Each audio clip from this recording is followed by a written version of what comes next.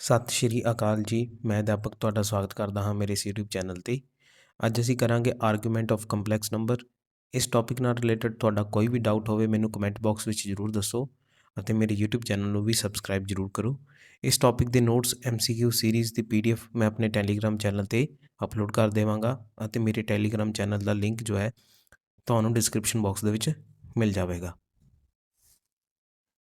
Argument of complex number ਜਾਂ ਫਿਰ ਇਹਨੂੰ ਕਹਿ ਦਿੰਦੇ ਨੇ ਐਂਪਲੀਟਿਊਡ ਆਫ ਕੰਪਲੈਕਸ ਨੰਬਰ, ਦੋਨੋਂ ਹੀ ਇੱਕੋ ਹੀ ਗੱਲ ਹੈ ਰਾਜੇ। ਜਦੋਂ ਸਾਡੇ ਕੋਲ ਕੰਪਲੈਕਸ ਨੰਬਰ ਹੁੰਦਾ ਹੈ ਸਪੋਜ਼ Z = X + i ਦੇ ਇਕੁਅਲ, ਤਾਂ ਅਸੀਂ ਕਿਹਾ ਸੀਗਾ ਕਿ ਅਸੀਂ ਆਰਗਨ ਪਲੇਨ ਦੇ ਵਿੱਚ ਜਿਹੜਾ ਹੈ ਕੰਪਲੈਕਸ ਨੰਬਰ ਹੈ ਇਸ ਨੂੰ ਐਜ਼ ਅ ਪੁਆਇੰਟ ਜਿਹੜਾ ਰਿਪਰੈਜ਼ੈਂਟ ਕਰ ਸਕਦੇ ਹਾਂ। ਤਾਂ X ਐਕਸਿਸ ਜਿਹੜੀ ਹੈ ਸਾਡੇ ਕੋਲ ਉਹ ਰੀਅਲ ਐਕਸਿਸ ਮੰਨਦੇ ਸੀ ਅਤੇ Y ਐਕਸਿਸ ਆਪਾਂ ਕੀ ਮੰਨਦੇ ਸੀਗੇ, ਇਮੈਜਨਰੀ ਐਕਸਿਸ। ਹੁਣ ਜਿਹੜਾ ਇਹ ਪੁਆਇੰਟ ਹੈ, ਜਦੋਂ ਅਸੀਂ ਇਸ ਪੁਆਇੰਟ ਨੂੰ ਓਰੀਜਨ O ਦੇ ਨਾਲ ਮਿਲਾਉਂਦੇ ਹਾਂ ਤਾਂ ਸਾਡੇ ਕੋਲ ਲਾਈਨ ਬਣ ਜਾਂਦੀ ਹੈ OZ, ਹੈ ਨਾ। ਉਸ ਲਾਈਨ ਦਾ ਜਿਹੜਾ ਪੋਜ਼ੀਟਿਵ X ਐਕਸਿਸ ਦੇ ਨਾਲ ਜਿਹੜਾ ਰਾਜੇ ਐਂਗਲ ਬਣਦਾ ਹੈ ਉਸ ਨੂੰ ਅਸੀਂ ਕੀ ਕਹਿੰਦੇ ਹਾਂ, ਆਰਗੂਮੈਂਟ ਕਹਿੰਦੇ ਹਾਂ ਜਾਂ ਫਿਰ ਐਂਪਲੀਟਿਊਡ ਕਹਿੰਦੇ ਹਾਂ। ਤਾਂ ਥੀਟਾ ਸਾਡੇ ਕੋਲ ਕੀ ਹੈ, ਉਹ ਸਾਡੇ ਕੋਲ ਹੈ argument of complex number Z ਜਾਂ ਫਿਰ amplitude of complex number Z। ਹੁਣ ਅਸੀਂ ਸਮਝਦੇ ਹਾਂ ਕਿ ਅਸੀਂ ਆਰਗੂਮੈਂਟ ਨੂੰ ਫਾਈਂਡ ਕਿਸ ਤਰ੍ਹਾਂ ਕਰਨਾ ਅਤੇ ਆਰਗੂਮੈਂਟ ਦੀ ਜਿਹੜੀ ਪ੍ਰਿੰਸੀਪਲ ਵੈਲਿਊ ਹੈ ਉਹ ਕੀ ਹੁੰਦੀ ਹੈ ਅਤੇ ਜਨਰਲ ਵੈਲਿਊ ਕੀ ਹੁੰਦੀ ਹੈ। ਪ੍ਰਿੰਸੀਪਲ ਵੈਲਿਊ ਅਤੇ ਜਨਰਲ ਵੈਲਿਊ ਨੂੰ ਕਿਸ ਤਰ੍ਹਾਂ ਅਸੀਂ ਫਾਈਂਡ ਆਊਟ ਕਰ ਸਕਦੇ ਹਾਂ, ਇਹ ਵੀ ਅਸੀਂ ਸਿੱਖਾਂਗੇ। ਤਾਂ ਸਾਨੂੰ ਪਤਾ ਰਹੇ ਜਿਹੜਾ ਸਾਡੇ ਕੋਲ ਸਾਈਨ ਅਤੇ ਕਾਸ ਫੰਕਸ਼ਨਸ ਹੁੰਦੇ ਨੇ, ਇਹ ਟ੍ਰਿਗਨੋਮੈਟ੍ਰਿਕ ਜਿਹੜੇ ਸਾਡੇ ਕੋਲ ਫੰਕਸ਼ਨਸ ਹੁੰਦੇ ਨੇ, ਇਹ ਕੀ ਹੁੰਦੇ ਨੇ, ਆਪਣੇ ਕੋਲ ਪੀਰੀਓਡਿਕ ਫੰਕਸ਼ਨਸ ਨੇ। ਸਾਨੂੰ ਪਤਾ ਜਿਹੜਾ ਸਾਈਨ 60 ਦੀ ਜਿਹੜੀ ਵੈਲਿਊ ਹੈ, ਸਾਈਨ 60 ਡਿਗਰੀ ਦੀ ਜੋ ਵੈਲਿਊ ਹੈ ਰਾਜੇ, ਉਹ ਵੈਲਿਊ ਬਰਾਬਰ ਹੁੰਦੀ ਹੈ ਸਾਈਨ 420 ਡਿਗਰੀ ਦੇ, 420 ਡਿਗਰੀ ਦੇ ਬਰਾਬਰ ਹੁੰਦੀ ਹੈ। ਅਤੇ ਸਾਨੂੰ ਪਤਾ ਜਿਹੜੀ ਵੈਲਿਊ ਕਾਸ 30 ਡਿਗਰੀ ਦੀ ਹੁੰਦੀ ਹੈ ਉਹੀ ਸੇਮ ਵੈਲਿਊ ਕਿਸ ਦੀ ਹੁੰਦੀ ਹੈ, ਉਹ ਹੁੰਦੀ ਹੈ ਕਾਸ 390 ਡਿਗਰੀ ਦੀ ਵੈਲਿਊ। ਤਾਂ ਸਾਨੂੰ ਪਤਾ ਹੈ ਜਿਹੜੀ ਇਹ ਪੀਰੀਓਡਿਕ ਫੰਕਸ਼ਨਸ ਨੇ ਆਪਣੇ ਕੋਲ ਕੀ ਨੇ, ਇਹਨਾਂ ਦੀ ਵੈਲਿਊ ਕੀ ਹੁੰਦੀ ਰਹਿੰਦੀ ਹੈ, ਰਿਪੀਟ ਹੁੰਦੀ ਰਹਿੰਦੀ ਹੈ। ਤਾਂ ਰਾਜੇ ਸਾਨੂੰ ਪਤਾ ਕਿ ਇੱਥੋਂ ਇੱਕ ਸਮੱਸਿਆ ਜਿਹੜੀ ਹੈ ਉਹ ਖੜੀ ਹੋ ਗਈ ਕਿ ਆਪਾਂ ਨੂੰ ਜਿਹੜਾ ਐਂਗਲ ਹੈ ਉਹ ਕਿਹੜਾ ਚੂਜ਼ ਕਰਨਾ ਚਾਹੀਦਾ ਹੈ। 60 ਡਿਗਰੀ ਚੂਜ਼ ਕਰਨਾ ਚਾਹੀਦਾ ਹੈ, 420 ਡਿਗਰੀ ਚੂਜ਼ ਕਰਨਾ ਚਾਹੀਦਾ, ਕਿ ਦੋਨੇ ਹੀ ਸਹੀ ਨੇ, ਜਾਂ ਫਿਰ ਆਪਾਂ ਇਹਨਾਂ ਦੋਨਾਂ ਵਿੱਚੋਂ ਇੱਕ ਵੀ ਲੈ ਸਕਦੇ ਹਾਂ। ਤਾਂ ਇਹਦੇ ਬਾਰੇ ਬਹੁਤ ਜਿਹੜੀ ਸਮੱਸਿਆ ਕਨਫਿਊਜ਼ਨ ਜਿਹੜੀ ਹੈ ਉਹ ਕ੍ਰੀਏਟ ਹੋ ਜਾਂਦੀ ਹੈ। ਹੁਣ ਅਸੀਂ ਅਗਰ ਡਾਇਗਰਾਮ ਤੋਂ ਸਮਝਣ ਦੀ ਕੋਸ਼ਿਸ਼ ਕਰੀਏ ਤਾਂ ਡਾਇਗਰਾਮ 'ਚ ਸਪੋਜ਼ ਜਿਹੜਾ ਸਾਡੇ ਕੋਲ ਆ ਥੀਟਾ ਐਂਗਲ ਹੈ, ਇਹ ਸਪੋਜ਼ ਆਪਣੇ ਕੋਲ ਰਾਜੇ 60 ਡਿਗਰੀ ਦਿੱਤਾ ਹੋਇਆ।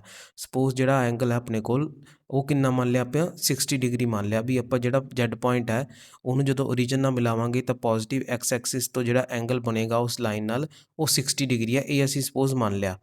ਹੁਣ ਅਸੀਂ ਇੱਕ ਬੱਚੇ ਨੂੰ ਕਿਹਾ ਕਿ 60 ਡਿਗਰੀ ਐਂਗਲ ਤੂੰ ਬਣਾ ਲਿਆ, ਅਤੇ ਦੂਸਰੇ ਬੱਚੇ ਨੂੰ ਕਿਹਾ ਵੀ ਦੱਸੋ ਵੀ ਇਹ ਐਂਗਲ ਕਿੰਨਾ ਹੋ ਸਕਦਾ ਹੈ। ਤਾਂ ਦੂਜਾ ਬੱਚਾ ਕਹੂਗਾ ਜੀ ਇਹ ਐਂਗਲ ਤਾਂ ਜਿਹੜਾ ਜੀ ਉਹ 420 ਡਿਗਰੀ ਹੈ। ਕਿਸ ਤਰ੍ਹਾਂ? ਉਹ ਕੀ ਕਹੂਗਾ, ਸਰ ਮੈਂ ਇੱਥੋਂ ਚੱਲਿਆ ਅਤੇ ਮੈਂ ਇੱਕ ਪੂਰਾ ਗੇੜਾ ਕੱਢ ਕੇ ਵਾਪਸ ਜਿਹੜਾ ਹੈ ਉਹ ਇੱਥੇ ਪਹੁੰਚਿਆ ਲਾਈਨ 'ਤੇ। ਤਾਂ ਇਹ ਐਂਗਲ ਆਪਣੇ ਕੋਲ ਕਿੰਨਾ ਬਣ ਗਿਆ, 360 ਡਿਗਰੀ + 60 ਡਿਗਰੀ, ਤਾਂ ਕਿੰਨਾ ਆ ਗਿਆ, 420 ਡਿਗਰੀ ਬਣ ਗਿਆ। ਤਾਂ ਉਹਦੀ ਗੱਲ ਵੀ ਰਾਜੇ ਸਹੀ ਹੈ, ਉਹ ਵੀ ਗਲਤ ਨਹੀਂ ਕਹਿ ਰਿਹਾ। ਤਾਂ ਰਾਜੇ ਇੱਕ ਬੱਚੇ ਨੂੰ ਹੋਰ ਅਸੀਂ ਕਿਹਾ ਕਿ ਬੇਟਾ ਦੱਸੋ ਵੀ ਜਿਹੜਾ OZ ਲਾਈਨ ਆ ਉਹ ਕਿੰਨਾ ਐਂਗਲ ਬਣਾ ਰਹੀ ਹੈ। ਤਾਂ ਉਹ ਬੱਚੇ ਨੇ ਕੀ ਕੀਤਾ, X ਐਕਸਿਸ ਤੋਂ ਚੱਲਣਾ ਸ਼ੁਰੂ ਕੀਤਾ ਅਤੇ ਓਪੋਜ਼ਿਟ ਡਾਇਰੈਕਸ਼ਨ ਦੇ ਵਿੱਚ, ਓਪੋਜ਼ਿਟ ਨਹੀਂ ਕਹਾਂਗੇ ਕਿ ਜਿਹੜੀ ਆਪਾਂ ਪਹਿਲਾਂ ਡਾਇਰੈਕਸ਼ਨ ਮੰਨੀ ਸੀ ਉਸ ਡਾਇਰੈਕਸ਼ਨ ਤੋਂ ਜਿਹੜਾ ਉਹ ਕੀ ਚੱਲਣ ਲੱਗ ਪਿਆ, ਉਲਟ ਚੱਲਣ ਲੱਗ ਗਿਆ ਅਤੇ ਉਹ ਪਹੁੰਚ ਗਿਆ ਇੱਥੇ। ਤਾਂ ਕਹਿੰਦਾ ਲੈ ਸਰ ਮੈਂ ਤਾਂ ਜੀ ਇਸ ਤਰ੍ਹਾਂ ਇੱਧਰ ਡਾਇਰੈਕਸ਼ਨ ਦੇ ਵਿੱਚ ਚਲਾ ਗਿਆ ਤਾਂ ਮੇਰਾ ਜਿਹੜਾ ਐਂਗਲ ਬਣਿਆ ਉਹ ਬਣਿਆਗਾ -300 ਡਿਗਰੀ। -300 ਡਿਗਰੀ ਕਿਸ ਤਰ੍ਹਾਂ ਬਣਿਆ ਰਾਜੇ? ਸਾਨੂੰ ਪਤਾ ਜਿਹੜਾ ਆਪਣੇ ਕੋਲ ਐਂਗਲ ਸੀਗਾ, ਐਂਗਲ ਆਪਣੇ ਕੋਲ ਕਿੰਨਾ ਸੀ, 60 ਡਿਗਰੀ। ਅਤੇ ਜਿਹੜਾ ਬੱਚਾ ਉਹ ਕਿੱਧਰ ਜਾਣ ਲੱਗ ਗਿਆ, ਉਹ ਕਲੋਕਵਾਈਜ਼ ਡਾਇਰੈਕਸ਼ਨ ਦੇ ਵਿੱਚ ਮੂਵ ਹੋਣ ਲੱਗ ਗਿਆ। ਅਤੇ ਕਲੋਕਵਾਈਜ਼ ਡਾਇਰੈਕਸ਼ਨ ਦੇ ਵਿੱਚ ਅਸੀਂ ਐਂਗਲ ਨੂੰ ਨੈਗੇਟਿਵ ਲੈਂਦੇ ਹਾਂ, ਐਂਟੀ ਕਲੋਕਵਾਈਜ਼ ਦੇ ਡਾਇਰੈਕਸ਼ਨ ਦੇ ਵਿੱਚ ਅਸੀਂ ਐਂਗਲ ਨੂੰ ਪੋਜ਼ੀਟਿਵ ਲੈਂਦੇ ਹਾਂ, ਕਿਉਂਕਿ ਜਿਹੜਾ ਅਸੀਂ ਆਰਗੂਮੈਂਟ ਫਾਈਂਡ ਆਊਟ ਕਰ ਰਹੇ ਹਾਂ ਉਹ ਫਾਈਂਡ ਆਊਟ ਕਰ ਰਹੇ with respect to the anti clockwise direction. ਤਾਂ ਰਾਜੇ ਹੁਣ ਉਹਨੇ ਕੀ ਕੀਤਾ, ਉਹ ਇਸ ਡਾਇਰੈਕਸ਼ਨ ਦੇ ਵਿੱਚ ਜਿਹੜਾ ਉਸਨੇ ਚੱਲਣਾ ਸਟਾਰਟ ਕਰ ਦਿੱਤਾ, ਇਸ ਡਾਇਰੈਕਸ਼ਨ 'ਚ। ਉਹ ਕਹਿੰਦਾ ਜੀ ਮੈਂ ਤਾਂ ਇੱਧਰੋਂ ਇਸ ਡਾਇਰੈਕਸ਼ਨ 'ਚ ਜਾਊਂਗਾ। ਤਾਂ ਇਸ ਡਾਇਰੈਕਸ਼ਨ ਦੇ ਵਿੱਚ ਸਾਨੂੰ ਪਤਾ ਹੈ ਟੋਟਲ ਐਂਗਲ ਕਿੰਨਾ ਹੈ, ਪੂਰਾ ਚੱਕਰ ਕਿੰਨਾ ਕੱਢਦਾ ਹੈ, ਉਹ ਕੱਢਦਾ ਗਾ 360 ਦਾ, ਲੇਕਿਨ -360 ਆਊਗਾ। ਕਿਉਂਕਿ ਰਾਜੇ ਆਪਾਂ ਨੂੰ ਪਤਾ ਕਿ ਉਹ ਓਪੋਜ਼ਿਟ ਡਾਇਰੈਕਸ਼ਨ ਦੇ ਵਿੱਚ ਜਿਹੜਾ ਉਹ ਜਾ ਰਿਹਾ। 60 ਡਿਗਰੀ -360 ਡਿਗਰੀ ਤਾਂ ਆਪਣੇ ਕੋਲ ਕਿੰਨਾ ਆ ਗਿਆ, -300 ਡਿਗਰੀ ਆ ਗਿਆ। ਤਾਂ ਉਹ ਕਹਿੰਦਾ ਜੀ ਮੇਰਾ ਤਾਂ ਜਿਹੜਾ ਹੋਇਆ -300 ਡਿਗਰੀ ਐਂਗਲ ਬਣਿਆ ਮਤਲਬ ਇੱਥੇ OZ ਤੱਕ ਪਹੁੰਚਣ 'ਤੇ। ਤਾਂ ਰਾਜੇ ਹੁਣ ਜਿਹੜੀ ਸਮੱਸਿਆ ਇਹ ਆ ਗਈ ਵੀ ਬੱਚੇ ਜਿਹੜੇ ਜਿੰਨੇ ਬੱਚੇ ਹੋਣਗੇ ਉਹ ਅਲੱਗ-ਅਲੱਗ ਐਂਗਲ ਕੱਢ ਲਿਆਉਣਗੇ। ਹੁਣ ਜਿਹੜਾ ਅਗਲਾ ਬੱਚਾ ਹੋਊਗਾ ਆਪਾਂ ਉਹਨੂੰ ਕਹਿ ਤਾ ਵੀ ਰਾਜੇ ਤੂੰ ਦੱਸ ਵੀ ਤੇਰਾ ਐਂਗਲ ਕਿੰਨਾ ਮੈਜ਼ਰਮੈਂਟ ਬਣ ਰਹੀ ਹੈ। ਤਾਂ ਉਹ ਕੀ ਕਰੂਗਾ ਰਾਜੇ, ਉਹ ਕਹੂਗਾ ਜੀ ਪਹਿਲਾਂ ਵਾਲੇ ਨੇ 1 ਚੱਕਰ ਕੱਢਿਆ ਗਾ, ਮੈਂ ਕੀ ਕਰੂੰਗਾ, ਮੈਂ 2 ਚੱਕਰ ਕੱਢੂੰਗਾ। ਉਹ ਫਿਰ ਇੱਥੋਂ ਪੂਰਾ 1 ਚੱਕਰ ਕੱਢੂਗਾ, ਫਿਰ ਉਹ ਫਿਰ ਦੁਬਾਰਾ ਇਸ ਤੋਂ ਇੱਕ ਚੱਕਰ ਕੱਢੂਗਾ, ਫਿਰ ਐਂਡ 'ਤੇ ਜਿਹੜਾ ਉਹ ਪਹੁੰਚ ਜੂਗਾ ਇਸੇ ਲਾਈਨ 'ਤੇ ਉਹ ਜੈਡ 'ਤੇ। ਤਾਂ ਉਹ ਕਹੂਗਾ ਜੀ ਹੁਣ ਮੇਰੇ ਕੋਲ ਕਿੰਨਾ ਐਂਗਲ ਬਣ ਗਿਆ 60 + 360 ਡਿਗਰੀ ਪਲੱਸ ਜਿਹੜਾ ਉਹਦੇ ਕੋਲ ਕਿੰਨਾ ਬਣ ਗਿਆ 360 ਜਿਹੜਾ ਡਿਗਰੀ ਬਣ ਗਿਆ, ਤਾਂ ਟੋਟਲ ਉਹਦੇ ਕੋਲ ਕਿੰਨਾ ਬਣ ਜੂ 780 ਡਿਗਰੀ। ਤਾਂ ਹੁਣ ਇੱਕ ਹੋਰ ਐਂਗਲ ਨਵਾਂ ਆਪਣੇ ਕੋਲ ਆ ਗਿਆ 780 ਡਿਗਰੀ। ਤਾਂ ਹੁਣ ਜੇ ਆਪਣੇ ਕੋਲ ਕਿੰਨੇ ਐਂਗਲ ਹੋ ਗਏ -300 780 60 ਡਿਗਰੀ ਵੀ ਵਾਲਾ ਵੀ ਬੱਚਾ ਸੀਗਾ ਆਪਣੇ ਕੋਲ, 420 ਵਾਲਾ ਵੀ ਬੱਚਾ ਸੀ, ਇੱਕ -300 ਵਾਲਾ ਵੀ ਬੱਚਾ ਇੱਕ ਸੀਗਾ ਜਿਹੜਾ ਕਹਿ ਰਿਹਾ ਜੀ ਮੇਰਾ ਐਂਗਲ ਤਾਂ -300 ਬਣਦਾ। ਤਾਂ ਇਹਦੇ ਕਰਕੇ ਜਿਹੜੀ ਹੈ ਉਸ ਕਨਫਿਊਜ਼ਨ ਕ੍ਰੀਏਟ ਹੋ ਗਈ, ਸਮੱਸਿਆ ਕ੍ਰੀਏਟ ਹੋ ਗਈ। ਤਾਂ ਇਸੇ ਸਮੱਸਿਆ ਨੂੰ ਸੁਲਝਾਉਣ ਲਈ ਰਾਜੇ ਇੰਟਰੋਡਿਊਸ ਕੀਤਾ ਗਿਆ ਸੀਗਾ ਪ੍ਰਿੰਸੀਪਲ ਵੈਲਿਊ ਨੂੰ। ਜਿਹੜੀ ਪ੍ਰਿੰਸੀਪਲ ਵੈਲਿਊ ਹੈ ਉਹ ਪ੍ਰਿੰਸੀਪਲ ਵੈਲਿਊ ਕੀ ਕਹਿੰਦੀ ਹੈ, ਕਹਿੰਦੀ ਭਾਈ ਤੁਸੀਂ ਜਿਹੜੇ ਆ ਇੰਨੀ ਜਿਹੜਾ ਤੁਸੀਂ ਇੰਨੀ ਕਨਫਿਊਜ਼ਨ ਕ੍ਰੀਏਟ ਕੀਤੀ ਹੈ ਮੈਂ ਉਸ ਨੂੰ ਸੋਲਵ ਕਰ ਦਿੰਦੀ ਹਾਂ। ਪ੍ਰਿੰਸੀਪਲ ਵੈਲਿਊ ਕੀ ਕਹਿੰਦੀ ਹੈ ਵੀ ਜਿੰਨੀ ਵੀ ਵੈਲਿਊਜ਼ ਨੇ ਉਹ ਜਿਹੜੀ ਆ ਉਹ ਲਾਈ ਕਰਨਗੀਆਂ -π ਤੇ π ਦੇ ਵਿੱਚ। ਜਿਹੜੀ π ਪੋਜ਼ੀਟਿਵ ਹੋਊਗੀ ਉਹ ਤਾਂ ਕੀ ਹੋਊਗੀ ਕਲੋਜ਼ਡ ਇੰਟਰਵਲ, ਤੇ -π ਜਿਹੜੀ ਹੋਊਗੀ ਉਹ ਹੋਊਗੀ ਓਪਨ ਇੰਟਰਵਲ। ਤਾਂ ਇਹ ਕੀ ਆ ਗਈ ਸਾਡੇ ਕੋਲ ਰੇਂਜ ਆ ਗਈ ਕਿਹਦੀ ਪ੍ਰਿੰਸੀਪਲ ਵੈਲਿਊ ਦੀ ਰੇਂਜ। ਤਾਂ ਪ੍ਰਿੰਸੀਪਲ ਵੈਲਿਊ ਨੇ ਕੀ ਕੀਤਾ ਰਾਜੇ, ਪ੍ਰਿੰਸੀਪਲ ਵੈਲਿਊ ਨੇ ਜਿਹੜੀਆਂ ਇੰਨੇ ਸਾਰੇ ਆਪਣੇ ਕੋਲ ਐਂਗਲਸ ਬਣ ਰਹੇ ਸੀਗੇ ਉਹਨਾਂ ਸਾਰਿਆਂ ਨੂੰ ਜਿਹੜਾ ਹੈ ਉਹ ਦਾਇਰੇ ਵਿੱਚੋਂ ਕੱਢ ਦਿੱਤਾ। ਹੁਣ ਆਪਣੇ ਕੋਲ ਸਿਰਫ ਉਹ ਐਂਗਲ ਬਚੂਗਾ ਜਿਹੜਾ ਇਸ ਰੇਂਜ ਨੂੰ ਸੈਟਿਸਫਾਈ ਕਰਦਾ। ਤਾਂ ਹੁਣ ਦੇਖੋ ਰਾਜੇ ਆਪਣੇ ਕੋਲ ਐਂਗਲ ਸੀਗਾ -300 420 ਡਿਗਰੀ 780 ਡਿਗਰੀ, ਅਤੇ ਇੱਕ ਐਂਗਲ ਆਪਣੇ ਕੋਲ ਕਿਹੜਾ ਸੀਗਾ 60 ਡਿਗਰੀ ਸੀਗਾ, ਜਿਹੜਾ ਐਂਗਲ ਆਪਾਂ ਪੋਜ਼ੀਟਿਵ ਐਕਸ ਐਕਸਿਸ ਤੋਂ ਐਂਟੀ ਕਲੌਕ ਡਾਇਰੈਕਸ਼ਨ ਦੇ ਵਿੱਚ ਉਹ ਜੈਡ ਨਾਲ ਬਣਾਇਆ ਸੀਗਾ। ਤਾਂ ਹੁਣ ਆਪਾਂ ਦੇਖਾਂਗੇ ਵੀ ਜਿਹੜੀ ਇੰਨੀ ਵੈਲਿਊਜ਼ ਨੇ ਇੰਨੀ ਵੈਲਿਊਜ਼ ਦੇ ਵਿੱਚੋਂ ਸਿਰਫ ਇੱਕ 60 ਡਿਗਰੀ ਵੈਲਿਊ ਹੀ ਜਿਹੜੀ ਆ ਉਹ ਇਹਨੂੰ ਸੈਟਿਸਫਾਈ ਕਰ ਪਾਉਂਦੀ ਹੈ। ਤਾਂ ਆਪਾਂ ਕਹਾਂਗੇ 60 ਡਿਗਰੀ ਸਾਡੇ ਕੋਲ ਕੀ ਹੋਗੀ ਪ੍ਰਿੰਸੀਪਲ ਵੈਲਿਊ ਹੋਗੀ। ਤਾਂ ਜੇ ਪ੍ਰਿੰਸੀਪਲ ਵੈਲਿਊ ਦੀ ਜਿਹੜੀ ਖਾਸੀਅਤ ਹੈ, ਪ੍ਰਿੰਸੀਪਲ ਵੈਲਿਊ ਦੀ ਜਿਹੜੀ ਇੰਪੋਰਟੈਂਸ ਹੈ ਉਹ ਇਹ ਹੈ ਕਿ ਇਹ ਆਪਣੇ ਕੋਲ ਇੱਕ ਯੂਨੀਕ ਵੈਲਿਊ ਹੁੰਦੀ ਹੈ। ਆਪਣੇ ਕੋਲ ਕੀ ਹੁੰਦੀ ਹੈ ਇੱਕ ਯੂਨੀਕ ਵੈਲਿਊ ਹੁੰਦੀ ਹੈ। ਤਾਂ ਰਾਜੇ ਜਿਹੜੀਆਂ ਆਪਣੇ ਕੋਲ ਇੰਨੀਆਂ ਸਾਰੀਆਂ ਵੈਲਿਊਜ਼ ਨੇ ਆ ਗਈਆਂ ਨੇ, ਇਹਨਾਂ ਵੈਲਿਊਜ਼ ਦਾ ਅਸੀਂ ਕੀ ਕਰਾਂਗੇ, ਇਹਨਾਂ ਵੈਲਿਊਜ਼ ਦੀ ਸਾਡੇ ਕੋਲ ਕੀ ਇੰਪੋਰਟੈਂਸ ਹੈ ਰਾਜੇ। ਅਸੀਂ ਜਦੋਂ ਵੀ ਆਰਗੂਮੈਂਟ ਜਿਹੜਾ ਫਾਈਂਡ ਆਊਟ ਕਰਦੇ ਹਾਂ ਨਾ ਉਸ ਦੀਆਂ ਇੱਕ ਤੋਂ ਜ਼ਿਆਦਾ ਵੈਲਿਊਜ਼ ਆਉਂਦੀਆਂ ਨੇ, ਇਹ ਅਸੀਂ ਦੇਖ ਲਿਆ। ਆ ਦੇਖੋ 420 ਡਿਗਰੀ 300 ਡਿਗਰੀ -780 ਡਿਗਰੀ, ਇਹਨਾਂ ਵੈਲਿਊਜ਼ ਨੂੰ ਅਸੀਂ ਕਹਿੰਦੇ ਹਾਂ ਜਰਨਲ ਵੈਲਿਊਜ਼। ਤਾਂ ਆਹ ਜਿਹੜੀਆਂ ਵੈਲਿਊਜ਼ ਆਈਆਂ ਨੇ ਸਾਡੇ ਕੋਲ -300 to 420 ਡਿਗਰੀ 60 ਡਿਗਰੀ ਨੂੰ ਵੀ ਅਸੀਂ ਜਰਨਲ ਵੈਲਿਊ 'ਚ ਹੀ ਕਾਊਂਟ ਕਰਾਂਗੇ। 780 ਡਿਗਰੀ ਜਿੰਨੀਆਂ ਵੀ ਵੈਲਿਊਜ਼ ਆ ਗਈਆਂ ਸਾਡੇ ਕੋਲ ਆਰਗੂਮੈਂਟ ਦੀਆਂ, ਜਿੰਨੇ ਵੀ ਐਂਗਲ ਮੈਜ਼ਰਮੈਂਟਸ ਆਪਣੇ ਕੋਲ ਆ ਗਈਆਂ ਉਹ ਸਾਰੀਆਂ ਕੀ ਨੇ ਆਪਣੇ ਕੋਲ ਉਹ ਜਰਨਲ ਵੈਲਿਊਜ਼ ਨੇ। ਜਰਨਲ ਵੈਲਿਊਜ਼ ਨੇ ਆਪਣੇ ਕੋਲ ਜਰਨਲ ਵੈਲਿਊਜ਼। ਤਾਂ ਇਹ ਜਿਹੜੀ ਜਨਰਲ ਵੈਲਿਊਜ਼ ਨੇ ਆਪਣੇ ਕੋਲ ਇਹ ਸਾਰੀਆਂ ਵੈਲਿਊਜ਼ ਰਾਜੇ ਜਿਹੜੀਆਂ ਨੇ ਉਹ ਕਾਊਂਟ ਹੁੰਦੀਆਂ ਨੇ ਇਹਦੇ ਆਪਣੇ ਕੀ ਬੋਲਦੇ ਆ ਆਰਗੂਮੈਂਟ ਦੇ ਐਂਗਲ ਮੈਜ਼ਰਮੈਂਟ ਦੇ ਵਿੱਚ। ਪਰ ਜੇ ਆਪਾਂ ਕਈ ਗੱਲ ਕਰੀਏ ਯੂਨੀਕ ਵੈਲਿਊ ਦੀ ਵੀ ਸਾਨੂੰ ਤਾਂ ਇੱਕ ਯੂਨੀਕ ਵੈਲਿਊ ਚਾਹੀਦੀ ਹੈ, ਤਾਂ ਉਹ ਯੂਨੀਕ ਵੈਲਿਊ ਸਾਨੂੰ ਕੌਣ ਪ੍ਰੋਵਾਈਡ ਕਰਦਾ, ਉਹ ਪ੍ਰੋਵਾਈਡ ਕਰਦਾ ਪ੍ਰਿੰਸੀਪਲ ਵੈਲਿਊ ਤੋਂ। ਤਾਂ ਪ੍ਰਿੰਸੀਪਲ ਵੈਲਿਊ ਦੀ ਜਿਹੜੀ ਹੈ ਰੇਂਜ ਹੈ ਉਹ ਕੀ ਕਰਦੀ ਹੈ ਜਰਨਲ ਵੈਲਿਊ ਦੀਆਂ ਉਹ ਸਾਰੀਆਂ ਵੈਲਿਊ ਕੱਢ ਦਿੰਦੀ ਹੈ ਜਿਹੜੀ ਇਸ ਰੇਂਜ ਨੂੰ ਜਿਹੜੀ ਹੈ ਸੈਟਿਸਫਾਈ ਨਹੀਂ ਕਰਦੀ, ਇਸ ਰੇਂਜ ਦੇ ਅੰਡਰ ਜਿਹੜੀ ਹੈ ਐਗਜ਼ਿਸਟ ਨਹੀਂ ਕਰਦੀ। ਤਾਂ ਇਹ ਜਿਹੜੀ ਹੈ ਸਭ ਤੋਂ ਮਤਲਬ ਇੰਪੋਰਟੈਂਸ ਵੀ ਹੈ ਇਹਨਾਂ ਦੋਨਾਂ ਦੀ, ਅਤੇ ਇਹਨਾਂ ਦੋਨਾਂ ਦੇ ਵਿੱਚ ਜਿਹੜਾ ਉਹ ਡਿਫਰੈਂਸ ਵੀ ਹੈ ਕਿ ਜਰਨਲ ਵੈਲਿਊ ਜਿਹੜੀ ਹੁੰਦੀ ਹੈ ਉਹਦੇ ਵਿੱਚ ਤਾਂ ਸਾਰੀ ਵੈਲਿਊਜ਼ ਆ ਜਾਂਦੀਆਂ ਨੇ ਜਿੰਨੀਆਂ ਵੀ ਵੈਲਿਊਜ਼ ਅਸੀਂ ਆਰਗੂਮੈਂਟ ਦੀਆਂ ਫਾਈਂਡ ਆਊਟ ਕਰਾਂਗੇ। ਪਰ ਜਿਹੜੀ ਪ੍ਰਿੰਸੀਪਲ ਵੈਲਿਊ ਉਹਦੇ ਵਿੱਚ ਸਿਰਫ ਉਹੀ ਵੈਲਿਊ ਆਊਗੀ ਜਿਹੜੀ ਆਹ ਰੇਂਜ ਨੂੰ ਜਿਹੜੀ ਹੈ ਸੈਟਿਸਫਾਈ ਕਰਦੀ ਹੈ। ਤਾਂ ਇਹ ਜਿਹੜਾ ਮੇਜਰ ਡਿਫਰੈਂਸ ਹੈ ਅਤੇ ਮੇਜਰ ਇੰਪੋਰਟੈਂਸ ਹੈ ਦੋਨਾਂ ਦੇ ਵਿੱਚ। ਤਾਂ ਰਾਜੇ ਸਾਨੂੰ ਪਤਾ ਲੱਗ ਗਿਆ ਕਿ ਜਿਹੜੀ ਪ੍ਰਿੰਸੀਪਲ ਵੈਲਿਊ ਹੁੰਦੀ ਹੈ ਉਹ ਸਾਡੇ ਕੋਲ ਹੁੰਦੀ ਹੈ ਯੂਨੀਕ ਵੈਲਿਊ, ਅਤੇ ਜਿਹੜੀ ਸਾਡੇ ਕੋਲ ਜਰਨਲ ਵੈਲਿਊ ਹੁੰਦੀ ਹੈ ਉਹ ਸਾਡੇ ਕੋਲ ਇਨਕਲੂਡ ਕਰਦੀ ਹੈ ਆਲ ਵੈਲਿਊਜ਼ ਨੂੰ। ਤਾਂ ਪਹਿਲਾਂ ਅਸੀਂ ਸਿੱਖਿਆ ਵੀ ਪ੍ਰਿੰਸੀਪਲ ਅਤੇ ਜਰਨਲ ਵੈਲਿਊ ਵਿੱਚ ਕੀ ਡਿਫਰੈਂਸ ਹੈ। ਜਿਹੜਾ ਸਾਡੇ ਕੋਲ ਆਰਗੂਮੈਂਟ ਆਉਂਦਾ ਹੈ ਜਾਂ ਫਿਰ ਆਪਾਂ ਕਹਿ ਦਈਏ ਥੀਟਾ ਆਉਂਦਾ, ਅਸੀਂ ਥੀਟਾ ਨੂੰ ਕਿਹਦੇ ਨਾਲ ਰਿਪਰਜੈਂਟ ਕੀਤਾ ਆਰਗੂਮੈਂਟ ਨਾਲ। ਅਤੇ ਮੈਂ ਤੁਹਾਨੂੰ ਦੱਸਿਆ ਸੀ ਕਿ ਆਰਗੂਮੈਂਟ ਦਾ ਦੂਸਰਾ ਨਾਮ ਕੀ ਹੈ ਆਪਣੇ ਕੋਲ ਐਂਪਲੀਟਿਊਡ। ਐਂਪਲੀਟਿਊਡ ਵੀ ਆਪਣੇ ਕੋਲ ਕਹਿ ਦਿੰਦੇ ਨੇ ਆਫ ਜੈਡ ਆਪਣੇ ਕੋਲ ਕੀ ਹੈ ਕੋਈ ਕੰਪਲੈਕਸ ਨੰਬਰ ਹੈ ਜਿਸ ਦੀ ਵੈਲਿਊ ਆਪਣੇ ਕੋਲ x ਪਲੱਸ ਆਈਟਾ ਵਾਈ ਅਸੀਂ ਸਪੋਜ਼ ਕੀਤੀ ਹੈ। ਤਾਂ ਆਪਣੇ ਕੋਲ ਕੀ ਕਹਿੰਦੇ ਜਿਹੜਾ ਆਪਣੇ ਕੋਲ ਆਰਗੂਮੈਂਟ ਆਊਗਾ ਥੀਟਾ ਹੋਊਗਾ ਉਸ ਦੀ ਜਿਹੜੀ ਵੈਲਿਊ ਹੈ ਉਹ ਆਪਾਂ ਨੂੰ ਪਤਾ ਲੱਗ ਗਿਆ ਵੀ ਪ੍ਰਿੰਸੀਪਲ ਵੈਲਿਊ ਜਿਹੜੀ ਆ ਉਹਦੀ ਜਿਹੜੀ ਆ ਉਹ -π ਅਤੇ +π ਇੱਥੇ ਕਲੋਜ਼ ਇੰਟਰਵਲ ਹੈ। ਮਤਲਬ ਇਹਦਾ ਕੀ ਮਤਲਬ ਹੋਇਆ ਰਾਜੇ ਕਿ ਅਸੀਂ ਜਿਹੜਾ ਹੈ ਉਹ +π ਨੂੰ ਜਿਹੜਾ ਇਨਕਲੂਡ ਕਰਾਂਗੇ ਅਤੇ ਜਿਹੜਾ -π ਹੈ ਉਹਨੂੰ ਇਨਕਲੂਡ ਨਹੀਂ ਕਰਾਂਗੇ। ਠੀਕ ਹੈ ਜੀ, ਤਾਂ ਇਸੇ ਕਰਕੇ ਓਪਨ ਬ੍ਰੈਕਟ ਲਗਾਈ ਹੈ ਅਤੇ ਇਹਦੇ ਨਾਲ ਲਗਾਈ ਆਪਾਂ ਕਲੋਜ਼ਡ ਬ੍ਰੈਕਟ। ਤਾਂ ਰਾਜੇ ਆਪਾਂ ਕੀ ਕੀਤਾ, ਆਪਾਂ ਕਿਹਾ ਵੀ ਜਿਹੜੀ ਪ੍ਰਿੰਸੀਪਲ ਵੈਲਿਊ ਹੈ ਉਸ ਨੂੰ ਫਾਈਂਡ ਆਊਟ ਕਰਨ ਲਈ ਇਸ ਰੇਂਜ ਦੇ ਵਿੱਚ ਜਿਹੜੀ ਵੈਲਿਊ ਆਊਗੀ ਉਹ ਆਪਣਾ ਈਜ਼ੀਲੀ ਪਤਾ ਕਰ ਲਾਂਗੇ ਪ੍ਰਿੰਸੀਪਲ ਵੈਲਿਊ ਨੂੰ, ਅਤੇ ਉਹ ਕੀ ਹੋਊਗੀ ਯੂਨੀਕ ਹੋਊਗੀ। ਅਤੇ ਲੇਕਿਨ ਹੁਣ ਅਸੀਂ ਜਿਹੜੀ ਆ ਜਰਨਲ ਵੈਲਿਊ ਜੇ ਫਾਈਂਡ ਆਊਟ ਕਰਨੀ ਹੈ ਤਾਂ ਜਨਰਲ ਵੈਲਿਊ ਜਿਹੜੀ ਹੈ ਬੇਟਾ ਉਹ ਹੁੰਦੀ ਹੈ ਪ੍ਰਿੰਸੀਪਲ ਵੈਲਿਊ। ਜਿਹੜੀ ਸਾਡੇ ਕੋਲ ਜਨਰਲ ਵੈਲਿਊ ਹੁੰਦੀ ਹੈ ਉਹ ਹੁੰਦੀ ਹੈ ਰਾਜੇ principal value plus minus 2n ਪਾਈ। ਜਦੋਂ ਆਪਾਂ ਪ੍ਰਿੰਸੀਪਲ ਵੈਲਿਊ ਫਾਈਂਡ ਆਊਟ ਕਰ ਲਈ ਆਰਗੂਮੈਂਟ ਦੀ ਤਾਂ ਉਹਦੀ ਜਨਰਲ ਵੈਲਿਊ ਕਿਸ ਤਰ੍ਹਾਂ ਪਤਾ ਕਰਾਂਗੇ, ਉਹਦਾ ਇਹ ਫਾਰਮੂਲਾ ਹੈ। ਉਹ ਕਹਿੰਦਾ ਵੀ general value is equal to principal value plus minus 2n pi. ਤੇ ਜਿਹੜਾ n ਆ ਰਾਜੇ ਉਹ ਬਿਲੋਂਗ ਕਰਦਾ ਇੰਟੀਜਰ ਨੂੰ, ਉਹ ਕੁਝ ਵੀ ਹੋ ਸਕਦਾ, ਮਾਈਨਸ ਵੀ ਹੋ ਸਕਦਾ, ਪਲੱਸ ਵੀ ਹੋ ਸਕਦਾ, 0 ਵੀ ਹੋ ਸਕਦਾ। ਤਾਂ ਜਿਹੜੀ ਜਨਰਲ ਵੈਲਿਊ ਆ ਉਹਦਾ ਫਾਰਮੂਲਾ ਆਪਣੇ ਕੋਲ principal value plus minus 2n ਪਾਈ।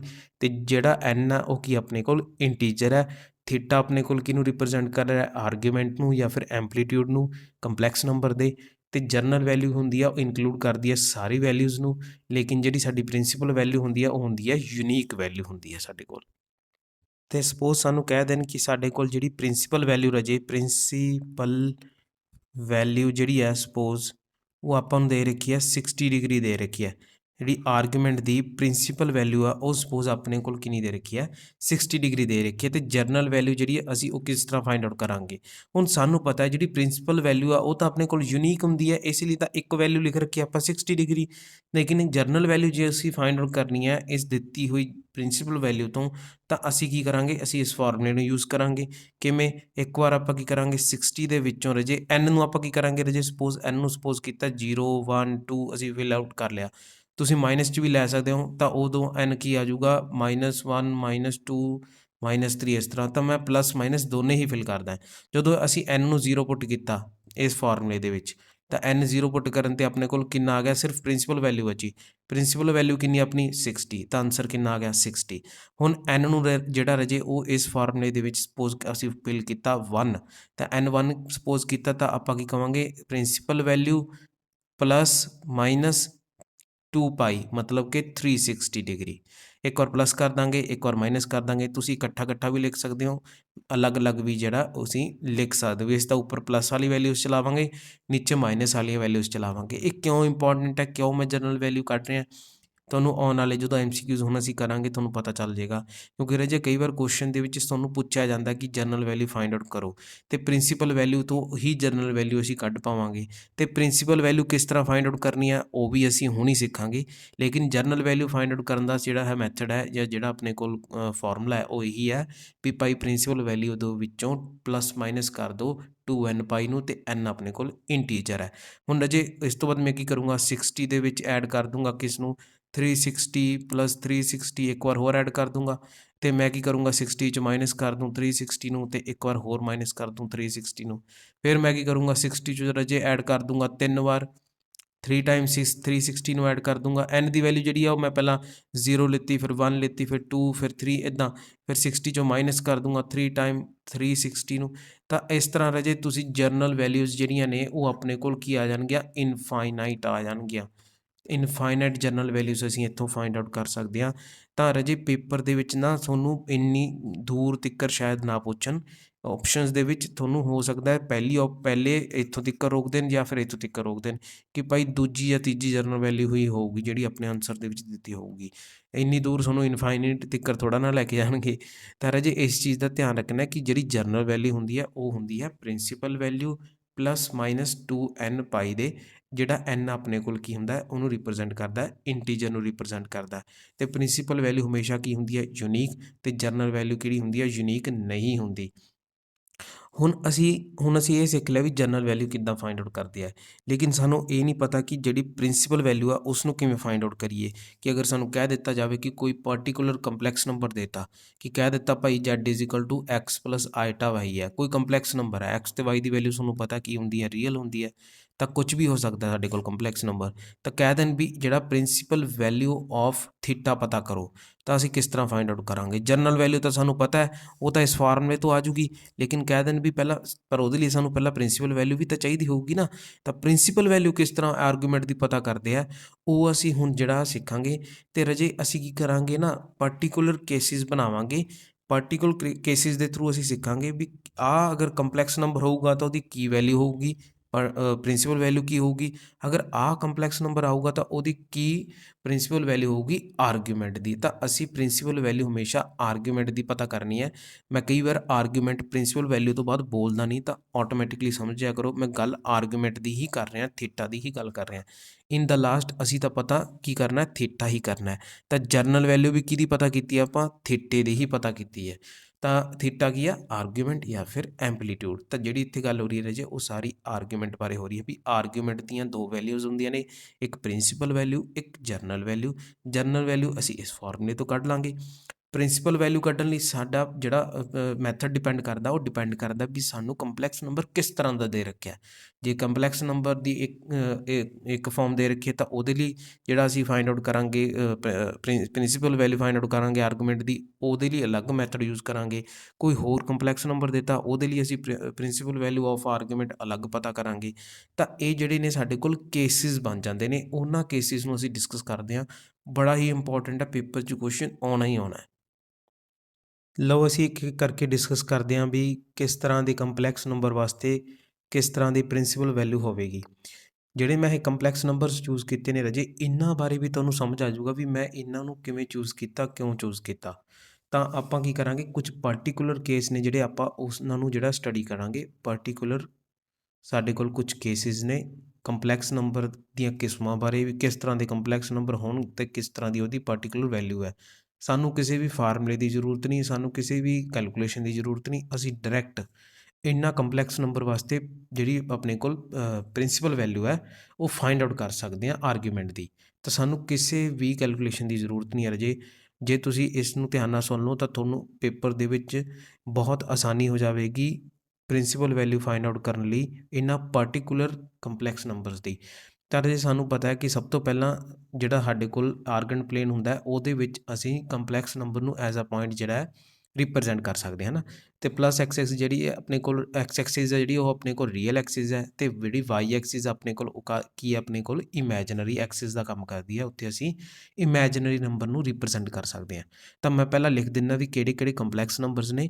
ਸਭ ਤੋਂ ਪਹਿਲਾਂ ਕੇਸ ਆਪਣੇ ਕੋਲ ਜਦੋਂ Z, ਮੈਂ ਇਹਨੂੰ Z1 ਲਿਖ ਲੈਣਾ, Z1 ਆਪਣੇ ਕੋਲ ਕੀ ਹੋਵੇ 0, ਮਤਲਬ 0 ਕੰਪਲੈਕਸ ਨੰਬਰ ਹੋਵੇ ਤਾਂ ਉਹਦੀ ਵੈਲਿਊ ਕਿੰਨੀ ਆ ਜਾਊਗੀ 0 + 0 ਆਈਟਾ ਵੀ ਲਿਖ ਸਕਦੇ ਹਾਂ। ਅਤੇ ਇਹਨੂੰ ਅਸੀਂ ਐਜ਼ ਅ ਪੁਆਇੰਟ ਕਿੱਦਾਂ ਲਿਖ ਸਕਦੇ ਹਾਂ 0,0 ਦੀ ਫਾਰਮ ਦੇ ਵਿੱਚ। ਚਲੋ ਜੀ ਹੋਏ ਤਾਂ ਹੋ ਗਿਆ। ਹੁਣ ਸੈਕਿੰਡ ਦੇਖਦੇ ਹਾਂ, ਸੈਕਿੰਡ ਕੇਸ ਕਿਹੜਾ ਹੈ। ਜਦੋਂ ਆਪਣੇ ਕੋਲ ਕੰਪਲੈਕਸ ਨੰਬਰ Z2 ਦਿੱਤਾ ਹੋਵੇ x + 0 ਆਈਟਾ, ਕਹਿਣ ਦਾ ਮਤਲਬ ਹੈ ਜਦੋਂ ਆਪਣੇ ਕੋਲ ਕੰਪਲੈਕਸ ਨੰਬਰ ਪਿਓਰਲੀ ਰੀਅਲ ਹੋਵੇ ਰਾਜੇ। ਇੱਥੇ x ਹੈ ਇਕੱਲਾ, y ਤਾਂ 0 ਹੀ ਹੈ ਨਾ, ਅਤੇ ਜਿਹੜਾ x ਆ ਉਹ ਵੀ ਕੀ ਹੋਵੇ ਪੋਜ਼ੀਟਿਵ ਹੋਵੇ। ਆਪਾਂ ਨੈਗੇਟਿਵ ਵਾਲਾ ਕੇਸ ਵੀ ਪੜ੍ਹਾਂਗੇ, ਪਹਿਲਾਂ ਮੈਂ ਪੋਜ਼ੀਟਿਵ ਦੀ ਗੱਲ ਕਰਦਾ। ਤਾਂ ਆਪਣੇ ਕੋਲ ਦੂਸਰਾ ਕੰਪਲੈਕਸ ਨੰਬਰ ਦੀ ਕਿਸਮ ਕੀ ਹੈ ਕਿ ਜਿਹੜਾ ਆਪਣੇ ਕੋਲ ਸੈਕਿੰਡ ਕੰਪਲੈਕਸ ਨੰਬਰ ਹੈ, ਸੈਕਿੰਡ ਕੇਸ ਹੈ ਜਾਂ ਸੈਕਿੰਡ ਟਾਈਪ ਕਹ ਲਓ, ਉਹ ਕੀ ਹੈ ਪਿਓਰਲੀ ਰੀਅਲ ਹੋਵੇ ਅਤੇ ਐਕਸ ਦੀ ਵੈਲਿਊ ਜਿਹੜੀ ਉਹ ਗ੍ਰੇਟਰ ਦੈਨ 0 ਹੋਵੇ। ਅੱਛਾ ਰਾਜੇ, ਇਸ ਨੂੰ ਅਸੀਂ ਐਜ਼ ਅ ਪੁਆਇੰਟ ਕਿੱਦਾਂ ਲਿਖ ਸਕਦੇ ਹਾਂ, x + 0 ਆਈਟਾ ਨੂੰ ਇਸ ਨੂੰ ਲਿਖ ਸਕਦੇ ਹਾਂ x, 0 ਦੇ ਨਾਲ ਲਿਖ ਸਕਦੇ ਹਾਂ। ਥਰਡ ਕੇਸ ਪੜ੍ਹਦੇ ਹਾਂ। ਥਰਡ ਆਪਣੇ ਕੋਲ ਕਿਹੜੀ ਕਿਸਮ ਹੈ, ਥਰਡ ਹੈਗੀ ਹੈ ਕਿ ਆਪਣੇ ਕੋਲ Z3 ਹੈ ਜਿਹੜਾ ਉਹ ਬਰਾਬਰ ਹੋਵੇ 0 + ਆਈਟਾ y ਦੇ, ਅਤੇ ਜਿਹੜਾ y ਹੈ ਉਹ ਗ੍ਰੇਟਰ ਦੈਨ ਕਿਹਦੇ ਹੋਵੇ 0 ਦੇ। ਹੁਣ ਇੱਥੇ ਰਾਜੇ ਦੇਖੋ Z3 ਆਪਣੇ ਕੋਲ ਕੀ ਹੈ ਪਿਓਰਲੀ ਇਮੈਜਨਰੀ, ਅਤੇ y ਆਪਣੇ ਕੋਲ ਪੋਜ਼ੀਟਿਵ ਹੈ। ਉੱਪਰ ਆਪਾਂ ਕੀਤਾ ਸੀ x ਪੋਜ਼ੀਟਿਵ ਦਾ ਕੇਸ, ਵੀ ਇੱਥੇ x ਜਿਹੜਾ ਉਹ 2 3 4 5 6 ਇੱਦਾਂ ਕੁਛ ਆ ਸਕਦਾ ਹੈ। ਇੱਥੇ y ਜਿਹੜਾ 2 3 4 5 6 ਇੱਦਾਂ ਕੁਛ ਆ ਸਕਦਾ ਹੈ। ਤਾਂ ਅਸੀਂ ਉਹ ਕੇਸ ਪੜ੍ਹ ਰਹੇ ਹਾਂ ਪਹਿਲਾਂ ਵੀ ਜਿਨ੍ਹਾਂ ਵਿੱਚ x ਅਤੇ y ਪੋਜ਼ੀਟਿਵ ਹੋਣ, ਜੇ ਉਹਨਾਂ ਦੀ ਵੈਲਿਊ ਦਿੱਤੀ ਹੋਵੇ। Z2 ਕਹਿੰਦਾ ਵੀ ਮੈਂ ਕੰਪਲੈਕਸ ਨੰਬਰ Z2 ਹੈਗਾ ਕਿ ਉਹ ਪਿਓਰਲੀ ਰੀਅਲ ਹੈ, ਅਤੇ Z3 ਕੰਪਲੈਕਸ ਨੰਬਰ ਕਹਿੰਦਾ ਮੈਂ ਜਿਹੜਾ ਕੰਪਲੈਕਸ ਨੰਬਰ ਆ ਉਹ ਪਿਓਰਲੀ ਇਮੈਜਨਰੀ ਹੈ। ਤਾਂ ਅਸੀਂ Z3 ਦੇ ਪੁਆਇੰਟ ਨੂੰ ਕਿਸ ਤਰ੍ਹਾਂ ਲਿਖ ਸਕਦੇ ਹਾਂ, ਉਹਨੂੰ ਲਿਖ ਸਕਦੇ ਹਾਂ 0, y ਦੇ ਨਾਲ। ਆਹ ਰਾਜੇ ਆਪਣੇ ਕੋਲ ਕੀ ਸੀਗਾ Z1 ਦਾ ਪੁਆਇੰਟ, ਆ ਆਪਣੇ ਕੋਲ ਕੀ ਸੀਗਾ Z2 ਦਾ ਪੁਆਇੰਟ, ਆ ਆਪਣੇ ਕੋਲ ਕੀ ਸੀਗਾ Z3 ਦਾ ਪੁਆਇੰਟ ਸੀਗਾ।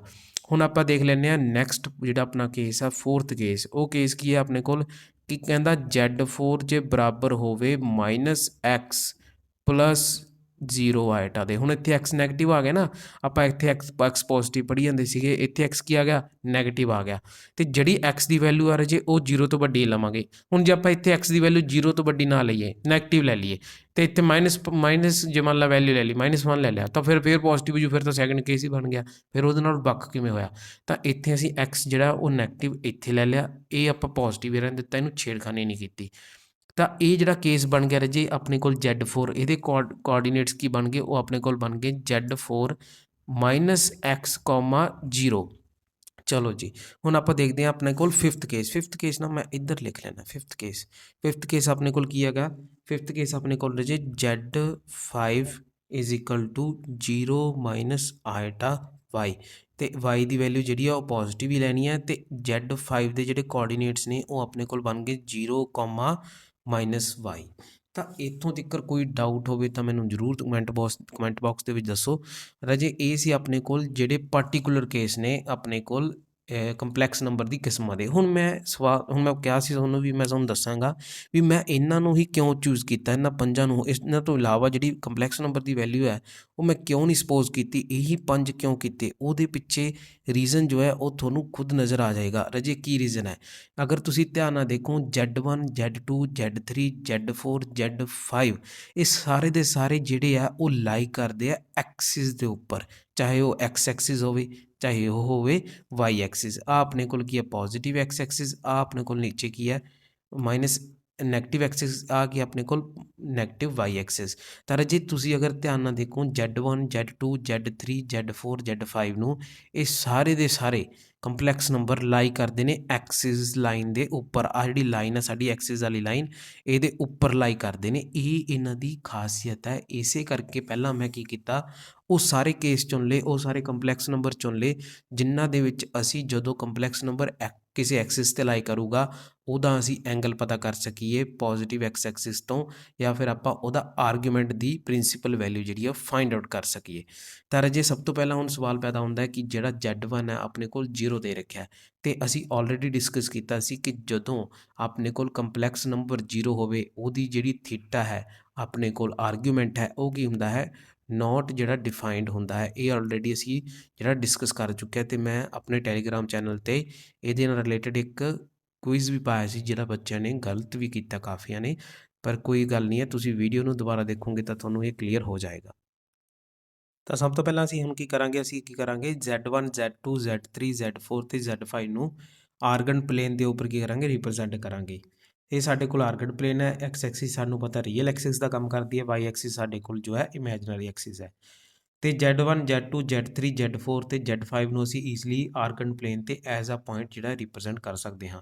ਤਾਂ ਸਭ ਤੋਂ ਪਹਿਲਾਂ ਰਾਜੇ ਅਗਰ ਗੱਲ ਕਰੀਏ Z1 ਦੀ, ਤਾਂ Z1 ਆਵੇਗਾ ਕਿੱਥੇ? ਓਰੀਜਨ 'ਤੇ, ਕਿਉਂਕਿ ਇਹਦੇ ਕੀ ਪੁਆਇੰਟਸ ਨੇ? ਇਹਦੇ ਪੁਆਇੰਟਸ ਨੇ 0, 0। ਤਾਂ Z1 ਆਪਣੇ ਕੋਲ ਓਰੀਜਨ 'ਤੇ ਆਪਾਂ ਰਿਪਰੈਜ਼ੈਂਟ ਕਰ ਦਿੱਤਾ। ਹੁਣ ਗੱਲ ਕਰੀਏ Z2 ਦੀ, ਤਾਂ Z2 ਦੇ ਕੀ ਪੁਆਇੰਟਸ ਨੇ? ਉਹਨੇ +x ਅਤੇ 0।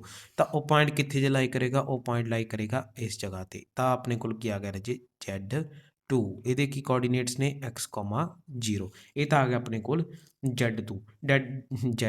ਤਾਂ Z3 ਦੀ ਗੱਲ ਕਰੀਏ ਤਾਂ Z3 ਰਾਜੇ ਸਾਡੇ ਕੋਲ ਕੀ ਹੈ? ਉਹ ਹੈ 0, +y। ਤਾਂ Z ਜਿਹੜਾ 3 ਹੈ ਆਪਣਾ ਉਹ ਸਪੋਜ਼ ਇੱਥੇ ਜੇ ਲਾਈ ਕਰੂਗਾ ਆਹ ਪੁਆਇੰਟ ਦੇ ਉੱਪਰ, Z3 ਆਪਣਾ ਆ ਗਿਆ ਕਿੰਨਾ? 0, y। ਨੈਕਸਟ ਰਾਜੇ ਆਪਣੇ ਕੋਲ ਹੈ Z4, ਅਤੇ Z4 ਦੇ ਕੀ ਕੋਆਰਡੀਨੇਟਸ ਨੇ? ਉਹ ਨੇ ਆਪਣੇ ਕੋਲ -x, 0। ਅਤੇ ਹੁਣ ਇੱਥੇ ਆਪਣੇ ਕੋਲ x ਨੈਗੇਟਿਵ ਹੈ, ਨੈਗੇਟਿਵ ਐਕਸ ਐਕਸਿਸ ਦੇ ਉੱਪਰ ਆਪਾਂ ਇੱਥੇ ਜੇ ਸਪੋਜ਼ ਜਿਹੜਾ ਹੈ ਉਹ -x, 0 ਨੂੰ ਕੀ ਕਰ ਸਕਦੇ ਹਾਂ? ਰਿਪਰੈਜ਼ੈਂਟ ਕਰ ਸਕਦੇ ਹਾਂ। ਅਤੇ ਇਹ ਕੀ ਆਪਣੇ ਕੋਲ? Z4 ਕੰਪਲੈਕਸ ਨੰਬਰ ਹੈ। ਲਾਸਟ ਜਿਹੜਾ ਆਪਣੇ ਕੋਲ ਕੰਪਲੈਕਸ ਨੰਬਰ ਜਿਹੜਾ ਇਸ ਪਾਰਟੀਕੂਲਰ ਸੀਰੀਜ਼ ਦੇ ਵਿੱਚ ਆਪਾਂ ਚੂਜ਼ ਕੀਤਾ ਉਹ ਹੈਗਾ ਆਪਣੇ ਕੋਲ 0, -y। ਤਾਂ -y ਐਕਸਿਸ ਦੇ ਉੱਪਰ ਜਿਹੜਾ ਉਹ ਲਾਈ ਕਰੇਗਾ। ਸਪੋਜ਼ ਆਪਾਂ ਕਿੱਥੇ ਸਪੋਜ਼ ਕਰ ਲੈਂਦੇ ਇਸ ਪੁਆਇੰਟ ਨੂੰ? ਇੱਥੇ ਜੀ ਜਿਹੜਾ ਇਹ ਲਾਈ ਕਰੂਗਾ। ਇਹ ਆ ਗਿਆ ਆਪਣੇ ਕੋਲ Z5, ਅਤੇ ਇਹਦੇ ਕੋਆਰਡੀਨੇਟਸ ਕਿੰਨੇ ਨੇ ਰਾਜੇ? 0, -y। ਤਾਂ ਈਜ਼ਲੀ ਹੁਣ ਆਪਾਂ ਸਾਰੇ ਜਿਹੜੇ ਆਪਣੇ ਕੋਲ ਕੰਪਲੈਕਸ ਨੰਬਰਸ ਨੇ ਉਹਨਾਂ ਨੂੰ ਇਸ ਡਾਇਗਰਾਮ ਦੇ ਉੱਪਰ, ਇਸ ਆਰਗਨ ਪਲੇਨ ਦੇ ਉੱਪਰ ਜਿਹੜਾ ਹੈ ਉਹ ਰਿਪਰੈਜ਼ੈਂਟ ਕਰ ਦਿੱਤਾ। ਇਹ ਜੋ ਡਾਇਗਰਾਮ ਹੈ ਨਾ, ਇਹ ਡਾਇਗਰਾਮ ਤੁਹਾਡੇ ਮਾਈਂਡ ਦੇ ਵਿੱਚ ਨਾ ਜਿੱਦਾਂ ਕੋਈ ਫਿਲਮ ਛਪ ਜਾਂਦੀ ਹੈ ਉਸ ਤਰ੍ਹਾਂ ਇਹ ਛਪ ਜਾਣੀ ਚਾਹੀਦੀ, ਕਿਉਂਕਿ ਇਹਦੇ ਤੋਂ ਬਿਨਾਂ ਜਿਹੜਾ ਤੁਹਾਡਾ ਕੁਐਸਚਨਸ ਨੇ ਉਹ ਈਜ਼ੀਲੀ ਹੱਲ ਨਹੀਂ ਹੋਣੇ। ਇਹ ਡਾਇਗਰਾਮ ਅਗਰ ਤੁਹਾਨੂੰ ਸਮਝ ਆ ਗਈ ਜਾਂ ਡਾਇਗਰਾਮ ਤੁਹਾਡੇ ਮਾਈਂਡ ਦੇ ਵਿੱਚ ਛਪ ਗਈ ਨਾ ਰਾਜੇ, ਤਾਂ ਇਹ ਤੁਸੀਂ ਕੁਐਸਚਨ ਜਦੋਂ ਸੋਲਵ ਕਰਨ ਬੈਠੋਗੇ ਨਾ ਤਾਂ ਤੁਸੀਂ ਜਿਹੜਾ ਉਹ ਲਿਖਣ ਦੀ ਜ਼ਰੂਰਤ ਵੀ ਨਹੀਂ ਪੈਣੀ। ਕੁਛ ਸਵਾਲ ਤਾਂ ਇੱਦਾਂ ਦੇ ਤੁਹਾਡੇ ਕੋਲ ਹੱਲ ਹੋ ਜਾਣਗੇ। ਜਿੱਦਾਂ ਤੁਹਾਨੂੰ ਕੋਈ ਕੁਐਸਚਨ ਪੁੱਛ ਲਏ, what is the principal value of complex number z is equal to 0, ਤਾਂ ਤੁਹਾਨੂੰ ਪਤਾ ਨਾਟ ਡਿਫਾਈਨਡ। ਹੁਣ ਗੱਲ ਆਉਂਦੀ ਹੈ ਕਿ ਬਾਕੀ ਜਿਹੜੇ ਕੰਪਲੈਕਸ ਨੰਬਰਸ ਨੇ z2 z3 z4 z5, ਇਹਨਾਂ ਦੇ ਜਿਹੜੀ ਆਪਣੇ ਕੋਲ ਥੀਟਾ ਦੀ ਵੈਲਿਊ ਆ ਉਹ ਕਿਵੇਂ ਫਾਈਂਡ ਆਊਟ ਕਰਾਂਗੇ, ਕਿੰਨੀ ਹੋਊਗੀ। ਬਹੁਤ ਹੀ ਜ਼ਿਆਦਾ ਰਾਜੇ ਈਜ਼ੀ ਹੈ, ਬਹੁਤ ਹੀ ਈਜ਼ੀ ਵੇ ਦੇ ਨਾਲ ਅਸੀਂ ਜਿਹੜਾ ਇਸ ਨੂੰ ਕਰਾਂਗੇ। ਹੁਣ ਆਪਣੇ ਕੋਲ z2 ਕੀ ਦੇ ਰੱਖਿਆ, z2 ਦੇ ਰੱਖਿਆ x, 0, ਤਾਂ ਇਹ ਆਪਾਂ ਨੂੰ ਦੇ ਰੱਖਿਆ ਅਤੇ x ਕੀ ਗਿਆ ਗ੍ਰੇਟਰ ਦੈਨ 0 ਦੀ ਗੱਲ ਕਹੀ ਗਈ ਹੈ। ਤਾਂ ਸਾਡੇ ਕੋਲ ਰਾਜੇ z is equal to x plus 0 iota ਦੇ ਨਾਲ ਰਿਲੇਟਡ ਜਿੰਨੇ ਵੀ ਕੰਪਲੈਕਸ ਨੰਬਰ ਨੇ, ਸਪੋਜ਼ z2 ਮੰਨ ਲਓ ਆਪਣੇ ਕੋਲ ਦੇ ਰੱਖਿਆ 2 ਪਲੱਸ 0 ਆਈਟਾ, ਜਾਂ ਫਿਰ z2 ਦੇ ਰੱਖਿਆ 3 ਪਲੱਸ 0 ਆਈਟਾ, z2 ਦੇ ਰੱਖਿਆ ਆਪਣੇ ਕੋਲ 9 ਪਲੱਸ 0 ਆਈਟਾ। ਤਾਂ ਇਹਨਾਂ ਇਸ ਤਰ੍ਹਾਂ ਦੀਆਂ ਜਿੰਨੇ ਵੀ ਕੰਪਲੈਕਸ ਨੰਬਰ ਦੀ ਐਗਜ਼ਾਮਪਲਾਂ ਆਪਣੇ ਕੋਲ ਲੈ ਸਕਦੇ ਹੋ ਉਹ ਆਪਾਂ ਸਪੋਜ਼ ਕਰ ਲੈਂਦੇ ਹਾਂ। ਤਾਂ ਇਹਨਾਂ ਸਾਰਿਆਂ ਦਾ ਜਿਹੜਾ ਆਰਗੂਮੈਂਟ ਹੈ ਉਹਦੀ ਪ੍ਰਿੰਸੀਪਲ ਜਿਹੜੀ ਵੈਲਿਊ ਹੈ ਉਹ ਆਪਣੇ ਕੋਲ ਕੀ ਆਏਗੀ। ਤਾਂ ਜੇ ਆਪਾਂ ਪ੍ਰਿੰਸੀਪਲ ਵੈਲਿਊ ਫਾਈਂਡ ਆਊਟ ਕਰਨੀ ਹੈ ਤਾਂ ਬਹੁਤ ਹੀ ਜ਼ਿਆਦਾ ਈਜ਼ੀ ਹੈ। ਹੁਣ ਆਪਾਂ ਕੀ ਕਰਨਾ ਹੈ, ਪੋਜੀਸ਼ਨ ਨੂੰ ਦੇਖਣਾ ਹੈ। ਤਾਂ z2 ਦੀ ਪੋਜੀਸ਼ਨ ਕਿੱਥੇ ਹੈ, ਉਹ ਹੈਗੀ ਹੈ x ਐਕਸਿਸ ਦੇ ਉੱਪਰ। ਅਤੇ ਆਪਾਂ ਨੂੰ ਪਤਾ ਹੈ ਜਿਹੜਾ ਥੀਟਾ ਹੁੰਦਾ ਉਹ ਕੀ ਹੁੰਦਾ ਰਾਜੇ, ਉਹ ਹੁੰਦਾ ਐਂਗਲ ਬਿਟਵੀਨ ਦਾ ਪੋਜ਼ੀਟਿਵ x ਐਕਸਿਸ ਦੇ ਨਾਲ ਅਤੇ ਕਿਹਦੇ ਨਾਲ, ਉਹ ਪੁਆਇੰਟ ਜਿਹਨੂੰ ਅਸੀਂ ਕੀ ਮੰਨਿਆ ਹੈ ਕੰਪਲੈਕਸ ਨੰਬਰ ਦਾ ਉਹ ਪੁਆਇੰਟ, ਅਤੇ ਓਰੀਜਨ ਤੋਂ ਲੈ ਕੇ ਉਹਦਾ ਡਿਸਟੈਂਸ ਜਿਹੜਾ ਹੈ ਉਹਨਾਂ ਵਿਚਲਾ ਜਿਹੜਾ ਐਂਗਲ ਉਹ ਥੀਟਾ ਹੁੰਦਾ ਹੈ। ਆ ਆਪਣੀ ਐਕਸ ਐਕਸਿਸ ਹੈ, ਆ ਸਪੋਜ਼ ਆਪਣੇ ਕੋਲ ਪੁਆਇੰਟ ਜਿਹਨੂੰ ਆਪਾਂ ਕੰਪਲੈਕਸ ਨੰਬਰ ਮੰਨਿਆ, ਤਾਂ ਇਹਨਾਂ ਵਿਚਲਾ ਜਿਹੜਾ ਐਂਗਲ ਹੁੰਦਾ ਉਹ ਆਪਣੇ ਕੋਲ ਕੀ ਹੁੰਦਾ ਹੈ, ਆਰਗੂਮੈਂਟ। ਤਾਂ ਹੁਣ ਆਪਣੇ ਕੋਲ ਜਿਹੜਾ z2 ਪੁਆਇੰਟ ਹੈ ਉਹ z2 ਪੁਆਇੰਟ ਕਿੱਥੇ ਲਾਈ ਕਰ ਰਿਹਾ, ਉਹ ਲਾਈ ਕਰ ਰਿਹਾ ਪੋਜ਼ੀਟਿਵ ਰੀਅਲ ਐਕਸਿਸ 'ਤੇ। ਅਤੇ ਰਾਜੇ ਜਿਹੜਾ z2 ਤੋਂ ਲੈ ਕੇ ਓਰੀਜਨ ਤੱਕ ਦਾ ਡਿਸਟੈਂਸ ਆ ਆਪਣੇ ਕੋਲ ਓਰੀਜਨ ਹੈ, ਤਾਂ z2 ਤੋਂ ਲੈ ਕੇ ਓਰੀਜਨ ਤੱਕ ਦਾ ਜਿਹੜਾ ਡਿਸਟੈਂਸ ਹੈ ਉਹ ਆਪਣੇ ਕੋਲ ਹੈਗਾ ਉਹ z2 ਲਾਈਨ। ਅਤੇ ਜਿਹੜਾ ਆਪਣੇ ਕੋਲ ਐਕਸ ਐਕਸਿਸ ਅਤੇ ਉਹ z2 ਵਿੱਚ ਜਿਹੜਾ ਐਂਗਲ ਹੈ ਉਹ ਕਿੰਨਾ ਹੈ, ਉਹ ਤਾਂ ਸੇਮ ਲਾਈਨ ਉੱਤੇ ਹੀ ਲਾਈ ਕਰਦੇ ਨੇ, ਤਾਂ ਐਂਗਲ ਕਿੰਨਾ ਆਪਣੇ ਕੋਲ 0 ਡਿਗਰੀ। ਤਾਂ ਇੱਥੇ ਆਪਣੇ ਕੋਲ ਆਰਗੂਮੈਂਟ ਆਫ z2 ਕਿੰਨਾ ਹੈ, 0 ਡਿਗਰੀ ਹੈ। ਥਰਡ ਜਿਹੜਾ ਹੈ ਆਪਣੇ ਕੋਲ ਹੈਗਾ ਉਹ ਹੈਗਾ z3 ਕੀ ਆਪਣੇ ਕੋਲ 0, y ਦੇ ਇਕੁਅਲ। y ਕੀ ਆਪਣੇ ਕੋਲ ਇਮੈਜਨਰੀ ਐਕਸਿਸ, ਤਾਂ z3 ਜਿਹੜਾ ਉਹ ਆਪਣੇ ਕੋਲ ਇੱਥੇ ਲਾਈ ਕਰ ਰਿਹਾ ਇਮੈਜਨਰੀ ਐਕਸਿਸ ਦੇ ਉੱਪਰ। ਅਤੇ ਸਾਨੂੰ ਪਤਾ ਜਿਹੜਾ ਥੀਟਾ ਹੈ ਆਰਗੂਮੈਂਟ ਹੈ, ਆਪਾਂ ਜੇ ਅਗਰ ਉਹ z3 ਲਈ ਥੀਟਾ ਫਾਈਂਡ ਆਊਟ ਕਰਨਾ ਹੈ, ਆਰਗੂਮੈਂਟ ਫਾਈਂਡ ਆਊਟ ਕਰਨਾ, ਤਾਂ ਸਾਨੂੰ ਪਤਾ ਹੈ ਕਿ ਪੋਜ਼ੀਟਿਵ ਐਕਸ ਐਕਸਿਸ 'ਤੇ z3 ਲਾਈਨ ਦੇ ਵਿੱਚ, ਉਹ z3 ਲਾਈਨ ਦੇ ਵਿੱਚ ਜਿਹੜਾ ਆਪਣੇ ਐਂਗਲ ਹੈ ਉਹ ਕਿੰਨਾ ਬਣ ਰਿਹਾ, ਉਹ ਬਣ ਰਿਹਾ 90 ਡਿਗਰੀ ਦਾ ਐਂਗਲ ਬਣ ਰਿਹਾ। ਤਾਂ ਇਹਦੇ ਇਸ ਲਈ ਆਰਗੂਮੈਂਟ ਆਫ z3 ਕਿੰਨਾ ਆ ਗਿਆ, ਉਹ ਆਪਣੇ ਕੋਲ ਆ ਗਿਆ 90 ਡਿਗਰੀ। ਤਾਂ ਇਹ ਬਹੁਤ ਹੀ ਈਜ਼ੀ ਹੋ ਜਾਂਦਾ ਹੈ ਡਾਇਗਰਾਮ ਦੇ ਨਾਲ ਰਿਪਰੈਜ਼ੈਂਟ ਕਰਨਾ ਆਰਗੂਮੈਂਟ ਨੂੰ। ਹੁਣ ਗੱਲ ਕਰੀਏ z4 ਦੀ, ਤਾਂ z4 ਲਾਈਕ ਕਰ ਰਿਹਾ ਮਾਈਨਸ ਐਕਸ ਐਕਸਿਸ ਦੇ ਉੱਪਰ, ਅਤੇ ਮਾਈਨਸ ਐਕਸ ਐਕਸਿਸ ਤੋਂ ਜਿਹੜਾ ਆਪਣੇ ਕੋਲ ਉਹ z4 ਹੈ, ਉਹ z4 ਇਸ ਤੋਂ ਪੋਜ਼ੀਟਿਵ ਐਕਸ ਐਕਸਿਸ ਦੇ ਵਿੱਚ ਕਿੰਨਾ ਐਂਗਲ ਬਣ ਰਿਹਾ, ਤਾਂ ਉਹ ਐਂਗਲ ਕਿੰਨਾ ਬਣ ਰਿਹਾ ਆਪਣੇ ਕੋਲ 180 ਡਿਗਰੀ ਬਣ ਰਿਹਾ। ਤਾਂ ਆਪਣੇ ਕੋਲ ਆਰਗੂਮੈਂਟ ਆਫ z4 ਕਿੰਨਾ ਆ ਗਿਆ ਜੀ, ਉਹ ਆ ਗਿਆ 180 ਡਿਗਰੀ ਆ ਗਿਆ। ਤਾਂ ਇਹ ਬਹੁਤ ਹੀ ਈਜ਼ੀਲੀ ਜੇ ਅਗਰ ਡਾਇਗਰਾਮ ਯਾਦ ਹੋ ਜੇ ਤਾਂ ਸਾਨੂੰ ਈਜ਼ੀਲੀ ਅਸੀਂ ਜਿਹੜਾ ਉਹ ਆਰਗੂਮੈਂਟ ਦੀ ਵੈਲਿਊ ਜਿਹੜਾ ਫਾਈਂਡ ਆਊਟ ਕਰ ਸਕਦੇ ਹਾਂ। ਪ੍ਰਿੰਸੀਪਲ ਵੈਲਿਊ ਜਿਹੜੀ ਆ ਅਸੀਂ ਉਹ ਫਾਈਂਡ ਆਊਟ ਕਰ ਸਕਦੇ ਹਾਂ। ਸਾਨੂੰ ਪਤਾ ਹੈ ਕਿ ਪ੍ਰਿੰਸੀਪਲ ਵੈਲਿਊ ਜਿਹੜੀ ਉਹ ਲਾਈ ਕਰਦੀ ਹੈ -π ਅਤੇ π ਦੇ ਵਿੱਚ, ਜਿੱਥੇ -π ਜਿਹੜੀ ਆ ਓਪਨ ਬਰੈਕਟ ਹੈ ਅਤੇ π ਜਿਹੜੀ ਆਪਣੇ ਕੋਲ ਕਲੋਜ਼ ਬਰੈਕਟ ਦੇ ਅੰਡਰ ਜਿਹੜੀ ਆ ਉਹ ਰੇਂਜ ਜਿਹੜੀ ਆਪਾਂ ਨੂੰ ਦਿੱਤੀ ਹੁੰਦੀ ਹੈ ਉਹਦੀ ਪ੍ਰਿੰਸੀਪਲ ਵੈਲਿਊ ਦੀ। ਹੁਣ ਆਪਣੇ ਕੋਲ ਨੈਕਸਟ ਹੈ z5 ਜਿਹੜਾ ਥੋੜ੍ਹਾ ਜਿਹਾ ਇੰਟਰਸਟਿੰਗ ਹੈ z5 ਨੂੰ ਕਰਨ ਦੇ ਵਿੱਚ, ਕਿਉਂਕਿ z5 ਜਿਹੜਾ ਉਹ ਲਾਈ ਕਰ ਰਿਹਾ ਉਹ ਕਰ ਰਿਹਾ -π ਐਕਸਿਸ ਦੇ ਉੱਪਰ। ਅਤੇ ਜੇ ਪ੍ਰਿੰਸੀਪਲ ਜਿਹੜੀ ਵੈਲਿਊ ਹੈ ਉਹਦੀ ਰੇਂਜ ਕੀ ਆਪਣੇ ਕੋਲ -π to π ਆਪਣੇ ਕੋਲ ਓਪਨ ਬਰੈਕਟ ਹੈ ਅਤੇ π ਕੀ ਆ ਕਲੋਜ਼ ਬਰੈਕਟ। ਜਿਹੜੀ ਇਹ ਰੇਂਜ ਹੈ ਨਾ ਜੇ ਰੇਂਜ, ਇਸ ਨੂੰ ਅਗਰ ਤੁਸੀਂ ਧਿਆਨ ਓਬਜ਼ਰਵ ਕਰੋ -π to π, ਇਹ ਰੇਂਜ ਜਿਹੜੀ ਆਪਣੇ ਕੋਲ ਆਹ ਲਾਈਨ ਹੈ, ਆਹ ਲਾਈਨ, ਇਹ ਪੂਰੀ ਲਾਈਨ ਇਹ ਰੇਂਜ ਆਪਣੇ ਕੋਲ, ਇਹਨੂੰ ਆਪਾਂ ਬਾਉਂਡਰੀ ਲਾਈਨ ਵੀ ਬੋਲ ਸਕਦੇ ਹਾਂ ਜਦੋਂ ਅਸੀਂ ਪ੍ਰਿੰਸੀਪਲ ਵੈਲਿਊ ਨੂੰ ਫਾਈਂਡ ਆਊਟ ਕਰਾਂਗੇ। ਬਾਉਂਡਰੀ ਲਾਈਨ ਦਾ ਕੰਮ ਕਰਦੀ ਹੈ। ਹੁਣ ਅਗਰ ਆਪਾਂ ਇਸ ਤੋਂ ਸਟਾਰਟ ਕਰੀਏ ਤਾਂ ਜਿਹੜੀ ਪ੍ਰਿੰਸੀਪਲ ਵੈਲਿਊ ਹੈ ਉਹ ਆਪਾਂ ਨੂੰ ਕਹਿੰਦੀ ਇੱਥੇ ਰੁਕ ਜਾਓ, ਪਾਈ ਤੇ ਜਾ ਕੇ ਰੁਕ ਜਾਓ, ਪਾਈ ਤੋਂ ਅੱਗੇ ਨਹੀਂ ਜਾਣਾ। ਆ ਦੇਖੋ ਪਾਈ ਕੀ ਆਪਣੇ ਕੋਲ ਇਨਕਲੂਡਡ ਹੈ। ਲੇਕਿਨ ਅਗਰ ਆਪਾਂ ਦੂਸਰੀ ਡਾਇਰੈਕਸ਼ਨ 'ਚ ਚੱਲਦੇ ਹਾਂ, ਕਲੋਕਵਾਈਜ਼ ਡਾਇਰੈਕਸ਼ਨ ਦੇ ਵਿੱਚ ਜਾਂਦੇ ਹਾਂ ਇਸ ਸਾਈਡ ਦੇ ਵਿੱਚ, ਤਾਂ ਉਹ ਕਹਿੰਦਾ ਵੀ ਭਾਈ ਮਾਈਨਸ ਪਾਈ ਤੋਂ ਪਹਿਲਾਂ ਰੁਕ ਜਾਓ, ਤਾਂ ਅਸੀਂ ਇੱਥੇ ਜੇ ਰੁਕ ਜਾਾਂਗੇ ਕਿਉਂਕਿ ਮਾਈਨਸ ਪਾਈ ਇਨਕਲੂਡਡ ਨਹੀਂ ਹੈ। ਤਾਂ ਇਹ ਰਾਜੇ ਆਪਣੇ ਕੋਲ ਬਾਉਂਡਰੀ ਲਾਈਨ ਹੈ ਜਿਹੜੀ ਵੰਡਦੀ ਹੈ ਦੋ ਅਲੱਗ-ਅਲੱਗ ਜ਼ੋਨ ਨੂੰ। ਇੱਕ ਜ਼ੋਨ ਹੈ ਜਿੱਥੇ ਆਪਣੀ ਵੈਲਿਊ ਕਲੋਕਵਾਈਜ਼ ਹੈ, ਇੱਕ ਜ਼ੋਨ ਹੈ ਜਿੱਥੇ ਆਪਣੀ ਵੈਲਿਊ ਕਿਹੜੀ ਹੈ ਐਂਟੀ ਕਲੋਕਵਾਈਜ਼ ਹੈ ਫਾਰ ਦਾ ਪ੍ਰਿੰਸੀਪਲ ਵੈਲਿਊ ਵਾਸਤੇ। ਜੇ ਗੱਲ ਕਰੀਏ Z5 ਦੀ, ਤਾਂ ਰਾਜੇ Z5 ਬਹੁਤ ਇੰਟਰਸਟਿੰਗ ਹੈ। ਅਤੇ ਜੇ ਤੁਹਾਨੂੰ Z5 ਸਮਝ ਆ ਗਿਆ ਨਾ, ਤਾਂ ਪ੍ਰਿੰਸੀਪਲ ਵੈਲਿਊ ਦੀ ਇਸ ਰੇਂਜ ਦਾ ਕੰਸੈਪਟ ਜਿਹੜਾ ਤੁਹਾਨੂੰ ਆਰਾਮ ਨਾਲ ਸਮਝ ਆ ਜਾਏਗਾ। Z5 ਨੂੰ ਧਿਆਨ ਨਾਲ ਸੁਣੋ, Z5 ਬਹੁਤ ਇੰਪੋਰਟੈਂਟ ਹੈ।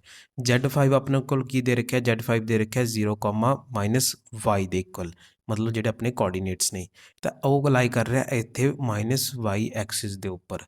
ਹੁਣ ਜਿਹੜੀ ਸਾਨੂੰ ਪਤਾ ਹੈ ਪ੍ਰਿੰਸੀਪਲ ਵੈਲਿਊ ਜਿਹੜੀ ਹੈ ਉਹ ਕਹਿੰਦੀ ਹੈ ਭਾਈ ਵੀ ਆਹ ਤੁਹਾਡੇ ਕੋਲ ਬਾਉਂਡਰੀ ਲਾਈਨ ਆ, ਜਿਹੜੀ ਲਾਈਨ ਆਪਣੇ ਕੋਲ, ਆਹ ਸਾਰੀ ਲਾਈਨ ਆਪਣੇ ਕੋਲ ਕੀ ਹੈ, ਇਹ ਬਾਉਂਡਰੀ ਲਾਈਨ ਦਾ ਕੰਮ ਕਰਦੀ ਹੈ ਵੀ ਇਹਨੂੰ ਟੱਪਣਾ ਨਹੀਂ। ਉੱਪਰ ਦੀ ਆਉਂਗੇ ਤਾਂ ਉੱਪਰ ਹੀ ਰਹੋ, ਨੀਚੋਂ ਦੀ ਆਉਂਗੇ ਤਾਂ ਨੀਚੇ ਹੀ ਰਹੋ। ਤਾਂ ਇਹਨੂੰ ਕੀ ਨਹੀਂ ਕਰਨਾ, ਕ੍ਰੋਸ ਜਿਹੜਾ ਅਸੀਂ ਨਹੀਂ ਕਰਨਾ। ਇਹ ਆਪਾਂ ਨੂੰ ਕੌਣ ਕਹਿੰਦੀ ਹੈ, ਇਹ ਕਹਿੰਦੀ ਆਪਾਂ ਨੂੰ ਪ੍ਰਿੰਸੀਪਲ ਵੈਲਿਊ ਦੀ ਜਿਹੜੀ ਰੇਂਜ ਆ ਉਹ ਆਪਾਂ ਨੂੰ ਕਹਿੰਦੀ ਹੈ ਵੀ ਇਹਨੂੰ ਕ੍ਰੋਸ ਨਹੀਂ ਕਰਨਾ ਤੁਸੀਂ ਕਿਸੇ ਵੀ ਹਾਲਤ 'ਚ। ਤਾਂ ਹੁਣ ਜਿਹੜਾ Z5 ਹੈ ਉਹ ਅਲਾਈ ਕਰ ਰਿਹਾ ਇਸ ਜਗ੍ਹਾ 'ਤੇ। ਅਤੇ ਸਾਨੂੰ ਪਤਾ ਆਰਗੂਮੈਂਟ ਕੀ ਹੁੰਦਾ, ਆਰਗੂਮੈਂਟ ਹੁੰਦਾ ਪੋਜ਼ੀਟਿਵ ਰੀਅਲ ਐਕਸਿਸ ਜਾਂ ਫਿਰ ਪੋਜ਼ੀਟਿਵ ਪਲੱਸ ਐਕਸ ਐਕਸਿਸ ਕਹਿ ਲਓ ਜਾਂ ਰੀਅਲ ਐਕਸਿਸ ਕਹਿ ਲਓ। ਪੋਜ਼ੀਟਿਵ ਐਕਸ ਐਕਸਿਸ ਤੋਂ ਉਹ ਲਾਈਨ ਤੀਕਰ ਦਾ ਡਿਸਟੈਂਸ, ਜਿਹੜੀ ਲਾਈਨ ਕੰਪਲੈਕਸ ਨੰਬਰ ਨੂੰ ਜਦੋਂ ਐਜ਼ ਅ ਪੁਆਇੰਟ ਰਿਪਰਜੈਂਟ ਕਰਦੇ ਹਾਂ, ਓਰੀਜਨ ਤੋਂ ਲੈ ਕੇ ਉਸ ਪੁਆਇੰਟ ਤੀਕਰ ਦੇ ਡਿਸਟੈਂਸ ਤੋਂ ਜਿਹੜੀ ਲਾਈਨ ਬਣਦੀ ਹੈ ਉੱਥੋਂ ਤੱਕਰ ਦਾ ਐਂਗਲ, ਉਹ ਸਾਡੇ ਕੋਲ ਆਰਗੂਮੈਂਟ ਹੁੰਦਾ। ਇਹ ਅਸੀਂ ਆਲਰੇਡੀ ਲਾਸਟ ਲੈਕਚਰ 'ਚ ਡਿਸਕਸ ਕੀਤਾ ਸੀ। ਤਾਂ ਹੁਣ ਅਸੀਂ ਅਗਰ ਪ੍ਰਿੰਸੀਪਲ ਵੈਲਿਊ ਦੇ ਅਕੋਰਡਿੰਗ ਚੱਲੀਏ ਤਾਂ ਜਿਹੜਾ Z5 ਹੈ ਉੱਥੇ ਤੱਕ ਪਹੁੰਚਣ ਲਈ ਸਾਨੂੰ ਕੀ ਕਰਨਾ ਪੈਣਾ, ਇੱਥੋਂ ਸਟਾਰਟ ਕਰਨਾ ਪੈਣਾ। ਇੱਥੋਂ ਸਟਾਰਟ ਹੁੰਦੇ ਸਾਨੂੰ ਕਿੱਥੇ ਜਾਣਾ ਪੈਣਾ ਹੈ, ਨੀਚੇ। ਲੇਕਿਨ ਇੱਥੇ ਆਪਣੇ ਕੋਲ ਜਿਹੜੀ ਪ੍ਰਿੰਸੀਪਲ ਵੈਲਿਊ ਆ ਉਹ ਆਪਾਂ ਨੂੰ ਕੀ ਕਰ ਦਿੰਦੀ ਹੈ, ਰੋਕ ਦਿੰਦੀ ਹੈ ਕਿ ਇਹ ਤੋਂ ਬਾਅਦ ਜਿਹੜਾ ਅਸੀਂ ਅੱਗੇ ਨਹੀਂ ਜਾ ਸਕਦੇ। ਇਹ ਆਪਣੀ ਬਾਉਂਡਰੀ ਲਾਈਨ ਆ ਗਈ। ਅਤੇ ਜੇ ਅਸੀਂ ਅੱਗੇ ਜਾਵਾਂਗੇ ਤਾਂ ਸਾਡੇ ਕੋਲ ਕੀ ਵੈਲਿਊ ਆਊਗੀ, ਉਹ ਆਊਗੀ ਆਪਣੇ ਕੋਲ ਆਹ ਸਾਰਾ ਐਂਗਲ, ਆਹ ਵਾਲਾ ਐਂਗਲ। ਤਾਂ ਇਹ ਐਂਗਲ ਕਿੰਨਾ ਹੋ ਗਿਆ ਆਪਣੇ ਕੋਲ, ਇਹ ਐਂਗਲ ਹੋ ਗਿਆ 270 ਡਿਗਰੀ। ਤਾਂ ਜੇ ਇੱਥੇ 270 ਡਿਗਰੀ ਕਿਸ ਨੂੰ ਰਿਪਰਜੈਂਟ ਕਰ ਰਿਹਾ, ਇਹ ਰਿਪਰਜੈਂਟ ਕਰ ਰਿਹਾ ਜਰਨਲ ਵੈਲਿਊ ਨੂੰ। ਜਰਨਲ ਵੈਲਿਊ 270 ਹੈਗੀ, ਲੇਕਿਨ ਪ੍ਰਿੰਸੀਪਲ ਵੈਲਿਊ ਦੇ ਵਿੱਚ ਤਾਂ 270 ਡਿਗਰੀ ਲਾਈ ਨਹੀਂ ਕਰਦਾ। ਆ ਜਿਹੜੀ ਰੇਂਜ ਹੈ ਇਹਦੇ ਵਿੱਚ ਤਾਂ 270 ਅਸੀਂ ਇਨਕਲੂਡ ਕਰ ਹੀ ਨਹੀਂ ਸਕਦੇ। ਤਾਂ ਹੁਣ ਅਸੀਂ ਪ੍ਰਿੰਸੀਪਲ ਵੈਲਿਊ ਨੂੰ ਕਿਵੇਂ ਚੂਜ਼ ਕਰਾਂਗੇ, ਜਿਸ ਕੇਸ ਦੇ ਵਿੱਚ ਸਾਡੀ ਬਾਉਂਡਰੀ ਜਿਹੜੀ ਹੈ ਉਹ ਆਪਾਂ ਕ੍ਰੋਸ ਨਹੀਂ ਕਰ ਪਾਉਂਦੇ। ਤਾਂ ਰਾਜੇ ਮੈਂ ਆਲਰੇਡੀ ਕਿਹਾ ਸੀਗਾ ਕਿ ਜਿਹੜੀਆਂ ਸਾਡੀ ਬਾਉਂਡਰੀ ਹੈ ਇਹ ਉੱਪਰਾਂ ਤੋਂ ਉੱਪਰ ਰਹਿਣਾ, ਨੀਚੇ ਤੋਂ ਨੀਚੇ ਰਹਿਣਾ। ਹੁਣ ਅਗਰ ਅਸੀਂ ਇਸ ਡਾਇਰੈਕਸ਼ਨ 'ਚ ਜਾਵਾਂਗੇ ਤਾਂ ਇਹ ਆਪਣੇ ਕੋਲ ਕਿਹੜੀ ਡਾਇਰੈਕਸ਼ਨ ਹੋ ਜਾਂਦੀ ਹੈ, ਇਹ ਹੋ ਜਾਂਦੀ ਹੈ ਐਂਟੀ ਕਲੋਕਵਾਈਜ਼ ਡਾਇਰੈਕਸ਼ਨ। ਪਰ ਅਸੀਂ ਜਿਹੜਾ ਉਹ ਇੱਥੇ ਜਾ ਕੇ ਰੁਕ ਗਏ ਐਂਟੀ ਕਲੋਕਵਾਈਜ਼ ਡਾਇਰੈਕਸ਼ਨ 'ਚ, ਵੀ ਬਈ ਇਸ ਤੋਂ ਅੱਗੇ ਤਾਂ ਅਸੀਂ ਜਾ ਹੀ ਨਹੀਂ ਸਕਦੇ ਕਿਉਂਕਿ ਪ੍ਰਿੰਸੀਪਲ ਵੈਲਿਊ ਨੇ ਮਨਾ ਕੀਤਾ। ਲੇਕਿਨ ਅਸੀਂ ਕਲੋਕਵਾਈਜ਼ ਡਾਇਰੈਕਸ਼ਨ ਵਿੱਚ ਤਾਂ ਜਾ ਹੀ ਸਕਦੇ ਹਾਂ ਨਾ। ਤਾਂ ਕਲੋਕਵਾਈਜ਼ ਡਾਇਰੈਕਸ਼ਨ ਕੀ ਕਹਿੰਦੀ ਹੈ, ਉਹ ਕਹਿੰਦੀ ਹੈ ਵੀ ਤੁਸੀਂ Z5 ਤੱਕ ਪਹੁੰਚਣਾ ਤਾਂ ਇੱਥੋਂ ਤੱਕ ਤੁਸੀਂ ਪਹੁੰਚ ਸਕਦੇ ਹੋ। ਨਾਲੇ ਤੁਸੀਂ ਪ੍ਰਿੰਸੀਪਲ ਵੈਲਿਊ ਨੂੰ ਵੀ ਜਿਹੜਾ ਉਹ ਬਾਹਰ ਨਹੀਂ ਕਰੋਗੇ, ਪ੍ਰਿੰਸੀਪਲ ਵੈਲਿਊ ਤੋਂ ਵੀ ਬਾਹਰ ਨਹੀਂ ਆਉਂਗੇ, ਅਤੇ ਤੁਹਾਡੇ ਕੋਲ ਐਂਗਲ ਵੀ ਜਿਹੜਾ ਆਰਗੂਮੈਂਟ ਵੀ ਆ ਜਾਊਗਾ। ਹੁਣ ਅਸੀਂ ਕੀ ਕੀਤਾ, ਅਸੀਂ ਕਲੋਕਵਾਈਜ਼ ਡਾਇਰੈਕਸ਼ਨ ਦੇ ਵਿੱਚ ਮੂਵ ਕੀਤਾ। ਕਿੰਨਾ ਐਂਗਲ, ਆਹ ਸਾਰਾ ਐਂਗਲ, ਅਤੇ ਇਹ ਐਂਗਲ ਆਪਣੇ ਕੋਲ ਕਿੰਨਾ ਹੈ 90 ਡਿਗਰੀ। ਤਾਂ ਜਿਹੜੀ Z5 ਦੀ ਜਿਹੜੀ ਆਰਗੂਮੈਂਟ ਦੀ ਵੈਲਿਊ ਹੈ ਰਾਜੇ, ਥੀਟਾ ਆਫ Z5, ਉਹ ਆਪਣੇ ਕੋਲ ਕਿੰਨਾ ਆ ਗਿਆ, ਉਹ ਆ ਗਿਆ 90 ਡਿਗਰੀ। ਲੇਕਿਨ ਹੁਣ ਅਸੀਂ ਇਹ ਕਿਹੜੀ ਡਾਇਰੈਕਸ਼ਨ ਦੇ ਵਿੱਚ ਮੂਵ ਕੀਤਾ, ਇਹ ਅਸੀਂ ਮੂਵ ਕੀਤਾ ਕਲੋਕਵਾਈਜ਼ ਡਾਇਰੈਕਸ਼ਨ ਦੇ ਵਿੱਚ। ਅਤੇ ਕਲੋਕਵਾਈਜ਼ ਡਾਇਰੈਕਸ਼ਨ ਦੇ ਵਿੱਚ ਅਸੀਂ ਆਰਗੂਮੈਂਟ ਨੂੰ ਕੀ ਲੈਂਦੇ ਹਾਂ, ਉਹ ਲੈਂਦੇ ਹਾਂ ਆਪਾਂ ਨੈਗੇਟਿਵ ਲੈਂਦੇ ਹਾਂ, ਕਿਉਂਕਿ ਅਸੀਂ with respect to anti clockwise ਦੇ ਮਤਲਬ ਮੰਨ ਕੇ ਚੱਲਦੇ ਹੁੰਦੇ ਹਾਂ। ਲੇਕਿਨ ਅਗਰ ਅਸੀਂ ਕਲੋਕਵਾਈਜ਼ ਡਾਇਰੈਕਸ਼ਨ 'ਚ ਮੂਵ ਕਰਾਂਗੇ ਤਾਂ ਵੈਲਿਊ ਜਿਹੜੀ ਆਊਗੀ ਆਪਣੇ ਕੋਲ ਉਹ ਆ ਜਾਊਗੀ ਨੈਗੇਟਿਵ।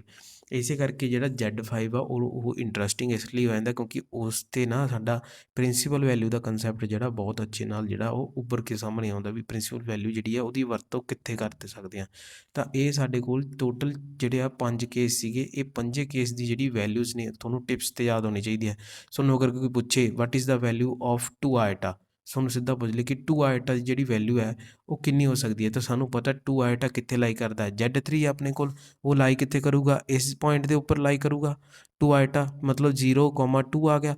ਤਾਂ ਥੀਟਾ ਕਿੰਨਾ ਆ ਗਿਆ 90 ਡਿਗਰੀ। ਤਾਂ ਇਹ ਆਪਾਂ ਨੂੰ ਯਾਦ ਹੋਣੇ ਚਾਹੀਦੇ ਆ ਟਿਪਸ ਦੇ ਉੱਪਰ ਵੀ ਪ੍ਰਿੰਸੀਪਲ ਆਰਗੂਮੈਂਟ ਜੇ ਫਾਈਂਡ ਆਊਟ ਕਰਨਾ ਹੋਵੇ ਤਾਂ ਕਿਵੇਂ ਫਾਈਂਡ ਆਊਟ ਕਰਾਂਗੇ।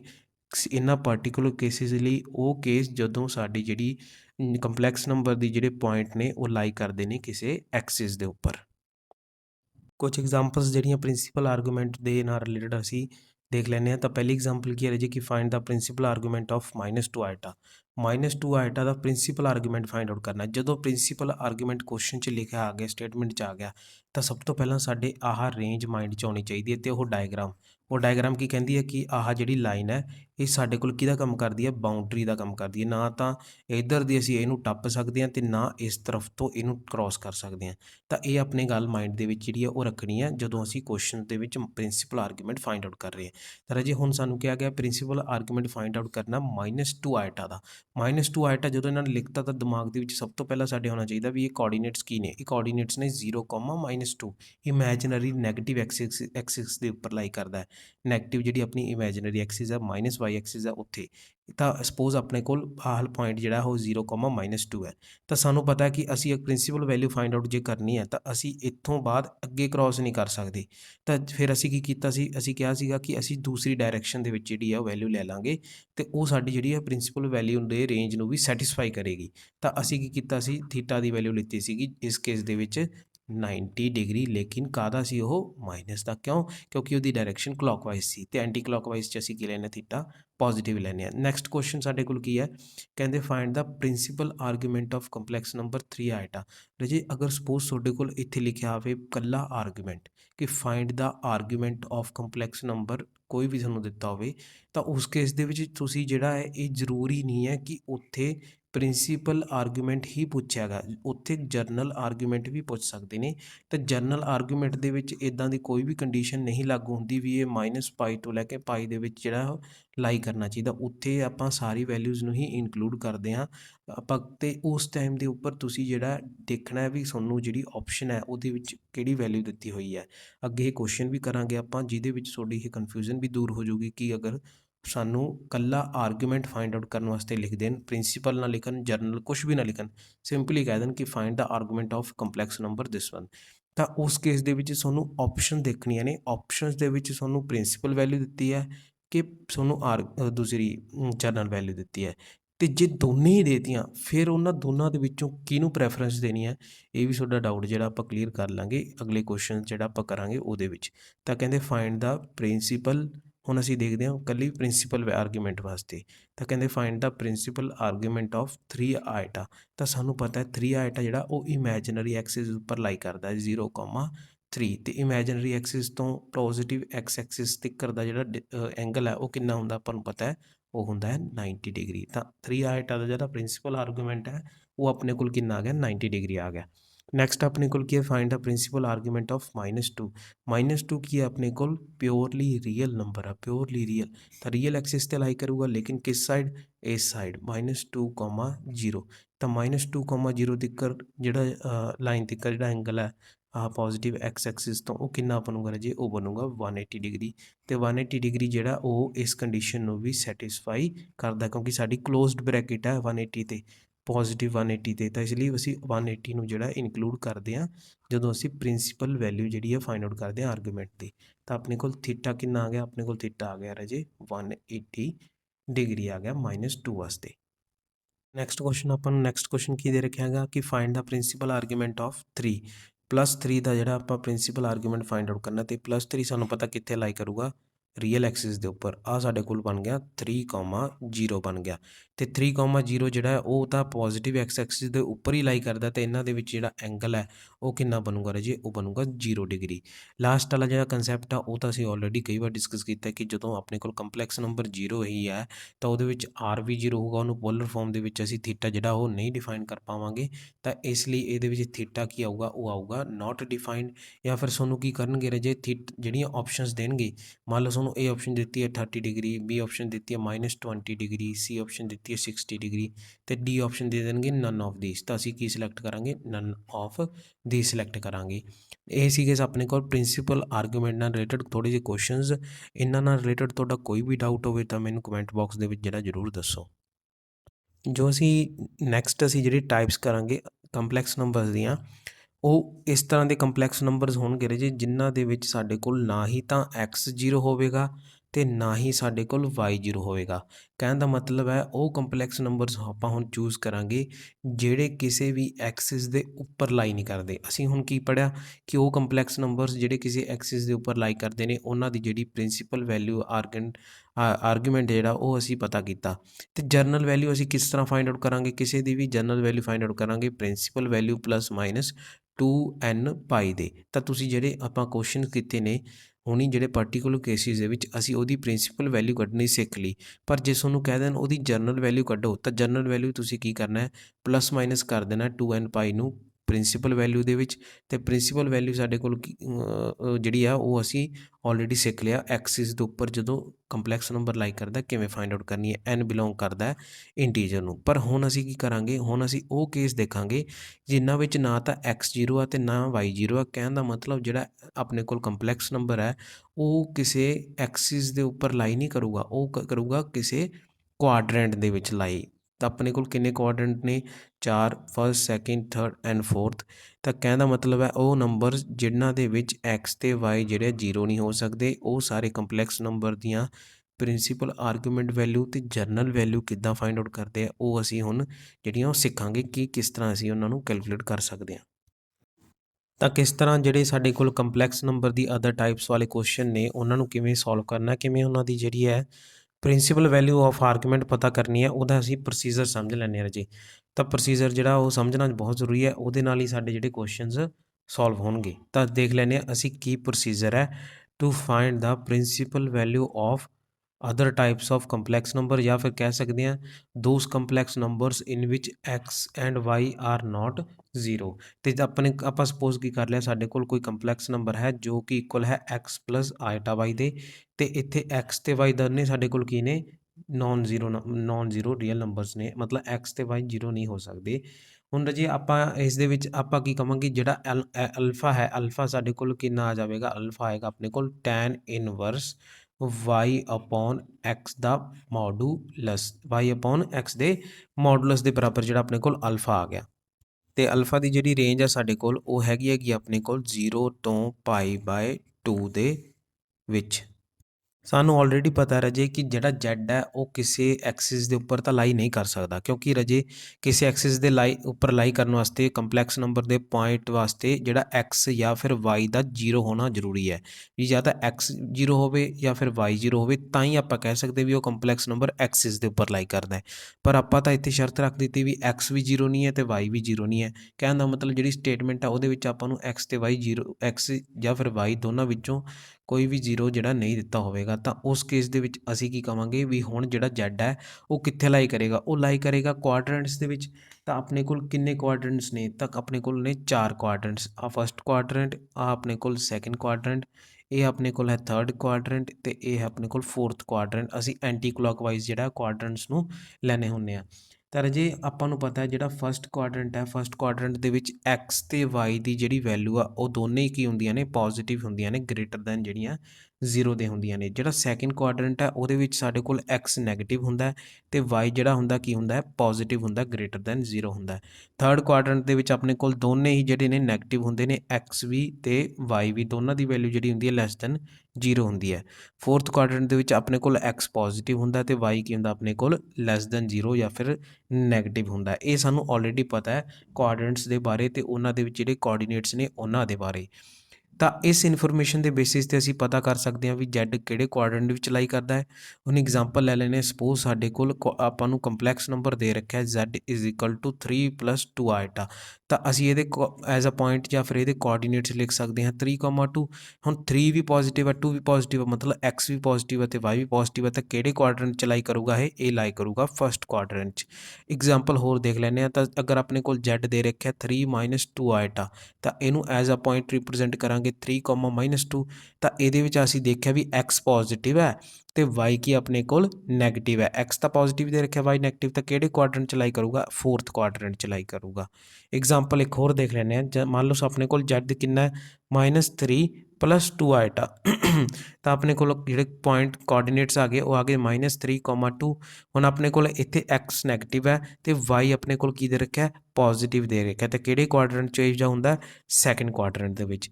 ਇੱਕ ਐਗਜ਼ਾਮਪਲ ਹੋਰ ਦੇਖ ਲੈਂਦੇ ਰਾਜੇ, ਜੈਡ ਆਪਾਂ ਨੂੰ ਦੇ ਰੱਖਿਆ -3 -2 ਆਇਟਾ ਤੇ ਇਹਦੇ ਕੋਆਰਡੀਨੇਟਸ ਕੀ ਬਣਨਗੇ ਐਜ਼ ਅ ਪੁਆਇੰਟ -3, -2। ਹੁਣ ਇੱਥੇ ਆਪਣੇ ਕੋਲ ਦੋਨੇ ਹੀ ਕੀ ਨੇ, ਨੈਗੇਟਿਵ ਨੇ। ਇਹ ਉਦੋਂ ਹੀ ਪੋਸੀਬਲ ਆ ਜਦੋਂ ਜੈਡ ਲਾਈ ਕਰੂਗਾ as a point in third quadrant. ਤਾਂ ਇਹ ਅਸੀਂ ਦੇਖਿਆ ਵੀ ਕਿਸ ਤਰ੍ਹਾਂ ਅਸੀਂ ਜੈਡ ਦੀ ਵੈਲਿਊ ਜਿਹੜੀ ਹੈ, ਜੈਡ ਦੀ ਪੋਜੀਸ਼ਨ ਆ ਜਿਹੜੀ ਉਹ ਪਤਾ ਕਰ ਸਕਦੇ ਹਾਂ ਵੀ ਉਹ ਕੁਆਡਰੈਂਟ ਦੇ ਵਿੱਚ ਕਿੱਥੇ ਲਾਈ ਕਰਦਾ ਹੈ। ਅਤੇ ਸਾਨੂੰ ਪਤਾ ਹੈ ਵੀ ਐਕਸ ਅਤੇ ਵਾਈ ਜਿਹੜੇ ਆ ਉਹ ਜ਼ੀਰੋ ਨਹੀਂ ਹੋ ਸਕਦੇ। ਤੁਸੀਂ ਦੇਖੋਗੇ ਐਕਸ ਅਤੇ ਵਾਈ ਦੋਨੇ ਜਿਹੜੇ ਆ ਉਹ ਜ਼ੀਰੋ ਨਹੀਂ ਹੈਗੇ। ਇਹਨਾਂ ਐਗਜ਼ਾਮਪਲ ਦੇ ਵਿੱਚ ਅਸੀਂ ਪਤਾ ਕਰ ਲਿਆ।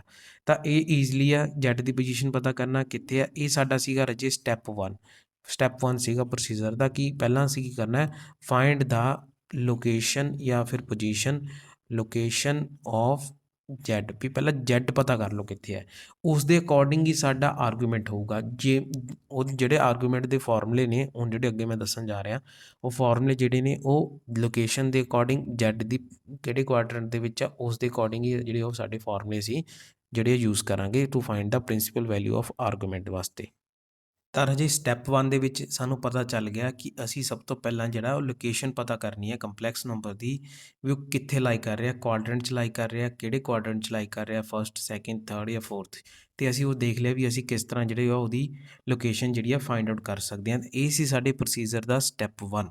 ਹੁਣ ਜਿਹੜਾ ਸਟੈਪ 2 ਆ ਰਾਜੇ ਉਹਦੇ ਵਿੱਚ ਇਹ ਹੈ ਕਿ ਅਗਰ ਅਸੀਂ ਸਟੈਪ 2 ਇਹ ਕਹਿੰਦਾ ਕਿ ਸਟੈਪ 2 ਕਹਿੰਦਾ ਜੇ ਅਗਰ ਅਸੀਂ ਪਤਾ ਕਰ ਲਿਆ ਵੀ ਕਿਹੜੇ ਕੁਆਡਰੈਂਟ 'ਚ ਜੈਡ ਲਾਈ ਕਰਦਾ ਹੈ, ਤਾਂ ਇਹਦੇ ਕਿੰਨੇ ਇਹੋ ਜਿਹੇ ਕੇਸ ਬਣ ਸਕਦੇ ਨੇ ਵੀ ਕੰਪਲੈਕਸ ਨੰਬਰ ਕਿੰਨੇ ਤਰ੍ਹਾਂ ਦੇ ਸਕਦੇ ਆ। ਜਿਵੇਂ ਅਸੀਂ ਲਾਸਟ ਜੋ ਅਸੀਂ ਪਰਟੀਕੂਲਰ ਕੇਸ ਕੀਤੇ ਆ, ਤਾਂ ਅਸੀਂ ਕਿਹਾ ਵੀ ਉਹਦੇ ਵਿੱਚ ਜਿਹੜੇ ਸਾਡੇ ਕੋਲ ਇੰਨੇ ਪਰਟੀਕੂਲਰ ਕੇਸ ਹੋ ਸਕਦੇ ਨੇ ਕਿ 5 ਪਰਟੀਕੂਲਰ ਕੇਸ ਹੋ ਸਕਦੇ ਨੇ। ਇੱਕ ਓਰੀਜਨ 'ਤੇ, ਇੱਕ ਐਕਸ ਐਕਸਿਸ 'ਤੇ ਪੋਜ਼ੀਟਿਵ 'ਤੇ, ਇੱਕ ਪੋਜ਼ੀਟਿਵ ਵਾਈ ਐਕਸਿਸ 'ਤੇ, ਇੱਕ ਨੈਗੇਟਿਵ ਐਕਸ ਐਕਸਿਸ 'ਤੇ ਇੱਕ ਨੈਗੇਟਿਵ ਵਾਈ ਐਕਸਿਸ 'ਤੇ। ਤਾਂ ਇੰਨੇ ਕੇਸ ਹੋ ਸਕਦੇ ਸੀ।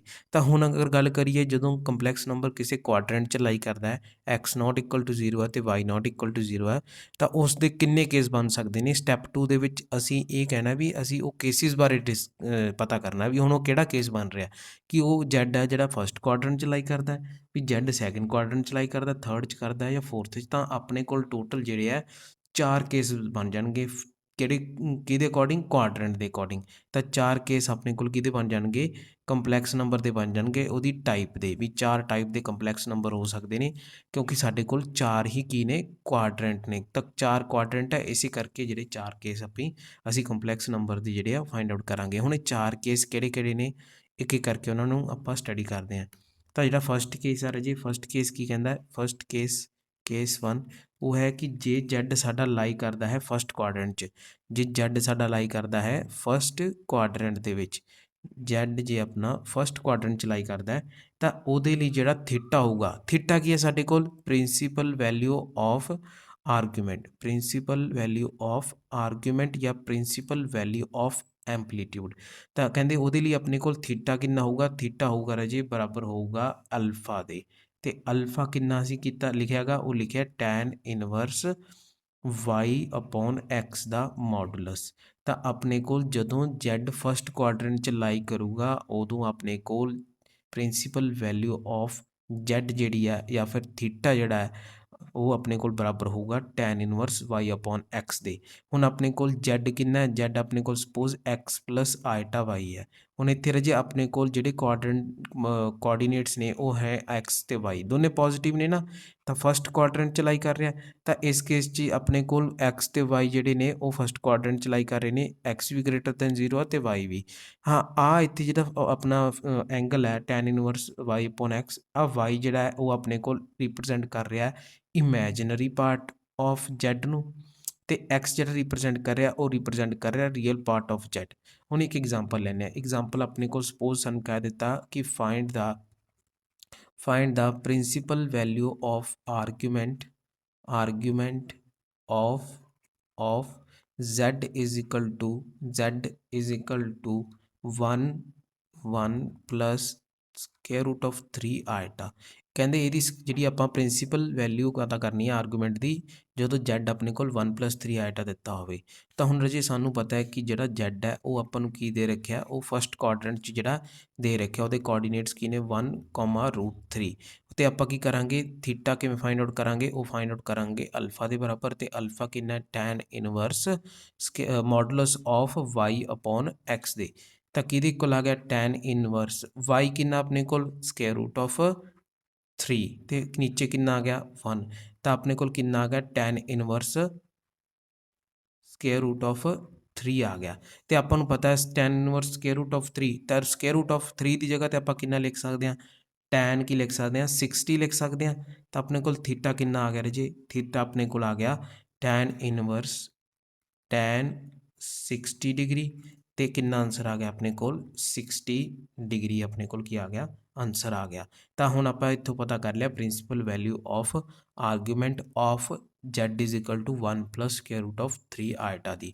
ਹੁਣ ਆਪਾਂ ਨੂੰ ਜੇ ਕਹਿ ਦੇਣ ਵੀ ਭਾਈ ਜਰਨਲ ਵੈਲਿਊ ਵੀ ਪਤਾ ਕਰੋ ਇਹਦੀ, ਤਾਂ ਜਰਨਲ ਵੈਲਿਊ ਹੁਣ ਇੱਥੇ ਜੇ ਮੰਨ ਲਓ ਆਪਾਂ ਨੂੰ ਕੁਛ ਨਾ ਲਿਖਣ ਕਿ ਫਾਈਂਡ ਦਾ ਆਰਗੂਮੈਂਟ ਆਫ, ਸਿੱਧਾ ਇੱਥੇ ਲਿਖ ਦੇਣ ਤਾਂ ਤੇ ਆਪਸ਼ਨ ਦੇ ਵਿੱਚ ਸਾਨੂੰ ਕਹਿ ਦੇਣ ਵੀ ਆਪਣੇ ਕੋਲ ਜਿਹੜੀ ਆਨਸਰ ਹੈ ਉਹ ਆਪਣੇ ਕੋਲ ਆਰਗੂਮੈਂਟ ਉਹਦੇ ਵਿੱਚ ਜਰਨਲ ਵੈਲਿਊ ਵੀ ਦੇ ਦੇਣ। ਜਰਨਲ ਵੈਲਿਊ ਕਿੱਦਾਂ ਫਾਈਂਡ ਆਊਟ ਕਰਾਂਗੇ, ਪ੍ਰਿੰਸੀਪਲ ਵੈਲਿਊ +-2n/। ਤਾਂ ਪ੍ਰਿੰਸੀਪਲ ਵੈਲਿਊ ਕਿੰਨੀ ਆ ਗਈ ਆਪਣੇ ਕੋਲ 60 ਡਿਗਰੀ, ਤਾਂ 60 ਡਿਗਰੀ 'ਚ ਇੱਕ ਵਾਰ ਪਲੱਸ ਤੇ ਮਾਈਨਸ ਕਰਾਂਗੇ 360 ਨੂੰ, ਤੇ 60 ਡਿਗਰੀ 'ਚ ਫਿਰ ਪਲੱਸ ਮਾਈਨਸ ਕਿਹਨੂੰ ਕਰਾਂਗੇ 360 ਤੋਂ ਬਾਅਦ ਆਪਾਂ ਫਿਰ 360 + 360 ਨੂੰ ਕਰਾਂਗੇ। ਇੱਦਾਂ ਕਰਦੇ ਕਰਦੇ ਕਰਦੇ ਰਾਜੀ ਇਨਫਾਈਨਾਈਟ ਵੈਲਿਊਜ਼ ਜਿਹੜੀਆਂ ਆਪਣੇ ਕੋਲ ਆ ਜਾਣਗੇ ਜਰਨਲ ਦੀਆਂ, ਜਰਨਲ ਵੈਲਿਊ ਦੀਆਂ ਆਰਗੂਮੈਂਟ ਦੀਆਂ। ਤਾਂ ਇਸ ਤਰ੍ਹਾਂ ਤੁਸੀਂ ਜਰਨਲ ਵੈਲਿਊ ਵੀ ਫਾਈਂਡ ਆਊਟ ਕਰ ਸਕਦੇ ਹੋ। ਤੇ ਪ੍ਰਿੰਸੀਪਲ ਵੈਲਿਊ ਜਦੋਂ ਆਪਣਾ ਕੰਪਲੈਕਸ ਨੰਬਰ ਪਹਿਲੇ ਕੁਆਡਰੈਂਟ 'ਚ ਲਾਈ ਕਰਦਾ ਹੈ, ਉਹਨੂੰ ਫਾਈਂਡ ਆਊਟ ਕਰਨ ਲਈ ਸਾਡੇ ਕੋਲ ਜਿਹੜਾ ਫਾਰਮੂਲਾ ਹੈ ਥੀਟਾ ਉਹ ਕਿਹਦੇ ਬਰਾਬਰ ਹੈ ਟੈਨ ਇਨਵਰਸ y/x ਦੇ। y ਆਪਣੇ ਕੋਲ ਇਮੈਜਨਰੀ ਪਾਰਟ ਆਫ z ਹੈ ਤੇ x ਕੀ ਹੈ ਰੀਅਲ ਪਾਰਟ ਆਫ z। ਇਹ ਸੀਗਾ ਆਪਣੇ ਕੋਲ ਕੇਸ 1 ਫਸਟ ਕੁਆਡਰੈਂਟ ਦਾ। ਹੁਣ ਅਸੀਂ ਦੇਖਦੇ ਹਾਂ ਸਾਡੇ ਕੋਲ ਅਗਰ z ਜਿਹੜਾ ਹੈ ਉਹ ਲਾਈ ਕਰਦਾ ਹੈ ਸੈਕਿੰਡ ਕੁਆਡਰੈਂਟ ਦੇ ਵਿੱਚ, ਤਾਂ ਅਸੀਂ ਗੱਲ ਕਰ ਰਹੇ ਹਾਂ ਇੱਥੇ ਕੇਸ 2 ਦੀ, ਕਿ ਸੈਕਿੰਡ ਕੇਸ ਦੀ ਗੱਲ ਕਰਦੇ ਹਾਂ ਕਿ ਅਗਰ ਸਾਡੇ ਕੋਲ ਜਿਹੜਾ z ਹੈ ਉਹ ਲਾਈ ਕਰਦਾ ਹੈ ਸੈਕਿੰਡ ਕੁਆਡਰੈਂਟ ਦੇ ਵਿੱਚ, ਤਾਂ ਉਸ ਟਾਈਮ ਤੇ ਰਾਜੇ ਜਿਹੜੀ ਪ੍ਰਿੰਸੀਪਲ ਵੈਲਿਊ ਆਫ ਆਰਗੂਮੈਂਟ ਜਿਹੜੀ ਹੋਊਗੀ z ਦੀ ਉਹ ਕਿੰਨੀ ਹੋਊਗੀ, ਉਹ ਹੋਊਗੀ ਰਾਜੇ ਆਪਣੇ ਕੋਲ ਪਾਈ ਮਾਈਨਸ ਅਲਫਾ। ਤੇ ਸਾਨੂੰ ਪਤਾ ਹੈ ਅਲਫਾ ਕਿੰਨਾ ਹੈ, ਉਹ ਹੈਗਾ ਟੈਨ ਇਨਵਰਸ y/x। ਤਾਂ ਕੀ ਬਣ ਗਿਆ pi minus tan inverse modulus of y/x ਦੇ।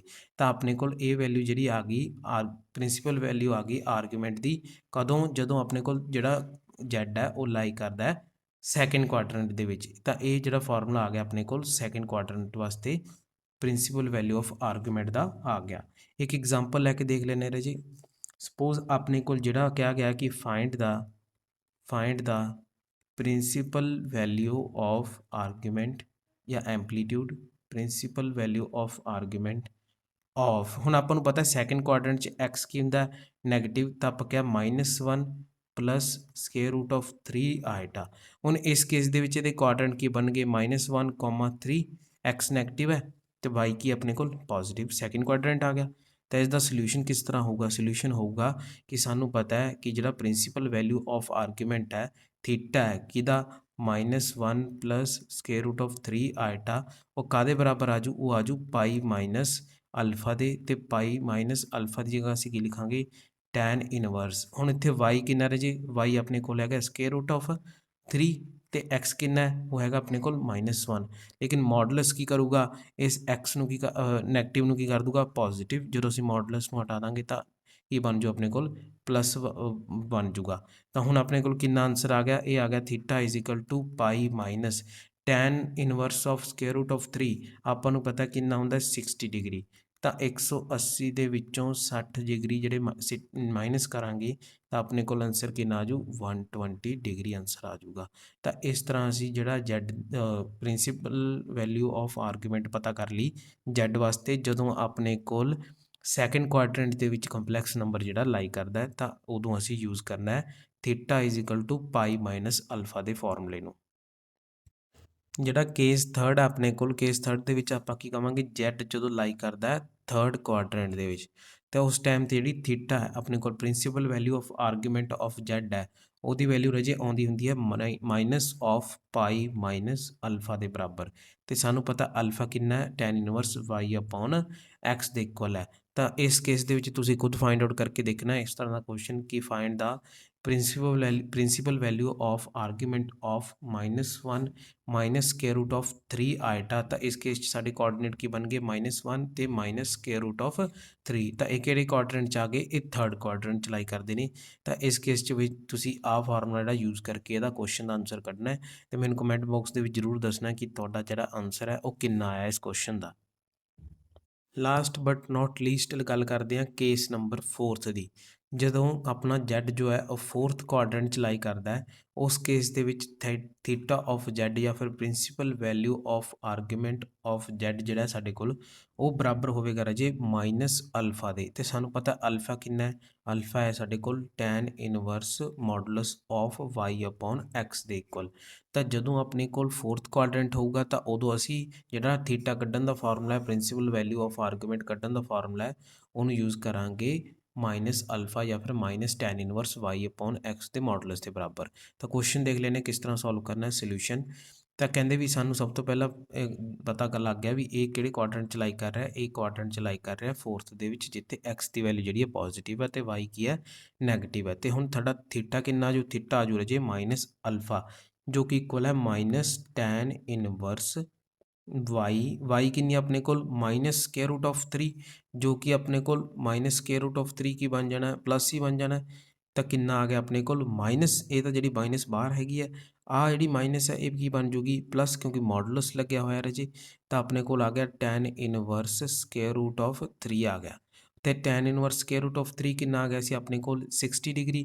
ਤਾਂ ਆਨਸਰ ਕਿੰਨਾ ਆ ਗਿਆ ਮਾਈਨਸ 60 ਡਿਗਰੀ, ਕਿਉਂਕਿ ਜਿਹੜੀ ਆਹ ਮਾਈਨਸ ਹੈ ਆਹ ਇਹ ਅੱਗੇ ਲੱਗੀ ਹੋਈ ਸੀ, ਇਹਨੂੰ ਅਸੀਂ ਲਗਾ ਲਿਆ। ਤਾਂ ਆਪਣੇ ਕੋਲ ਆਨਸਰ ਕਿੰਨਾ ਆ ਗਿਆ ਰਾਜੇ ਮਾਈਨਸ 60 ਡਿਗਰੀ ਆ ਗਿਆ। ਕੀ ਆ ਗਈ ਆਪਣੇ ਕੋਲ principal value of argument of 1 minus square root of 3 iota, ਜਾਂ ਕਹਿ ਸਕਦੇ ਜਦੋਂ ਆਪਣੇ ਕੋਲ ਕੰਪਲੈਕਸ ਨੰਬਰ 4th ਕੁਆਡਰੈਂਟ ਦੇ ਵਿੱਚ ਜਦੋਂ ਲਾਈ ਕਰਦਾ ਹੈ। ਫਸਟ ਐਗਜ਼ਾਮਪਲ ਹੈ ਸਾਡੇ ਕੋਲ ਕਿ if z is equal to 1 minus iota square root of 3 divided by 1 plus iota square root of 3 ਹੋਵੇ, then argument of Z is. ਤਾਂ ਇਸ Z ਦਾ ਜਿਹੜਾ ਅਸੀਂ ਆਰਗੂਮੈਂਟ ਜਿਹੜਾ ਉਹ ਪਤਾ ਕਰਨਾ ਹੈ। ਤਾਂ ਰਾਜੇ ਹੁਣ ਇਸ ਚੀਜ਼ ਦਾ ਜਿਹੜਾ ਧਿਆਨ ਰੱਖਣਾ ਹੈ ਕਿ ਸਾਨੂੰ ਸਟੇਟਮੈਂਟ ਦੇ ਵਿੱਚ ਮੈਂਸ਼ਨ ਕੀਤਾ ਜਾਂ ਨਹੀਂ ਕੀਤਾ ਪ੍ਰਿੰਸੀਪਲ ਆਰਗੂਮੈਂਟ ਬਾਰੇ, ਜਾਂ ਫਿਰ ਲਿਖਿਆ ਇਕੱਲਾ ਆਰਗੂਮੈਂਟ। ਜੇ ਤਾਂ ਇਕੱਲਾ ਆਰਗੂਮੈਂਟ ਲਿਖਿਆ ਤਾਂ ਉੱਥੇ ਜਿਹੜੀਆਂ ਆਪਸ਼ਨਾਂ ਨੂੰ ਅਸੀਂ ਧਿਆਨ ਨਾਲ ਦੇਖਣਾ ਹੈ, ਕਿਉਂਕਿ ਆਪਸ਼ਨਾਂ ਦੇ ਵਿੱਚ ਹੋ ਸਕਦਾ ਤੁਹਾਨੂੰ ਪ੍ਰਿੰਸੀਪਲ ਵੈਲਿਊ ਗਿਵਨ ਹੋਵੇ, ਹੋ ਸਕਦਾ ਤੁਹਾਨੂੰ ਜਿਹੜੀ ਹੈ ਜਰਨਲ ਵੈਲਿਊ ਗਿਵਨ ਹੋਵੇ। ਤਾਂ ਤੁਸੀਂ ਜਦੋਂ ਇਕੱਲਾ ਆਰਗੂਮੈਂਟ ਲਿਖਿਆ ਹੁੰਦਾ ਉਦੋਂ ਜਿਹੜਾ ਬਹੁਤ ਹੀ ਧਿਆਨ ਨਾਲ ਆਪਸ਼ਨਸ ਨੂੰ ਵੀ ਦੇਖ ਲੈਣਾ ਹੈ।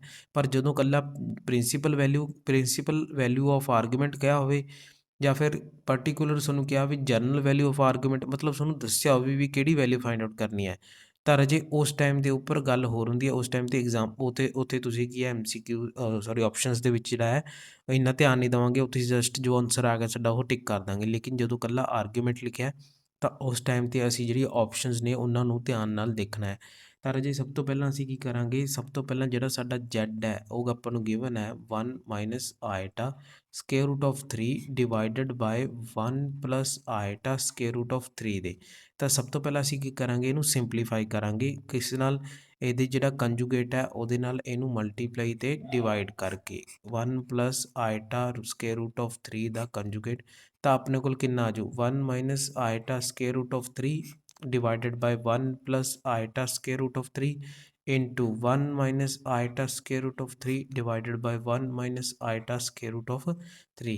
ਤਾਂ ਉੱਪਰ ਕੀ ਬਣ ਗਿਆ ਆਪਣੇ ਕੋਲ 1 minus iota square root of 3 ਦਾ ਹੋਲ ਸਕੁਅਰ, ਨੀਚੇ ਕੀ ਬਣ ਗਿਆ ਰਾਜੇ x plus iota y x minus iota y। ਤਾਂ ਆਪਾਂ ਨੂੰ ਪਤਾ x plus iota y ਤੇ x minus iota y ਜਦੋਂ ਮਲਟੀਪਲਾਈ ਕੀਤੇ ਜਾਂਦੇ ਨੇ ਤਾਂ ਆਪਣੇ ਕੋਲ ਬਣਦਾ x square plus Y square. ਤਾਂ ਐਕਸ ਸਕੁਅਰ ਕਿੰਨਾ ਆਪਣੇ ਕੋਲ 1 ਤੇ ਵਾਈ ਸਕੁਅਰ ਕਿੰਨਾ ਆਪਣੇ ਕੋਲ ਸਕੁਅਰ ਰੂਟ ਆਫ 3, ਤਾਂ ਆਪਣੇ ਕੋਲ ਕਿੰਨਾ ਆ ਗਿਆ 3। ਤਾਂ 3 + 1 ਆਪਣੇ ਕੋਲ ਕਿੰਨਾ ਆ ਗਿਆ ਜੀ 4 ਆ ਗਿਆ। ਹੁਣ ਉੱਪਰ ਜਦੋਂ ਆਪਾਂ ਇਹਦਾ ਸਕੁਅਰ ਖੋਲਾਂਗੇ ਤਾਂ ਆਪਣੇ ਕੋਲ 1 ਮਾਈਨਸ ਆਈਟਾ ਜਿਹੜਾ ਆਪਣੇ ਕੋਲ ਕਿਊਬ ਸਕੁਅਰ ਰੂਟ ਆਫ 3 ਹੈ ਉਹਦਾ ਕਿੰਨਾ ਆ ਜਾਏਗਾ, ਉਹ ਆ ਜਾਏਗਾ ਰਾਜੇ ਆਪਣੇ ਕੋਲ 1 ਸਕੁਅਰ, ਠੀਕ ਹੈ, plus iota cube root of 3 ਦਾ whole square minus 2 into 1 into iota into square root of 3 ਇਸ ਤਰ੍ਹਾਂ ਲਿਖ ਲਾਂਗੇ। ਹੁਣ ਇਹਨੂੰ ਥੋੜ੍ਹਾ ਸਿੰਪਲੀਫਾਈ ਹੋਰ ਕਰ ਲੈਂਦੇ ਹਾਂ। ਇਹ ਬਣ ਗਿਆ ਆਪਣੇ ਕੋਲ 1 ਆਇਟਾ, ਇੱਥੇ ਰਾਜੇ ਆਪਣੇ ਕੋਲ ਕੀ ਬਣ ਜੂਗਾ, ਇੱਥੇ ਬਣ ਜੂ ਆਇਟਾ ਸਕੇਅਰ ਅਤੇ ਸਕੇਅਰ ਰੂਟ ਆਫ 3 ਉਹਨੂੰ ਕੀ ਲਿਖ ਲਾਂਗੇ ਆਪਾਂ 3, ਤਾਂ ਆਪਣੇ ਕੋਲ 3 ਆਇਟਾ ਸਕੇਅਰ ਬਣ ਜੂ। ਅਤੇ ਆਇਟਾ ਸਕੇਅਰ ਦੀ ਵੈਲਿਊ ਕਿੰਨੀ ਹੁੰਦੀ ਹੈ -1, ਤਾਂ ਮੈਂ ਆਇਟਾ ਸਕੇਅਰ ਰੂਟ ਆਫ 3 ਦੇ ਹੋਲ ਸਕੇਅਰ ਦੀ ਜਗ੍ਹਾ 'ਤੇ ਕੀ ਲਿਖ ਸਕਦਾ ਹਾਂ -3, ਤਾਂ ਇੱਥੇ ਆ ਗਿਆ ਆਪਣੇ ਕੋਲ -3। ਨੈਕਸਟ ਕੀ ਆ ਗਿਆ ਆਪਣੇ ਕੋਲ -2 square root of 3 into iota divided by 4 ਦੇ, ਤਾਂ ਕਿੰਨਾ ਆ ਗਿਆ ਰਾਜੇ ਆਪਣੇ ਕੋਲ -2 square root of 3 iota divided by 4। 2 ਇੱਥੋਂ ਕਾਮਨ ਕੱਢ ਲਾਂਗੇ ਤਾਂ ਆਪਣੇ ਕੋਲ ਕੀ ਬਣ ਗਿਆ, 2 ਕਾਮਨ ਆ ਕੇ ਨੀਚੇ ਕੈਂਸਲ ਹੋ ਗਿਆ, ਤਾਂ ਆਪਣੇ ਕੋਲ ਕਿੰਨਾ ਆ ਗਿਆ ਰਾਜੇ -1 minus square root of 3 iota divided by 2 ਆ ਗਿਆ। ਕਿਵੇਂ, ਇਸ ਨੂੰ ਸਿੰਪਲੀਫਾਈ ਕਰਕੇ ਆਪਾਂ ਇੱਥੋਂ ਤੱਕ ਪਹੁੰਚ ਗਏ। ਤਾਂ ਇਸ ਨੂੰ ਹੁਣ ਅਗਰ ਅਸੀਂ ਰੀਅਲ ਅਤੇ ਇਮੈਜਨਰੀ ਪਾਰਟ ਨੂੰ ਅਲੱਗ-ਅਲੱਗ ਕਰਕੇ ਲਿਖਣਾ ਹੈ ਤਾਂ ਉਹ ਲਿਖਾਂਗੇ -1/2 ਅਤੇ minus square root of 3/2 into iota. ਹੁਣ ਰਾਜੇ ਸਾਨੂੰ ਕਿਹਾ ਗਿਆ ਕਿ ਇਸ ਕੰਪਲੈਕਸ ਨੰਬਰ ਦੀ ਜਿਹੜੀ ਆ ਆਰਗੂਮੈਂਟ ਪਤਾ ਕਰੋ, ਤਾਂ ਆਪਾਂ ਨੂੰ ਪਤਾ ਹੈ ਹੁਣ ਇਹ ਤਾਂ ਰਾਜੇ ਜੈਡ ਆ ਜਿਹੜਾ ਆਪਣੇ ਕੋਲ ਕੰਪਲੈਕਸ ਨੰਬਰ ਹੈ, ਇਹ ਆਪਾਂ ਨੂੰ ਪਤਾ ਹੈ ਵੀ ਕਿਸੇ ਐਕਸਿਸ 'ਤੇ ਲਾਈ ਨਹੀਂ ਕਰਦਾ, ਕਿਉਂਕਿ ਐਕਸ ਅਤੇ ਵਾਈ ਦੀ ਵੈਲਿਊ ਜਿਹੜੀ ਹੈ ਉਹ ਕੀ ਹੈ ਨੋਟ ਇਕੁਅਲ ਟੂ 0 ਹੈ। ਕੁਛ ਨਾ ਕੁਛ ਤਾਂ ਵੈਲਿਊ ਆਪਣੇ ਕੋਲ ਹੈਗੀ ਹੈ, ਤਾਂ ਇਹ ਕਿਹਦੇ ਵਿੱਚ ਲਾਈ ਕਰੂਗਾ, ਇਹ ਕਿਸੇ ਨਾ ਕਿਸੇ ਕੁਆਡਰੈਂਟ 'ਚ ਲਾਈ ਕਰੂਗੀ ਆਹ ਜਿਹੜੀ ਕੰਪਲੈਕਸ ਨੰਬਰ ਦੀ ਵੈਲਿਊ। ਤਾਂ ਹੁਣ ਇਹਦੇ ਵਿੱਚ ਐਕਸ ਵੀ ਲੈਸ ਦੈਨ 0 ਹੈ ਅਤੇ ਵਾਈ ਵੀ ਲੈਸ ਦੈਨ 0 ਹੈ, ਕਿਉਂਕਿ ਐਕਸ ਦੀ ਵੈਲਿਊ ਆਪਾਂ ਨੂੰ ਕੋਆਰਡੀਨੇਟ 'ਚ ਲਿਖ ਸਕਦੇ ਨਾ, ਕੋਆਰਡੀਨੇਟਸ ਦੇ ਵਿੱਚ ਫਾਰਮ ਦੇ ਵਿੱਚ ਆਪਾਂ ਲਿਖਾਂਗੇ ਤਾਂ ਆਪਣੇ ਕੋਲ -1/2 ਅਤੇ ਮਾਈਨਸ ਸਕੇਅਰ ਰੂਟ ਆਫ 3/2 ਆ ਗਿਆ। ਤਾਂ ਆਪਾਂ ਨੂੰ ਪਤਾ ਹੈ ਇਸ ਕੇਸ ਦੇ ਵਿੱਚ ਐਕਸ ਵੀ ਲੈਸ ਦੈਨ 0 ਹੈ ਅਤੇ ਆਪਣੇ ਕੋਲ ਵਾਈ ਵੀ ਲੈਸ ਦੈਨ 0 ਹੈ। ਤਾਂ ਇਹ ਕਦੋਂ ਹੁੰਦਾ, ਜਦੋਂ ਆਪਣੇ ਕੋਲ ਜੈਡ ਹੈ ਜਿਹੜਾ ਥਰਡ ਕੁਆਡਰੈਂਟ ਚਲਾਈ ਕਰਦਾ। ਤਾਂ ਹੁਣ ਆਪਾਂ ਨੂੰ ਪਤਾ ਲੱਗ ਗਿਆ ਜੈਡ ਕੀ ਚਲਾਈ ਕਰ ਰਿਹਾ, ਥਰਡ ਕੁਆਡਰੈਂਟ ਚਲਾਈ ਕਰ ਰਿਹਾ। ਅਤੇ ਰਾਜੇ ਜਦੋਂ ਆਪਾਂ ਨੂੰ ਪਤਾ ਹੈ ਥਰਡ ਕੁਆਡਰੈਂਟ ਵਾਸਤੇ ਜਿਹੜਾ ਆਪਣਾ ਕੋਲ ਫਾਰਮੂਲਾ ਹੁੰਦਾ ਸੀਗਾ ਪ੍ਰਿੰਸੀਪਲ ਵੈਲਿਊ ਆਫ ਆਰਗੂਮੈਂਟ ਦਾ, ਉਹ ਹੁੰਦਾ ਸੀ ਮਾਈਨਸ ਪਾਈ ਮਾਈਨਸ ਅਲਫਾ ਦੇ ਬਰਾਬਰ ਹੁੰਦਾ ਸੀ। ਅਤੇ ਸਾਨੂੰ ਪਤਾ ਹੈ ਅਲਫਾ ਕਿੰਨਾ ਹੁੰਦਾ, ਅਲਫਾ ਹੁੰਦਾ tan inverse modulus of y upon X ਦੇ ਬਰਾਬਰ ਹੁੰਦਾ ਹੈਗਾ। ਤਾਂ ਆਪਣੇ ਕੋਲ ਕਿੰਨਾ ਆ ਗਿਆ ਰਾਜੇ, ਆਪਾਂ ਨੂੰ ਪਤਾ ਹੈ ਹੁਣ ਆਪਾਂ ਕੀ ਫਾਈਂਡ ਆਊਟ ਕਰਾਂਗੇ ਅਲਫਾ, ਤਾਂ ਆ ਆਪਣੇ ਕੋਲ ਅਲਫਾ ਫਾਈਂਡ ਆਊਟ ਕਰਕੇ ਕਿੰਨਾ ਆ ਗਿਆ, ਇੱਥੇ ਕਰ ਲੈਂਦੇ ਹਾਂ। ਅਲਫਾ ਆਪਣੇ ਕੋਲ ਆ ਗਿਆ ਟੈਨ ਇਨਵਰਸ ਮੋਡੂਲਸ ਆਫ, ਆਪਾਂ ਕੀ ਕਰਾਂਗੇ ਸਭ ਤੋਂ ਪਹਿਲਾਂ ਵਾਈ ਲਿਖਾਂਗੇ, ਵਾਈ ਕਿੰਨਾ ਸਕੇਅਰ ਰੂਟ ਆਫ 3/2, ਤਾਂ square root of 3/2 minus minus cancel out ਹੋ ਗਈ, ਅਤੇ ਐਕਸ ਕਿੰਨਾ 1/2, 2 ਨਾਲ 2 ਕੈਂਸਲ ਆਊਟ ਹੋ ਗਿਆ, ਤਾਂ ਆਪਣੇ ਕੋਲ ਕਿੰਨਾ ਆ ਗਿਆ tan inverse square root of 3 ਬਚ ਗਿਆ ਆਪਣੇ ਕੋਲ। ਤਾਂ ਅਲਫਾ ਦੀ ਵੈਲਿਊ ਕਿੰਨੀ ਆ ਗਈ ਰਾਜੇ, ਉਹ ਆ ਗਈ 60 ਡਿਗਰੀ। ਹੁਣ ਅਲਫਾ 60 ਡਿਗਰੀ ਆਇਆ ਅਤੇ ਆਪਣੇ ਕੋਲ principal value of argument 60 degree ਨਹੀਂ ਆਈ, ਇਹ ਤਾਂ ਅਲਫਾ ਹੈ, ਉਹ ਤਾਂ ਫਾਈਂਡ ਆਊਟ ਕਰਾਂਗੇ ਕਿਹਦੇ ਨਾਲ, ਆਹ ਫਾਰਮੂਲੇ ਨਾਲ ਯੂਜ਼ ਕਰਕੇ। ਤਾਂ ਕਿੰਨਾ ਆ ਗਿਆ ਥੀਟਾ ਆਪਣੇ ਕੋਲ, ਥੀਟਾ ਆ ਗਿਆ ਆਪਣੇ ਕੋਲ ਮਾਈਨਸ ਪਾਈ ਮਤਲਬ 180 ਡਿਗਰੀ ਮਾਈਨਸ 60 ਡਿਗਰੀ, ਤਾਂ ਕਿੰਨਾ ਆ ਗਿਆ ਰਾਜੇ -120 ਡਿਗਰੀ ਆ ਗਿਆ ਆਪਣੇ ਕੋਲ ਪ੍ਰਿੰਸੀਪਲ ਆਰਗੂਮੈਂਟ ਆਫ ਜੈਡ। ਤਾਂ ਆਪਣੇ ਕੋਲ ਥੀਟਾ ਤਾਂ ਰਾਜੇ ਆਰਾਮ ਨਾਲ -120 ਡਿਗਰੀ ਜਿਹੜਾ ਉਹ ਆਪਾਂ ਸੋਲਵ ਕਰ ਲਿਆ। ਹੁਣ ਜਿਹੜਾ ਆਪਣੇ ਕੋਲ ਆਪਸ਼ਨਸ ਨੇ, ਹੁਣ ਆਪਸ਼ਨਸ ਵੱਲ ਨਿਗਾਹ ਮਾਰਨੀ ਹੈ ਆਪਾਂ। ਜਨਰਲ ਵੈਲਿਊ ਕੱਢਣ ਤੋਂ ਪਹਿਲਾਂ ਜਨਰਲ ਵੈਲਿਊ ਕਿਸ ਤਰ੍ਹਾਂ ਕੱਢਾਂਗੇ, principal value plus minus 2n pi, ਅਤੇ ਆਪਾਂ ਨੂੰ ਪਤਾ n ਕਿਹਨੂੰ ਬਿਲੋਂਗ ਕਰਦਾ ਹੈ, ਇੰਟੀਜਰ ਨੂੰ। ਤਾਂ ਹੁਣ ਆਪਾਂ ਕੀ ਕਰਾਂਗੇ ਰਾਜੇ, ਸਭ ਤੋਂ ਪਹਿਲਾਂ ਦੇਖਾਂਗੇ ਵੀ ਸਾਡੇ ਕੋਲ ਕੀ ਆਪਸ਼ਨਸ ਦੇ ਰੱਖੀਆਂ ਨੇ। ਆਪਸ਼ਨਸ ਦੇ ਰੱਖੀਆਂ ਨੇ 60 ਡਿਗਰੀ, ਆਪਸ਼ਨ ਦੇ ਰੱਖੀ ਹੈ -120 ਡਿਗਰੀ, ਆਪਸ਼ਨ ਦੇ ਰੱਖੀ ਹੈ 140 ਡਿਗਰੀ, ਅਤੇ ਆਪਸ਼ਨ ਦੇ ਰੱਖੀ ਹੈ 300 ਡਿਗਰੀ। ਤਾਂ ਆਪਣੇ ਕੋਲ ਕਿੰਨਾ ਆਂਸਰ ਆਇਆ, ਆਪਣੇ ਕੋਲ ਆਇਆ -120 ਡਿਗਰੀ। ਕਿ -120 ਡਿਗਰੀ ਗਿਵਨ ਹੈ, ਹਾਂ ਆਪਣੇ ਕੋਲ ਬੀ ਆਪਸ਼ਨ ਜਿਹੜੀ ਆ ਉਹ ਆਪਣੇ ਕੋਲ ਕੀ ਦੇ ਰੱਖੀ ਹੈ -120 ਡਿਗਰੀ ਦੇ ਰੱਖੀ ਹੈ। ਤਾਂ ਇਸ ਕਰਕੇ ਜਿਹੜਾ ਆਂਸਰ ਹੋਊਗਾ -120 ਡਿਗਰੀ ਜਿਹੜਾ ਆਪਣੇ ਕੋਲ ਆ ਜਾਊਗਾ ਕਰੈਕਟ ਆਪਸ਼ਨ। ਜਿਹੜੀ ਆਪਣੇ ਕੋਲ ਆਪਸ਼ਨ ਆ ਉਹ ਹੋਊਗੀ -120 ਡਿਗਰੀ। ਇਹ ਕੁਝ ਐਗਜ਼ਾਮਪਲਸ ਨੇ, ਤਾਂ ਇਹਨਾਂ ਐਗਜ਼ਾਮਪਲਸ ਤੋਂ ਬਾਅਦ ਤੁਹਾਡੇ ਜਿੰਨੇ ਵੀ ਡਾਊਟਸ ਨੇ ਉਹ ਸਾਰੇ ਕਲੀਅਰ ਹੋ ਜਾਣਗੇ ਆਰਗੂਮੈਂਟ ਨੂੰ ਲੈ ਕੇ, ਚਾਹੇ ਉਹਦੀ ਪ੍ਰਿੰਸੀਪਲ ਵੈਲਿਊ ਨੂੰ ਲੈ ਕੇ ਹੋਵੇ, ਚਾਹੇ ਉਹਦੀ ਜਰਨਲ ਵੈਲਿਊ ਨੂੰ ਲੈ ਕੇ ਹੋਵੇ। ਤਾਂ ਫਸਟ ਕੁਐਸਚਨ ਜਿਹੜਾ ਅਸੀਂ ਆਲਰੇਡੀ ਸੋਲਵ ਕੀਤਾ, ਫਸਟ ਕੁਐਸਚਨ ਸੋਲਵ ਕਰਕੇ ਸਾਡੇ ਕੋਲ ਜਿਹੜਾ ਪ੍ਰਿੰਸੀਪਲ ਵੈਲਿਊ ਆਫ ਆਰਗੂਮੈਂਟ ਹੈ ਜਿਹੜੀ ਉਹ ਸਾਡੇ ਕੋਲ -120 ਡਿਗਰੀ ਜਿਹੜੀ ਆ ਗਈ ਸੀ। ਹੁਣ ਰਾਜੇ ਅਗਰ ਅਸੀਂ ਜਰਨਲ ਵੈਲਿਊ ਪਤਾ ਕਰਨੀ ਹੋਵੇ ਤਾਂ ਸਾਨੂੰ ਪਤਾ ਹੈ ਕਿ ਜਰਨਲ ਵੈਲਿਊ ਬਰਾਬਰ ਹੁੰਦੀ ਹੈ principal value plus minus 2n ਪਾਈ ਦੇ, ਅਤੇ n ਹੁੰਦਾ ਸਾਡੇ ਕੋਲ ਇੰਟੀਜਰ। ਤਾਂ ਅਸੀਂ ਕੀ ਕਰਾਂਗੇ, ਜਰਨਲ ਵੈਲਿਊ ਫਾਈਂਡ ਆਊਟ ਕਰਾਂਗੇ। ਤਾਂ -120 ਵੀ ਸਾਡੇ ਕੋਲ ਇੱਕ ਤਰ੍ਹਾਂ ਦੀ ਜਰਨਲ ਵੈਲਿਊ ਹੀ ਹੈ ਜਦੋਂ n 0 ਹੁੰਦਾ ਹੈ। ਹੁਣ ਜਦੋਂ ਰਾਜੇ ਆਪਾਂ ਕੀ ਕਰਾਂਗੇ, ਸਭ ਤੋਂ ਪਹਿਲਾਂ -120 ਲਿਖਾਂਗੇ, ਫਿਰ ਲਿਖਾਂਗੇ -120 ਦੇ ਵਿੱਚ ਅਸੀਂ ਕੀ ਕਰਾਂਗੇ, ਇੱਕ ਵਾਰ ਐਡ ਕਰ ਦਾਂਗੇ 360 ਡਿਗਰੀ ਅਤੇ ਇੱਕ ਵਾਰ ਕੀ ਕਰ ਦਾਂਗੇ, ਮਾਈਨਸ ਕਰ ਦਾਂਗੇ 360 ਡਿਗਰੀ। ਫਿਰ ਅੱਗੇ ਨੈਕਸਟ ਜਨਰਲ ਵੈਲਿਊ ਜਿਹੜੀ ਆਪਣੇ ਕੋਲ ਉਹ ਕੀ ਹੋਊਗੀ, ਇੱਕ ਵਾਰ ਆਪਾਂ ਕੀ ਕਰ ਦਾਂਗੇ, ਐਡ ਕਰ ਦਾਂਗੇ 720 ਡਿਗਰੀ ਅਤੇ ਇੱਕ ਵਾਰ ਆਪਾਂ ਕੀ ਕਰ ਦਾਂਗੇ, ਸਬਟਰੈਕਟ ਕਰ ਦਾਂਗੇ 720 ਡਿਗਰੀ ਨੂੰ। ਤਾਂ ਆਪਣੇ ਕੋਲ ਜਨਰਲ ਵੈਲਿਊਜ਼ ਕਿਹੜੀਆਂ ਆ ਗਈਆਂ, ਉਹ ਆ ਗਈਆਂ -120 ਡਿਗਰੀ। ਤਾਂ ਰਾਜੇ ਕਈ ਵਾਰ ਹੋ ਸਕਦਾ ਤੁਹਾਨੂੰ ਪਹਿਲੀਆਂ ਤਿੰਨਾਂ ਦੇ ਵਿੱਚ ਹੀ ਪਤਾ ਲੱਗ ਜੇ, ਕਈ ਵਾਰ ਹੋ ਸਕਦਾ ਤੁਹਾਨੂੰ 4 ਵੀ ਕੱਢਣੀਆਂ ਪੈ ਜਾਣ, 5 ਵੀ, ਤਾਂ ਉਹ ਡਿਪੈਂਡ ਕਰਦਾ ਐਗਜ਼ਾਮੀਨਰ ਨੇ ਕਿ ਆਪਸ਼ਨਸ ਦੇ ਵਿੱਚ ਕੀ ਦਿੱਤਾ। ਇੱਥੇ ਮੈਂ ਤੁਹਾਨੂੰ ਇੱਕ ਚੇਤਾਵਨੀ ਵੀ ਦੱਸਣਾ ਚਾਹੁੰਦਾ ਕਿ ਕੀ ਗੱਲ ਦਾ ਧਿਆਨ ਰੱਖਣਾ ਹੈ।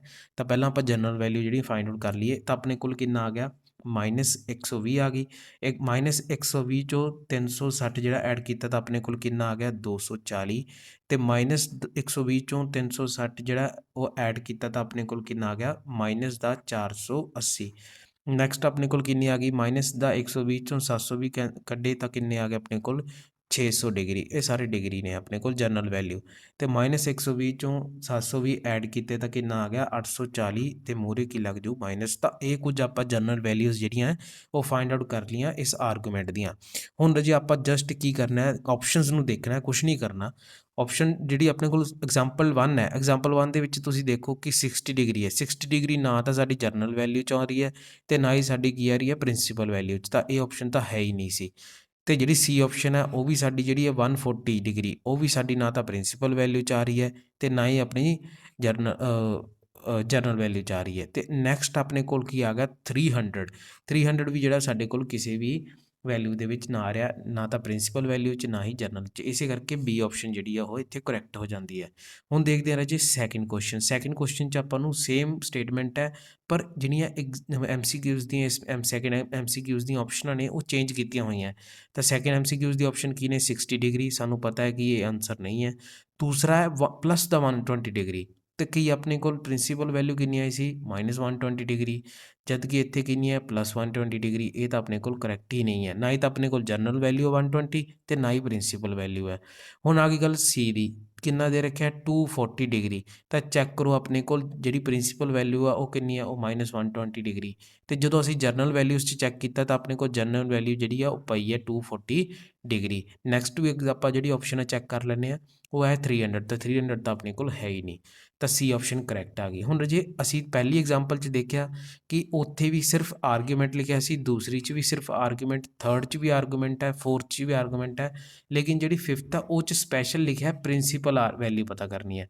ਤਾਂ ਜਿਹੜੀਆਂ ਆਪ ਫਸਟ ਤੋਂ ਲੈ ਕੇ ਫੋਰਥ ਐਗਜ਼ਾਮਪਲਸ ਨੇ, ਇਹਨਾਂ ਵਿੱਚ ਆਰਗੂਮੈਂਟ ਕਿਹਾ, ਇਹ 'ਚ ਦੱਸਿਆ ਨਹੀਂ ਵੀ ਤੁਸੀਂ ਪ੍ਰਿੰਸੀਪਲ ਪਤਾ ਕਰਨੀ ਹੈ ਕਿ ਜਨਰਲ ਪਤਾ ਕਰਨੀ ਹੈ, ਉਹ ਅਸੀਂ ਆਪਸ਼ਨਸ ਦੇਖ ਕੇ ਚੂਜ਼ ਕਰਾਂਗੇ। ਹੁਣ ਪਹਿਲੀ ਚੀਜ਼ ਆਪਾਂ ਦੇਖਿਆ ਕਿ ਸਾਡੇ ਕੋਲ ਸਿਰਫ ਪ੍ਰਿੰਸੀਪਲ ਵੈਲਿਊ ਸੀ, ਅਸੀਂ ਬੀ ਸਿਲੈਕਟ ਕਰ ਲਈ ਆਪਸ਼ਨ। ਸੈਕਿੰਡ ਦੇ ਵਿੱਚ ਅਸੀਂ ਕੁਐਸਚਨ ਐਗਜ਼ਾਮਪਲ ਦੇ ਵਿੱਚ ਦੇਖਿਆ ਕਿ ਸਾਡੇ ਕੋਲ ਸਿਰਫ ਸੀ ਵੈਲਿਊ ਆ ਰਹੀ ਹੈ, ਜਿਹੜੀ ਸਾਡੇ ਕੋਲ ਜਨਰਲ ਵੈਲਿਊ ਆ ਰਹੀ ਹੈ 240 ਡਿਗਰੀ, ਉਹ ਆਪਣੇ ਕੋਲ ਕਰੈਕਟ ਆ ਰਹੀ ਹੈ, ਤਾਂ ਅਸੀਂ ਸੀ ਨੂੰ ਚੂਜ਼ ਕਰ ਲਿਆ। ਹੁਣ ਜਿਹੜਾ ਥਰਡ ਆਪਣੇ ਕੋਲ ਹੈਗੀ ਉਹਦੇ ਵਿੱਚ ਦੇਖੋ ਰਾਜੇ, ਤਾਂ ਥਰਡ ਦੇ ਵਿੱਚ ਸਾਨੂੰ ਕੀ ਦੇ ਰੱਖਿਆ, ਥਰਡ ਦੇ ਵਿੱਚ ਸਾਨੂੰ ਦੇ ਰੱਖਿਆ ਕਿ ਇੱਕ ਆਪਣੇ ਕੋਲ ਪਹਿਲੀ ਜਿਹੜੀ ਆਪਣੇ ਕੋਲ ਆਪਸ਼ਨ ਦੇ ਰੱਖੀ ਹੈ 60 ਡਿਗਰੀ ਦੇ ਰੱਖੀ ਹੈ ਪਹਿਲੀ ਆਪਸ਼ਨ ਸਾਨੂੰ, ਅਤੇ ਸੈਕਿੰਡ ਆਪਸ਼ਨ ਕੀ ਦੇ ਰੱਖੀ ਹੈ ਸਾਨੂੰ, ਉਹ ਦੇ ਰੱਖੀ ਹੈ 120 ਡਿਗਰੀ, ਥਰਡ ਦੇ ਰੱਖੀ ਹੈ 600 ਡਿਗਰੀ, ਅਤੇ ਫੋਰਥ ਆਪਸ਼ਨ ਦੇ ਰੱਖੀ ਹੈ ਡੀ ਆਪਸ਼ਨ 300 ਡਿਗਰੀ। ਤਾਂ 60 ਸਾਨੂੰ ਪਤਾ ਹੈ ਕਿ ਨਹੀਂ ਆਉਂਦਾ ਆਪਣੇ ਕੋਲ, ਆਲਰੇਡੀ ਆਪਾਂ ਪਤਾ ਕਰ ਹੀ ਲਿੱਤਾ ਕਿ ਸਾਡੀ ਨਾ ਪ੍ਰਿੰਸੀਪਲ ਵੈਲਿਊ ਨਾ ਜਨਰਲ ਵੈਲਿਊ। ਸੀ ਆਪਸ਼ਨ ਆਪਾਂ ਦੇ ਰੱਖੀ ਹੈ 120 ਡਿਗਰੀ, ਜਦ ਕਿ ਆਪਣੀ +120 ਡਿਗਰੀ ਜਨਰਲ ਵੈਲਿਊ ਦੇ ਵਿੱਚ ਵੀ ਨਹੀਂ ਆਉਂਦਾ ਅਤੇ ਪ੍ਰਿੰਸੀਪਲ ਦੇ ਵਿੱਚ ਵੀ ਨਹੀਂ। ਜਿਹੜੀ ਸੀ ਆਪਸ਼ਨ ਆ ਰਾਜੇ ਉਹ ਆਪਣੇ ਕੋਲ ਹੈ 600 ਡਿਗਰੀ। ਤਾਂ ਆਪਾਂ ਦੇਖੀਏ ਤਾਂ ਆਪਣੇ ਕੋਲ ਜਨਰਲ ਵੈਲਿਊ ਦੇਖੋ ਕਿੱਥੋਂ ਤੱਕ ਪਹੁੰਚ ਗਈ, first, second, third, fourth general value ਆਪਣੇ ਕੋਲ 600 ਡਿਗਰੀ ਆ ਰਿਹਾ, ਅਤੇ 300 ਡਿਗਰੀ ਆਪਣੇ ਕੋਲ ਆਨਸਰ ਨਹੀਂ ਹੈ। ਤਾਂ ਪਹਿਲੀਆਂ ਤਿੰਨ ਐਗਜ਼ਾਮਪਲ 'ਚ ਤਾਂ ਬਹੁਤ ਹੀ ਸਿੰਪਲ ਸੀ ਕਿ ਆਪਾਂ ਨੂੰ ਕਨਫਿਊਜ਼ਨ ਨਹੀਂ ਹੋਈ, ਨਾ ਹੀ ਤਾਂ ਆਪਾਂ ਨੂੰ ਉੱਥੇ ਦੱਸਿਆ ਸੀ ਕਿ ਪ੍ਰਿੰਸੀਪਲ ਵੈਲਿਊ ਪਤਾ ਕਰੋ, ਨਾ ਦੱਸਿਆ ਸੀਗਾ ਕਿ ਆਪਾਂ ਜਨਰਲ ਵੈਲਿਊ ਪਤਾ ਕਰੋ, ਸਿਰਫ ਲਿਖਤਾ ਆਰਗੂਮੈਂਟ ਪਤਾ ਕਰੋ। ਆਪਸ਼ਨ ਦੇ ਵਿੱਚ ਸਾਡੇ ਕੋਲ ਕਨਫਿਊਜ਼ਨ ਹੋਈ ਹੀ ਨਹੀਂ ਵੀ ਅਸੀਂ ਪ੍ਰਿੰਸੀਪਲ ਵੈਲਿਊ ਚੂਜ਼ ਕਰੀਏ ਜਾਂ ਜਨਰਲ ਵੈਲਿਊ ਚੂਜ਼ ਕਰੀਏ। ਤਾਂ ਪਹਿਲੀਆਂ ਤਿੰਨ ਐਗਜ਼ਾਮਪਲਸ ਤਾਂ ਬਹੁਤ ਈਜ਼ੀ ਸੀਗੀਆਂ। ਫੋਰਥ 'ਤੇ ਆਉਂਦੇ ਰਾਜੇ, ਫੋਰਥ ਦੇ ਵਿੱਚ ਸਾਨੂੰ ਕਹਿ ਦਿੱਤਾ ਗਿਆ ਸੇਮ ਸਟੇਟਮੈਂਟ ਕਿ ਆਰਗੂਮੈਂਟ ਪਤਾ ਕਰੋ। ਪਹਿਲੀ ਆਪਸ਼ਨ 60 ਡਿਗਰੀ, ਨਹੀਂ ਜੀ ਇਹ ਤਾਂ ਹੈ ਨਹੀਂ। ਦੂਜੀ ਆਪਸ਼ਨ ਦੇਖੋ ਕੀ ਹੈ, -120 ਡਿਗਰੀ, ਤਾਂ ਸਾਡੇ ਕੋਲ ਪ੍ਰਿੰਸੀਪਲ ਵੈਲਿਊ ਹੈਗੀ ਆ -120 ਡਿਗਰੀ। ਚਲੋ ਜੀ ਦੂਜੀ ਆਪਸ਼ਨ ਸਹੀ ਹੋ ਗਈ, ਅੱਗੇ ਤਾਂ ਸੀ ਦੇਖਣ ਦੀ ਲੋੜ ਹੀ ਨਹੀਂ, ਡੀ ਵੀ ਦੇਖਣ ਦੀ ਲੋੜ ਹੀ ਨਹੀਂ, ਤਾਂ ਹੀ ਕਰਕੇ ਆਪਣੇ ਕੁਐਸਚਨ ਗਲਤ ਹੋ ਜਾਂਦੇ ਨੇ। ਤਾਂ ਸੀ ਆਪਸ਼ਨ ਕੀ ਦੇ ਰੱਖੀ ਆ, ਉਹ ਦੇ ਰੱਖੀ ਹੈ 240 ਡਿਗਰੀ। ਤਾਂ ਤੁਸੀਂ ਦੇਖੋਗੇ 240 ਡਿਗਰੀ ਜਿਹੜਾ ਆਪਣੇ ਕੋਲ ਜਰਨਲ ਵੈਲਿਊ ਪਈ ਹੈ। ਹੁਣ ਡੀ ਆਪਣੇ ਕੋਲ ਕੀ 300 ਡਿਗਰੀ, 300 ਡਿਗਰੀ ਤਾਂ ਆਪਾਂ ਨੂੰ ਪਤਾ ਹੈ ਹੀ ਨਹੀਂ ਆਪਣੇ ਕੋਲ ਵੈਲਿਊ। ਹੁਣ ਆਪਣੇ ਕੋਲ ਬੀ ਅਤੇ ਸੀ ਦੇ ਵਿੱਚ ਕਨਫਿਊਜ਼ਨ ਹੋ ਗਈ, ਬੀ ਅਤੇ ਸੀ ਦੇ ਕਨਫਿਊਜ਼ਨ ਹੋ ਗਈ ਵੀ ਅਸੀਂ ਪ੍ਰਿੰਸੀਪਲ ਵੈਲਿਊ ਚੂਜ਼ ਕਰੀਏ ਕਿ ਜਰਨਲ ਵੈਲਿਊ ਚੂਜ਼ ਕਰੀਏ। ਤਾਂ ਇੱਥੇ ਰਜੇ ਇਹੀ ਮੈਂ ਜਿਹੜਾ ਆਪਣੇ ਕੋਲ ਜੇ ਕੌਸ਼ਨ ਜਾਂ ਫਿਰ ਚੇਤਾਵਨੀ ਲਿਖਣ ਲੱਗਿਆ ਸੀ ਕਿ ਰਜੇ ਜਦੋਂ ਪ੍ਰੈਫਰੈਂਸ ਦੀ ਗੱਲ ਆਉਂਦੀ ਹੈ ਜਾਂ ਹਮੇਸ਼ਾ ਜਿਹੜੀ ਪ੍ਰੈਫਰੈਂਸ ਹੈ ਉਹ ਆਪਾਂ ਦੇਣੀ ਹੈ ਪ੍ਰਿੰਸੀਪਲ ਵੈਲਿਊ ਆਫ ਥੀਟਾ ਨੂੰ, ਆਰਗੂਮੈਂਟ ਨੂੰ। ਤਾਂ ਰਜੇ ਆਪਣੇ ਕੋਲ ਜਿਹੜਾ 4th ਕੁਐਸਚਨ ਹੈ ਇਹਦਾ ਜਿਹੜਾ ਆਨਸਰ ਆਏਗਾ ਉਹ ਆਏਗਾ -120 ਡਿਗਰੀ ਆਊਗਾ। ਇਹ ਇੱਥੋਂ ਰਜੇ ਤੁਹਾਡੀਆਂ ਸਾਰੀ ਕਨਫਿਊਜ਼ਨਸ ਜਿਹੜੀਆਂ ਨੇ ਦੂਰ ਹੋ ਜਾਣੀਆਂ ਚਾਹੀਦੀਆਂ। ਇਹ ਜਿਹੜੇ ਕੁਐਸਚਨਸ ਨੇ ਇਹ ਬਹੁਤ ਹੀ ਇੰਪੋਰਟੈਂਟ ਨੇ, ਇਹਨਾਂ ਨਾਲ ਜਿਹੜਾ ਅਸੀਂ ਕਿਸੇ ਕਿਸਮ ਦੇ ਵੀ ਆਪਣੇ ਕੋਲ ਕੰਪਲੈਕਸ ਨੰਬਰ ਆ ਜੇ ਉਹਦਾ ਆਰਗੂਮੈਂਟ ਪਤਾ ਕਰ ਸਕਦੇ ਹਾਂ। 5th ਜਿਹੜਾ ਆਪਣੇ ਕੋਲ ਹੈ ਰਜੇ ਆਪਾਂ ਨੂੰ ਉਹ 'ਚ ਸਪੈਸ਼ਲ ਕਿਹਾ ਗਿਆ ਕੀ ਪਤਾ ਕਰੋ ਪ੍ਰਿੰਸੀਪਲ ਵੈਲਿਊ।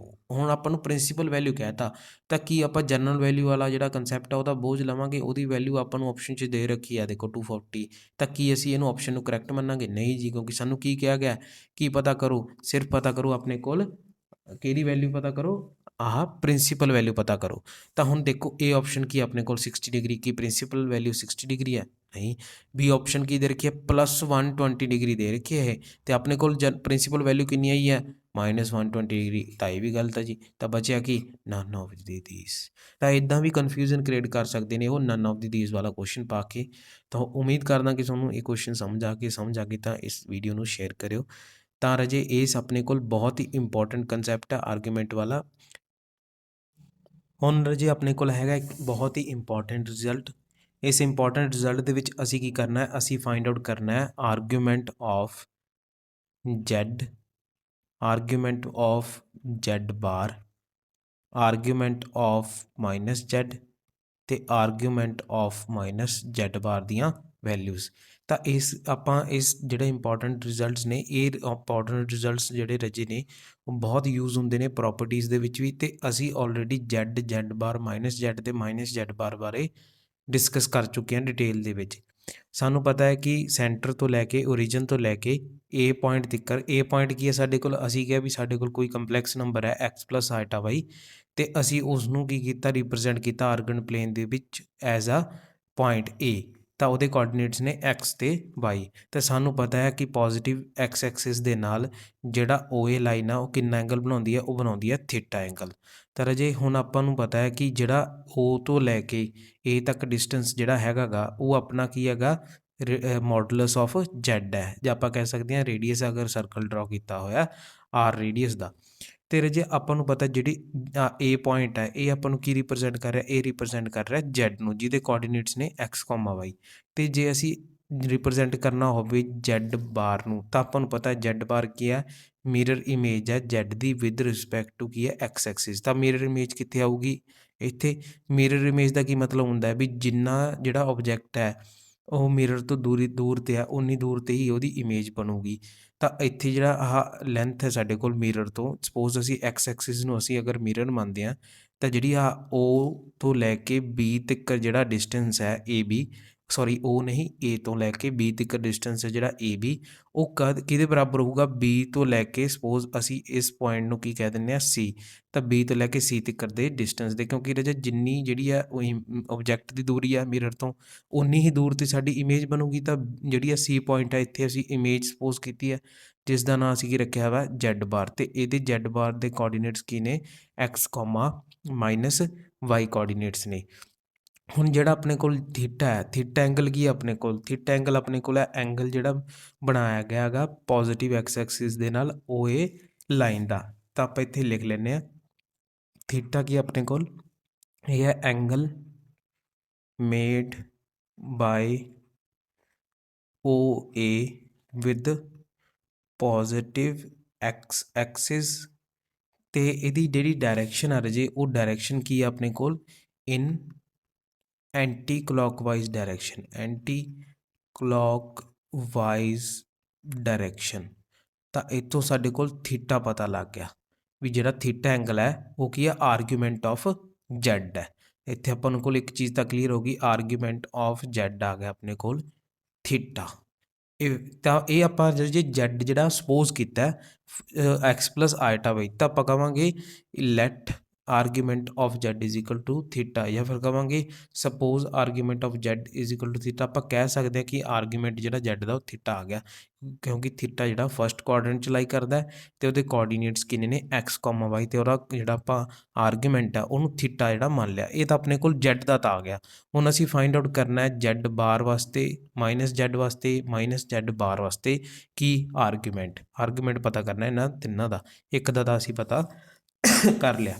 ਹੁਣ ਜੀ ਜਿਹੜੀ ਏ ਬੀ ਲੈਂਥ ਹੈ, ਏ ਬੀ ਲੈਂਥ ਬਰਾਬਰ ਹੋਊਗੀ ਬੀ ਸੀ ਲੈਂਥ ਦੇ, ਕਿਉਂਕਿ ਆਪਾਂ ਨੂੰ ਪਤਾ ਹੈਗਾ ਕਿ ਜਿੰਨੀ ਇਮੇਜ ਓਬਜੈਕਟ ਜਿੰਨਾ ਦੂਰੀ 'ਤੇ ਹੁੰਦਾ ਉਨੀ ਦੂਰੀ ਹੀ ਆਪਣੀ ਇਮੇਜ ਬਣੂਗੀ। ਅਤੇ ਜੈਡ ਬਾਰ ਕੀ ਹੈ, image of Z with respect to the X axis. ਅਤੇ ਜਿਹੜਾ ਆਹ ਐਂਗਲ ਹੋਊਗਾ, ਆਹ ਲਾਈਨ ਜਿਹੜੀ ਆ ਲਾਈਨ ਹੋਊਗੀ ਰਾਜੇ, ਇਹ ਵੀ ਓ ਸੀ ਜਿਹੜਾ ਐਂਗਲ ਬਣਾਊਗੀ ਐਕਸ ਐਕਸਿਸ ਦੇ ਨਾਲ, ਆਹ ਐਕਸ ਐਕਸਿਸ ਦੇ ਨਾਲ ਜਿਹੜਾ ਆਹ ਐਂਗਲ ਬਣਾਊਗੀ ਓ ਸੀ, ਉਹ ਵੀ ਕਿੰਨਾ ਆਊਗਾ, ਉਹ ਵੀ ਥੀਟਾ ਹੀ ਹੋਊਗਾ, ਕਿ ਓਨੇ ਹੀ ਐਂਗਲ 'ਤੇ ਮੁੜੀ ਹੈ, ਕਿਉਂਕਿ ਇਹ ਲੈਂਥ ਜਿਹੜੀ ਬੀ ਸੀ ਹੈ ਉਹ ਬਰਾਬਰ ਹੈ ਏ ਬੀ ਦੇ, ਤਾਂ ਓਨੇ ਲੈਂਥ 'ਤੇ ਹੀ ਉਹ ਜਿਹੜੀ ਆਪਣੇ ਕੋਲ ਓ ਸੀ ਜਿਹੜੀ ਉਹ ਬਣੂਗੀ ਲਾਈਨ, ਤਾਂ ਆਹ ਐਂਗਲ ਕੀ ਹੋਊਗਾ ਥੀਟਾ। ਲੇਕਿਨ ਹੁਣ ਆਪਾਂ ਨੂੰ ਪਤਾ ਹੈ ਵੀ ਜਿਹੜਾ ਥੀਟਾ ਹੈ ਉਹਦੀ ਡਾਇਰੈਕਸ਼ਨ ਕੀ ਹੈ ਕਲੌਕਵਾਈਜ਼, ਤਾਂ ਇਸੇ ਕਰਕੇ ਕੀ ਆ ਜਾਊਗਾ ਮਾਈਨਸ ਥੀਟਾ ਆ ਜਾਊਗਾ।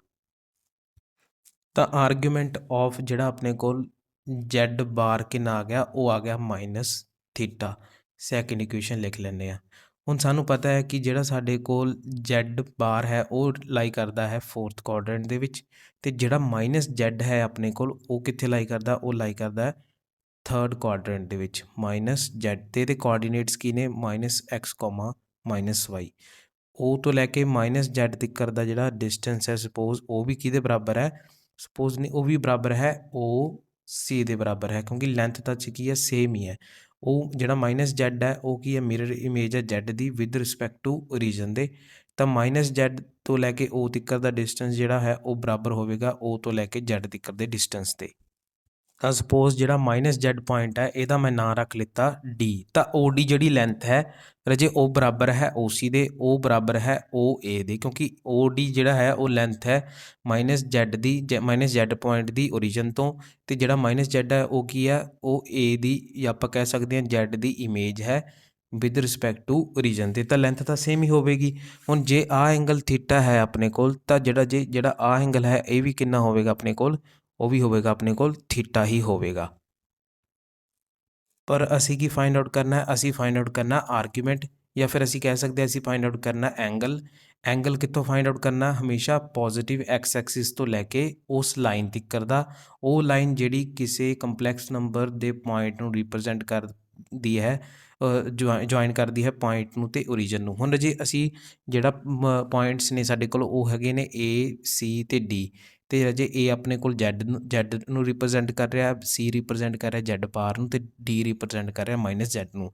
ਤਾਂ ਅਸੀਂ ਓ ਏ ਲਾਈਨ ਦਾ ਐਂਗਲ ਪਤਾ ਕਰਨਾ ਹੈ ਪੋਜ਼ੀਟਿਵ ਐਕਸ ਐਕਸਿਸ ਤੋਂ, ਜੋ ਕਿ ਅਸੀਂ ਪਤਾ ਕਰ ਲਿਆ, ਅਸੀਂ ਪਤਾ ਕਰ ਲਿਆ ਉਹ ਹੈ ਥੀਟਾ।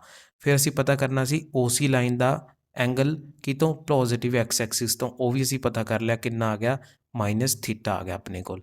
ਹੁਣ ਅਸੀਂ ਪਤਾ ਕਰਨਾ ਓ ਡੀ ਲਾਈਨ ਦਾ ਐਂਗਲ ਪਤਾ ਕਰਨਾ ਹੈ ਪੋਜ਼ੀਟਿਵ ਜੈਡ ਐਕਸਿਸ ਤੋਂ, ਉਹ ਆਪਣੇ ਕੋਲ ਕੀ ਹੋਊਗਾ ਆਰਗੂਮੈਂਟ ਹੋਊਗਾ ਕਿਹਦਾ, ਆਰਗੂਮੈਂਟ ਆਫ ਮਾਈਨਸ ਜੈਡ।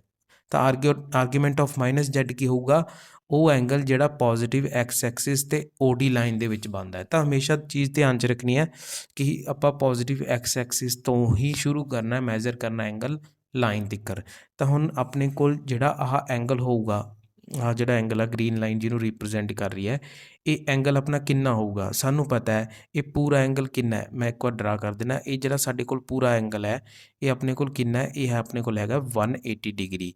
ਤਾਂ ਇਹ ਜਿਹੜਾ ਐਂਗਲ ਬਚਿਆ ਆਪਣੇ ਕੋਲ ਆਹ ਵਾਲਾ ਐਂਗਲ ਜਿਹੜਾ ਹੁਣ ਗ੍ਰੀਨ ਜਿਹੜਾ ਮੈਂ ਰਿਪਰੈਜ਼ੈਂਟ ਕਰ ਰਿਹਾ ਗ੍ਰੀਨ ਕਲਰ ਦੇ ਨਾਲ, ਤਾਂ ਇਹ ਆਪਣੇ ਕੋਲ ਕਿੰਨਾ ਹੋਊ, ਕਿਉਂਕਿ ਜੇ ਆਹ ਐਂਗਲ ਆਪਣੇ ਕੋਲ ਥੀਟਾ ਹੈ, ਪੂਰਾ ਐਂਗਲ ਕਿੰਨਾ ਹੈ 180 ਡਿਗਰੀ। ਤਾਂ ਕਿੰਨਾ ਬਚਿਆ, ਉਹ ਬਚਿਆ 180 ਡਿਗਰੀ ਮਾਈਨਸ ਥੀਟਾ ਬਚ ਗਿਆ। ਲੇਕਿਨ ਇੱਕ ਚੀਜ਼ ਦਾ ਇਸ 'ਚ ਖਾਸ ਧਿਆਨ ਰੱਖਣਾ ਹੈ, ਉਹ ਹੈਗੀ ਹੈ ਡਾਇਰੈਕਸ਼ਨ। ਹੁਣ ਜਿਹੜੀ ਆਹ ਡਾਇਰੈਕਸ਼ਨ ਹੈ ਰਾਜੇ, ਉਹ ਡਾਇਰੈਕਸ਼ਨ ਕੀ ਹੈਗੀ ਆਪਣੀ ਕਲੌਕਵਾਈਜ਼। ਤਾਂ ਜਦੋਂ ਕਲੌਕਵਾਈਜ਼ ਡਾਇਰੈਕਸ਼ਨ ਆਉਂਦੀ ਹੈ ਤਾਂ ਆਪਾਂ ਕੀ ਲਗਾਉਂਦੇ ਹੁੰਦੇ ਹਾਂ ਮਾਈਨਸ ਦਾ ਸਾਈਨ। ਤਾਂ ਐਂਗਲ ਕਿੰਨਾ ਆ ਗਿਆ 180 ਡਿਗਰੀ ਮਾਈਨਸ ਥੀਟਾ, ਜਾਂ ਫਿਰ ਇਸ ਨੂੰ ਲਿਖ ਸਕਦੇ ਹਾਂ ਮਾਈਨਸ ਪਾਈ ਮਾਈਨਸ ਥੀਟਾ ਦੇ ਇਕੁਅਲ ਲਿਖ ਸਕਦੇ ਹਾਂ। ਤਾਂ ਆਰਗੂਮੈਂਟ ਆਫ ਮਾਈਨਸ ਜ਼ੈਡ ਵੀ ਅਸੀਂ ਫਾਈਂਡ ਆਊਟ ਕਰ ਲਿਆ, ਆਰਗੂਮੈਂਟ ਆਫ ਜ਼ੈਡ ਵੀ ਅਸੀਂ ਫਾਈਂਡ ਆਊਟ ਕਰ ਲਿਆ ਅਤੇ ਜ਼ੈਡ ਬਾਰ ਵੀ ਫਾਈਂਡ ਆਊਟ ਕਰ ਲਿਆ। ਹੁਣ ਲਾਸਟ ਸਾਡੇ ਕੋਲ ਕੀ ਰਹਿ ਜਾਂਦਾ, ਰਹਿ ਜਾਂਦਾ ਆਰਗੂਮੈਂਟ ਆਫ ਮਾਈਨਸ ਜ਼ੈਡ ਬਾਰ, ਜਿਹੜਾ ਲਾਈ ਕਰਦਾ ਕਿਹੜੇ ਕੁਆਡਰੈਂਟ ਦੇ ਵਿੱਚ, ਆਪਾਂ ਨੂੰ ਪਤਾ ਹੈ ਸੈਕਿੰਡ ਕੁਆਡਰੈਂਟ ਦੇ ਵਿੱਚ ਜਿਹੜਾ ਲਾਈ ਕਰਦਾ। ਤਾਂ ਮੈਂ ਸਪੋਜ਼ ਇੱਥੇ ਜੇ ਉਹ ਪੁਆਇੰਟ ਲੈ ਲੈਣਾ, ਤਾਂ ਜਿਹੜਾ ਆਪਣੇ ਕੋਲ ਡਿਸਟੈਂਸ ਹੋਊਗਾ ਉਹ ਤੋਂ ਲੈ ਕੇ ਆਹ ਪੁਆਇੰਟ ਦਾ ਨਾਮ ਅਸੀਂ ਈ ਰੱਖ ਲੈਂਦੇ ਹਾਂ। ਤਾਂ ਉਹ ਤੋਂ ਲੈ ਕੇ ਜਿਹੜਾ ਰਾਜੇ ਆਪਣੇ ਕੋਲ ਡਿਸਟੈਂਸ ਹੋਊਗਾ ਉਹ ਬਰਾਬਰ ਕਿਹਦੇ ਹੋਊਗਾ, ਉਹ ਬਰਾਬਰ ਹੋਊਗਾ ਓ ਏ ਦੇ, ਓ ਸੀ ਦੇ ਅਤੇ ਓ ਡੀ ਦੇ। ਅਤੇ ਆਪਾਂ ਨੂੰ ਪਤਾ ਹੈ ਵੀ ਜਿਹੜਾ ਓ ਏ ਹੈ ਉਹ ਕੀ ਆਪਣੇ ਕੋਲ ਮਿਰਰ ਇਮੇਜ ਹੈ, ਸੌਰੀ ਜਿਹੜਾ ਪੁਆਇੰਟ ਈ ਹੈ ਆਪਣੇ ਕੋਲ ਉਹ ਕਿਹਨੂੰ ਰਿਪਰਜੈਂਟ ਕਰ ਰਿਹਾ, ਮਾਈਨਸ ਜ਼ੈਡ ਬਾਰ ਨੂੰ। ਅਤੇ ਮਾਈਨਸ ਜ਼ੈਡ ਬਾਰ ਕੀ ਹੈ, ਮਿਰਰ ਇਮੇਜ ਹੈ ਜ਼ੈਡ ਦੀ with respect to Y axis, ਅਤੇ minus Z bar mirror image ਹੈ ਜ਼ੈਡ ਬਾਰ ਦੀ ਵਿਦ ਰਿਸਪੈਕਟ ਟੂ ਓਰੀਜਨ। ਤਾਂ ਜਿਹੜਾ ਓ ਈ ਡਿਸਟੈਂਸ ਹੈ ਉਹ ਬਰਾਬਰ ਹੋਊਗਾ ਓ ਸੀ ਦੇ ਵੀ, ਓ ਏ ਦੇ ਵੀ ਅਤੇ ਓ ਡੀ ਦੇ। ਇਹ ਡਿਸਟੈਂਸ ਜਿਹੜੇ ਨੇ ਇਕੁਅਲ ਨੇ, ਮੈਗਨੀਟਿਊਡ ਨੂੰ ਰਿਪਰਜੈਂਟ ਕਰਦੇ ਨੇ ਇੱਕ ਦੂਸਰੇ ਦੇ। ਤਾਂ ਰਾਜੇ ਆਪਾਂ ਨੂੰ ਪਤਾ ਹੈ ਕਿ ਅਗਰ ਜਿਹੜਾ ਆਪਣੇ ਕੋਲ ਐਂਗਲ ਆਹ ਥੀਟਾ ਹੈਗਾ, ਆਹ ਐਂਗਲ ਆਪਾਂ ਨੂੰ ਕੀ ਦੇ ਰੱਖਿਆ, ਥੀਟਾ ਦੇ ਰੱਖਿਆ।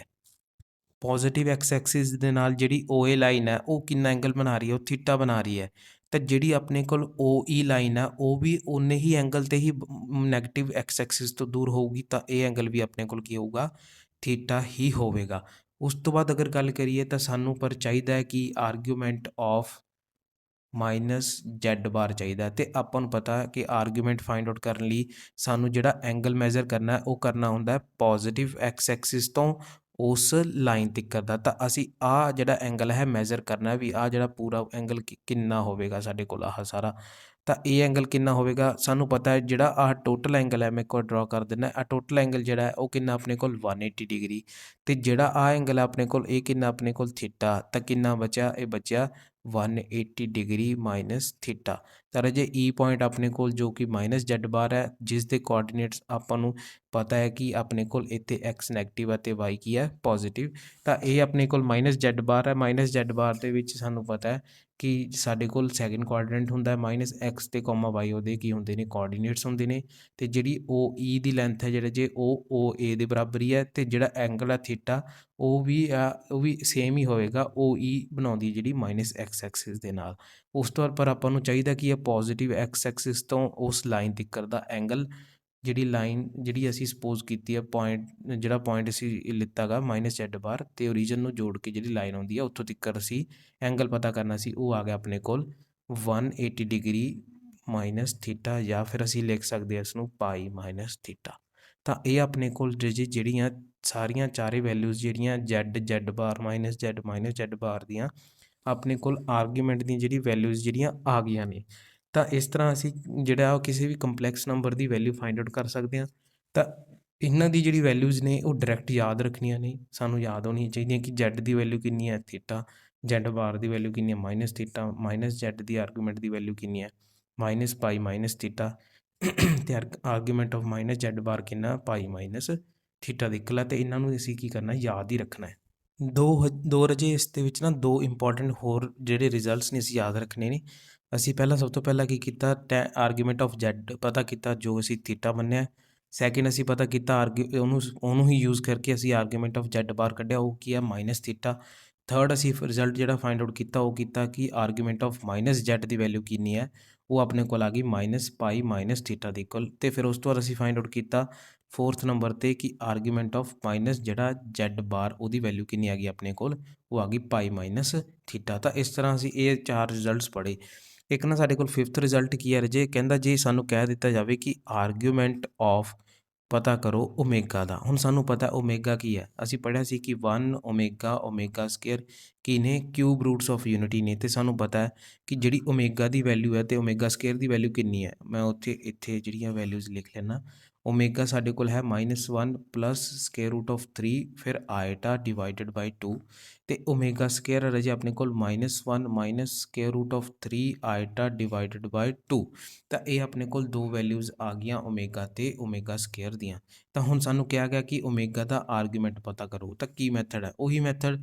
ਓਮੇਗਾ ਵੀ ਆਪਣੇ ਕੋਲ ਇੱਕ ਤਰ੍ਹਾਂ ਦਾ ਕੰਪਲੈਕਸ ਨੰਬਰ ਦੀ ਫੋਰਮ ਦੇ ਵਿੱਚ ਹੀ ਹੈ, -1/2। ਇਹਨੂੰ ਕਿਸ ਤਰ੍ਹਾਂ ਲਿਖ ਸਕਦੇ ਹਾਂ, -1/2 ਓਮੇਗਾ ਦੀ ਵੈਲਿਊਜ਼ ਪੁੱਟ ਕਰਤੀ -1/2 plus square root of 3/2 eta.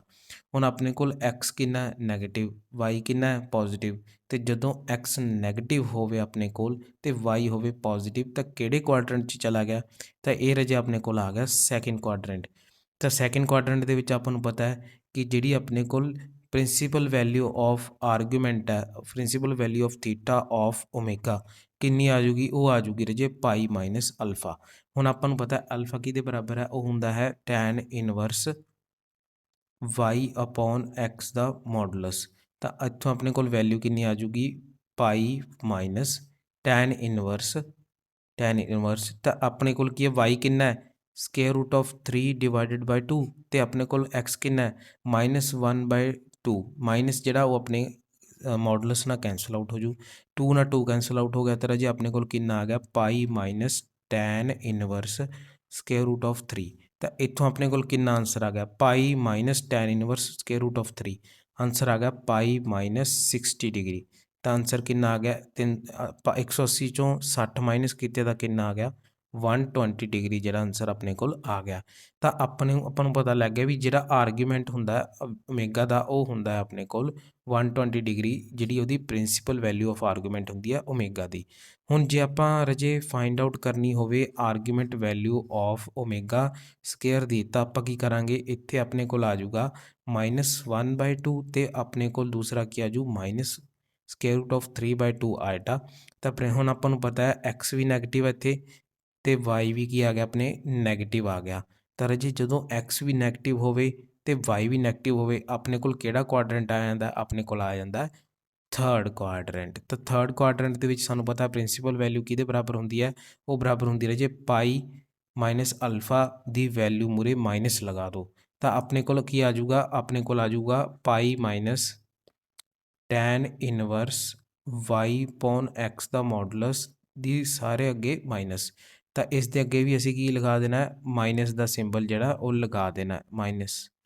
ਤਾਂ ਆਪਣੇ ਕੋਲ ਇੱਥੇ ਵੀ ਕੀ ਆ ਜਾਊਗਾ ਰਾਜੇ? ਉਹ ਆ ਜਾਊਗਾ is equal to minus of pi minus tan inverse square root of 3। ਇੱਥੇ ਵੀ ਕੀ ਆ ਜਾਊਗਾ ਆਪਣੇ ਕੋਲ? Minus of is equal to minus of pi minus 60 degree. ਤਾਂ ਕੀ ਆਨਸਰ ਆ ਜਾਊਗਾ ਆਪਣੇ ਕੋਲ? ਮਾਈਨਸ ਦਾ 120 ਡਿਗਰੀ ਆਨਸਰ ਆ ਜਾਊਗਾ। ਤਾਂ ਆਪਣੇ ਕੋਲ ਰਾਜੇ ਰਿਜ਼ਲਟ ਕੀ ਆ ਗਿਆ? ਆਪਣੇ ਕੋਲ 6th ਰਿਜ਼ਲਟ ਕੀ ਆ ਗਿਆ? ਆਰਗੂਮੈਂਟ ਆਫ ਓਮੇਗਾ ਸਕੇਅਰ ਆਪਣੇ ਕੋਲ ਕਿੰਨਾ ਆ ਗਿਆ? -120 ਡਿਗਰੀ ਆ ਗਿਆ। ਤਾਂ 5th ਰਿਜ਼ਲਟ ਕੀ ਸੀ?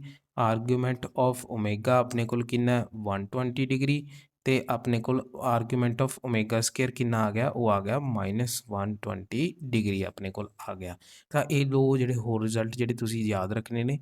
ਤਾਂ ਇਹ 6 ਰਿਜ਼ਲਟ ਸੀਗੇ। ਹੁਣ ਆਪਾਂ ਇੱਕ ਦੋ ਐਗਜ਼ਾਮਪਲਸ ਦੇਖ ਲੈਂਦੇ ਹਾਂ ਕਿਸ ਤਰ੍ਹਾਂ ਹੱਲ ਕਰਨੀ ਹੈ। ਸਾਡੇ ਕੋਲ ਕੁਐਸਚਨ ਹੈ ਕਿ ਰਾਈਟ ਦਾ ਕੰਪਲੈਕਸ ਨੰਬਰ 1 ਪਲਸ ਆਇਟਾ ਇਨ ਪੋਲਰ ਫਾਰਮ। ਤਾਂ ਰਾਜੇ ਆਪਣੇ ਕੋਲ z ਦੇ ਰੱਖਿਆ 1 ਪਲਸ ਆਇਟਾ, ਇਹਨੂੰ ਅਸੀਂ ਕਿਹਦੇ ਵਿੱਚ ਲਿਖਣਾ ਹੈ? ਪੋਲਰ ਫਾਰਮ ਦੇ ਵਿੱਚ। ਅਸੀਂ ਆਲਰੇਡੀ ਡਿਸਕਸ ਕੀਤਾ ਕਿ ਪੋਲਰ ਫਾਰਮ ਦੇ ਵਿੱਚ ਲਿਖਣ ਲਈ ਸਾਨੂੰ ਪਤਾ z ਬਰਾਬਰ ਹੁੰਦਾ r cos theta plus iota sine theta ਦੇ। ਇਹ ਅਸੀਂ ਆਲਰੇਡੀ ਡਿਸਕਸ ਕੀਤਾ ਸੀ। ਤੇ r ਕਿਸ ਨੂੰ ਰਿਪਰੈਜ਼ੈਂਟ ਕਰਦਾ? r ਰਿਪਰੈਜ਼ੈਂਟ ਕਰਦਾ ਹੈ ਮੋਡੂਲਸ ਆਫ z ਨੂੰ। ਤੇ ਥੀਟਾ ਕਿਹਨੂੰ ਰਿਪਰੈਜ਼ੈਂਟ ਕਰਦਾ ਹੈ? ਥੀਟਾ ਰਿਪਰੈਜ਼ੈਂਟ ਕਰਦਾ ਆਰਗੂਮੈਂਟ ਜਾਂ ਫਿਰ ਐਂਪਲੀਟਿਊਡ ਆਫ z ਨੂੰ। ਤਾਂ ਆਪਣੇ ਕੋਲ ਜਿਹੜੀਆਂ ਆਹ r ਤੇ ਥੀਟਾ ਵੈਲਿਊਜ਼ ਨੇ ਰਾਜੇ ਇਹ ਆਪਣੇ ਕੋਲ ਕੀ ਨੇ? r ਹੈਗਾ ਆਪਣੇ ਕੋਲ ਮੋਡੂਲਸ ਆਫ z ਤੇ ਮੋਡੂਲਸ ਆਫ z ਜਿਹੜਾ ਆਪਾਂ ਕਿਸ ਤਰ੍ਹਾਂ ਫਾਈਂਡ ਕਰਦੇ ਸੀਗੇ? z ਮੋਡੂਲਸ ਅਸੀਂ ਫਾਈਂਡ ਆਊਟ ਕਰਦੇ ਸੀ ਰੀਅਲ ਵੈਲਿਊ ਦਾ ਸਕੇਅਰ ਪਲੱਸ ਇਮੈਜਨਰੀ ਵੈਲਿਊ ਦਾ ਸਕੇਅਰ। ਤੇ ਆਰਗੂਮੈਂਟ ਅਸੀਂ ਹੁਣੀ ਸਿੱਖਿਆ ਵੀ ਕਿਵੇਂ ਫਾਈਂਡ ਆਊਟ ਕਰਦੇ ਆ। ਤਾਂ ਆਰਗੂਮੈਂਟ ਕਿਹਦੇ ਬਰਾਬਰ ਹੁੰਦਾ ਰਾਜੇ? ਆਰਗੂਮੈਂਟ ਬਰਾਬਰ ਹੁੰਦਾ ਹੈ ਵੀ ਕਿਹੜੇ ਕੁਆਡਰੈਂਟ 'ਚ ਲਾਈ ਕਰ ਰਿਹਾ ਕੰਪਲੈਕਸ ਨੰਬਰ। ਤੇ ਜੇ x ਦੀ ਵੈਲਿਊ 0 ਹੈ ਤਾਂ ਆਪਾਂ ਨੂੰ ਪਤਾ ਉਹ ਇਮੈਜਨਰੀ ਲਾਈਨ 'ਤੇ ਲਾਈ ਕਰੂਗਾ ਤੇ ਜੇ y ਦੀ ਵੈਲਿਊ 0 ਆਪਾਂ ਨੂੰ ਪਤਾ ਰੀਅਲ ਐਕਸਿਸ 'ਤੇ ਲਾਈ ਕਰੂ। ਤਾਂ ਆਪਾਂ ਜਿਹੜਾ ਆਰਗੂਮੈਂਟ ਹੈ ਉਹਨੂੰ ਫਾਈਂਡ ਆਊਟ ਕਰਾਂਗੇ according to the given complex number. ਤਾਂ ਗਿਵਨ ਕੰਪਲੈਕਸ ਨੰਬਰ ਦੇ ਕੋਆਰਡੀਨੇਟਸ ਕੀ ਨੇ? 1,1। ਤਾਂ ਇਹ ਕਿਹਦੇ ਵਿੱਚ ਲਾਈ ਕਰ ਰਹੇ ਨੇ? ਫਸਟ ਕੁਆਡਰੈਂਟ ਦੇ ਵਿੱਚ ਜਿਹੜਾ ਲਾਈ ਕਰ ਰਹੇ ਨੇ। ਤੇ ਸਾਨੂੰ ਪਤਾ ਹੈ ਫਸਟ ਕੁਆਡਰੈਂਟ ਦੇ ਵਿੱਚ ਜਿਹੜਾ ਥੀਟਾ ਹੁੰਦਾ ਹੈ ਉਹ ਕਿਹਦੇ ਬਰਾਬਰ ਹੁੰਦਾ ਹੈ? ਅਲਫਾ ਦੇ। ਤੇ ਅਲਫਾ ਕਿਹਦੇ ਕੋਲ ਹੁੰਦਾ ਜੇ? Ten inverse y upon x ਦੇ ਮੋਡੂਲਸ ਦੇ। ਹੁਣ ਸਾਨੂੰ ਜਸਟ ਕੀ ਚਾਹੀਦਾ? x ਤੇ y ਦੀ ਵੈਲਿਊਜ਼ ਚਾਹੀਦੀਆਂ ਨੇ। ਤਾਂ ਸਾਡੇ ਕੋਲ r ਵੀ ਆ ਜੂ ਤੇ ਥੀਟਾ ਵੀ ਆ ਜੂ। ਤੇ ਜਦੋਂ r ਤੇ ਥੀਟਾ ਦੀ ਵੈਲਿਊ ਅਸੀਂ ਫਾਈਂਡ ਆਊਟ ਕਰ ਲਈਆਂ ਤਾਂ ਇਕੁਏਸ਼ਨ 1 'ਚ ਜਦੋਂ ਅਸੀਂ ਸਬਸਟੀਟਿਊਟ ਕਰ ਦਾਂਗੇ r ਤੇ ਥੀਟਾ ਤਾਂ ਸਾਡੇ ਕੋਲ ਕੀ ਆ ਜਾਊਗਾ z ਆ ਜਾਊਗਾ। ਕਿਹੜੀ ਫਾਰਮ ਦੇ ਵਿੱਚ? ਇਨ ਪੋਲਰ ਫਾਰਮ ਦੇ ਵਿੱਚ। ਤਾਂ ਇਹ ਤੁਸੀਂ ਜਿਹੜਾ ਰਾਜੇ ਹੋਮਵਰਕ ਕਰਨਾ ਹੈ, ਖੁਦ ਟਰਾਈ ਕਰਕੇ ਦੇਖਣਾ ਹੈ। ਅਤੇ ਫਿਰ ਉਸ ਤੋਂ ਬਾਅਦ ਜੇ ਤੁਹਾਨੂੰ ਕੋਈ ਵੀ ਡਾਊਟ ਹੋਵੇ ਮੈਨੂੰ ਜ਼ਰੂਰ ਪੁੱਛਣਾ ਰਾਜੇ। ਹੁਣ ਸਾਡੇ ਕੋਲ ਜਿਹੜਾ ਇਹ ਆਪਣੇ ਕੋਲ ਸਿਰਫ property of argument the concept ਜਿਹੜਾ ਰਹਿ ਗਿਆ ਹੈਗਾ। ਉਸ ਤੋਂ ਬਾਅਦ ਰਾਜੇ ਆਪਣਾ ਕੋਲ 2-3 ਟੌਪਿਕਸ ਨੇ ਛੋਟੇ ਛੋਟੇ, ਜਮੈਟਰੀ ਆਫ ਕੰਪਲੈਕਸ ਨੰਬਰ ਅਤੇ ਆਪਣੇ ਕੋਲ ਡੀ ਮੋਇਵਰਸ ਥਿਊਰਮ ਪਈ ਹੈ ਅਤੇ 1-2 ਟੌਪਿਕ ਹੋਰ ਨੇ। ਤਾਂ ਮੈਂ ਕੋਸ਼ਿਸ਼ ਕਰੂੰਗਾ ਕਿ ਸਾਰਾ ਜਿਹੜਾ ਇੱਕ ਹੀ ਵੀਡੀਓ ਦੇ ਵਿੱਚ, ਨੈਕਸਟ ਵੀਡੀਓ ਦੇ ਵਿੱਚ ਕਵਰ ਕਰਾਂ। ਆਰਗੂਮੈਂਟ ਦਾ ਜਿਹੜਾ ਟੌਪਿਕ ਸੀ ਕਾਫੀ ਲੈਂਥੀ ਸੀ ਅਤੇ ਕਾਫੀ ਇੰਪੋਰਟੈਂਟ ਵੀ ਸੀ, ਇਸ ਕਰਕੇ ਇਹਦੀ ਅਲੱਗ ਤੋਂ ਵੀਡੀਓ ਬਣਾਈ। ਲੇਕਿਨ ਜਿਹੜਾ ਨੈਕਸਟ ਟੌਪਿਕ ਹੋਊਗਾ, ਜਿੰਨੇ ਵੀ ਟੌਪਿਕਸ ਨੇ ਉਹ ਮੈਂ ਕੋਸ਼ਿਸ਼ ਕਰੂੰਗਾ ਇੱਕ ਹੀ ਵੀਡੀਓ ਦੇ ਵਿੱਚ ਕਵਰ ਕਰਾਂ। ਅਤੇ ਇੱਕ ਜਿਹੜੇ ਕੁਐਸਚਨ ਜਿਹੜੇ ਇੰਪੋਰਟੈਂਟ ਨੇ ਉਹ ਫਿਰ ਮੈਂ ਹੁਣ ਕੀ ਕਰੂੰਗਾ ਰਾਜੇ, ਉਹ ਮੈਂ ਆਪਣੇ ਇੰਸਟਾਗ੍ਰਾਮ ਚੈਨਲ ਦੇ ਉੱਪਰ ਜਿਹੜਾ ਸ਼ੇਅਰ ਕਰ ਦੂੰਗਾ। ਇੰਸਟਾਗ੍ਰਾਮ ਚੈਨਲ ਦਾ ਜਿਹੜਾ ਮੇਰਾ ਨਾਮ ਹੈ ਤੁਸੀਂ ਸਰਚ ਕਰ ਸਕਦੇ ਹੋ, ਉਹ ਹੈ ਕਲਟੀਵੇਸ਼ਨ ਆਫ ਮਾਈਂਡ ਸਰਚ ਕਰ ਸਕਦੇ ਹੋ। ਅਤੇ ਟੈਲੀਗ੍ਰਾਮ ਦਾ ਜਿਹੜਾ ਚੈਨਲ ਹੈ ਉਹ ਹੈਗਾ ਗਾ ਰਾਜੇ ਆਈ ਟੀਚਰ 23 ਜਾਂ ਫਿਰ ਪੰਜਾਬੀ ਵਿੱਚ ਤੁਸੀਂ ਮੈਂ ਅਧਿਆਪਕ ਜਿਹੜਾ ਉਹ ਲਿਖ ਕੇ ਸਰਚ ਕਰ ਸਕਦੇ ਹੋ। ਠੀਕ ਹੈ ਜੀ, ਤੁਹਾਨੂੰ ਮਿਲ ਜਾਵੇਗਾ। ਅਤੇ ਮੈਂ ਡਿਸਕ੍ਰਿਪਸ਼ਨ ਬਾਕਸ ਦੇ ਵਿੱਚ ਵੀ ਇਹਨਾਂ ਦੋਨਾਂ ਦਾ ਲਿੰਕ ਦੇ ਦਊਂਗਾ, ਕਿਉਂਕਿ ਇੰਸਟਾਗ੍ਰਾਮ 'ਤੇ ਨਾ ਮੈਂ ਰੀਲਸ ਜਿਹੜੇ ਨੇ ਉਹ ਕੁਐਸਚਨਸ ਬਣਾ ਕੇ ਸ਼ੇਅਰ ਕਰਦਾ ਰਾਜੇ, ਤਾਂ ਕਿ ਤੁਹਾਨੂੰ ਉੱਥੇ ਪੜ੍ਹਨਾ ਈਜ਼ੀ ਹੁੰਦਾ। ਥੋੜ੍ਹਾ 3-4 ਮਿੰਟ ਦੀ ਹੀ ਵੀਡੀਓ ਬਣਦੀ ਹੈ ਅਤੇ ਲੇਕਿਨ ਉਹ ਕੁਐਸਚਨ ਜਿਹੜੇ ਨੇ ਹਰ ਵਾਰ ਪੇਪਰ 'ਚ ਆਉਂਦੇ ਨੇ ਜਾਂ ਪੇਪਰ 'ਚ ਆਏ ਹੁੰਦੇ ਨੇ, ਉਹ ਮੈਂ ਉੱਥੇ ਜਿਹੜੇ ਅਪਲੋਡ ਕਰਦਾ ਲਾਸਟ ਈਅਰ ਵਾਲੇ ਜਿਹੜੇ ਮਾਸਟਰ ਕੈਡਰ ਦੇ ਕੁਐਸਚਨਸ ਨੇ। ਤਾਂ ਤੁਸੀਂ ਜ਼ਰੂਰ ਜਿਹੜਾ ਇਹਨਾਂ ਨੂੰ ਚੈੱਕਆਊਟ ਕਰ ਲੈਣਾ ਹੈ। ਅਤੇ ਇਹ ਸੀਗਾ ਆਪਣਾ ਅੱਜ ਦਾ ਆਰਗੂਮੈਂਟ ਆਫ ਕੰਪਲੈਕਸ ਨੰਬਰ ਦਾ ਟੌਪਿਕ। ਅਤੇ ਮਿਲਦੇ ਹਾਂ ਨੈਕਸਟ ਵੀਡੀਓ ਵਿੱਚ। ਧੰਨਵਾਦ।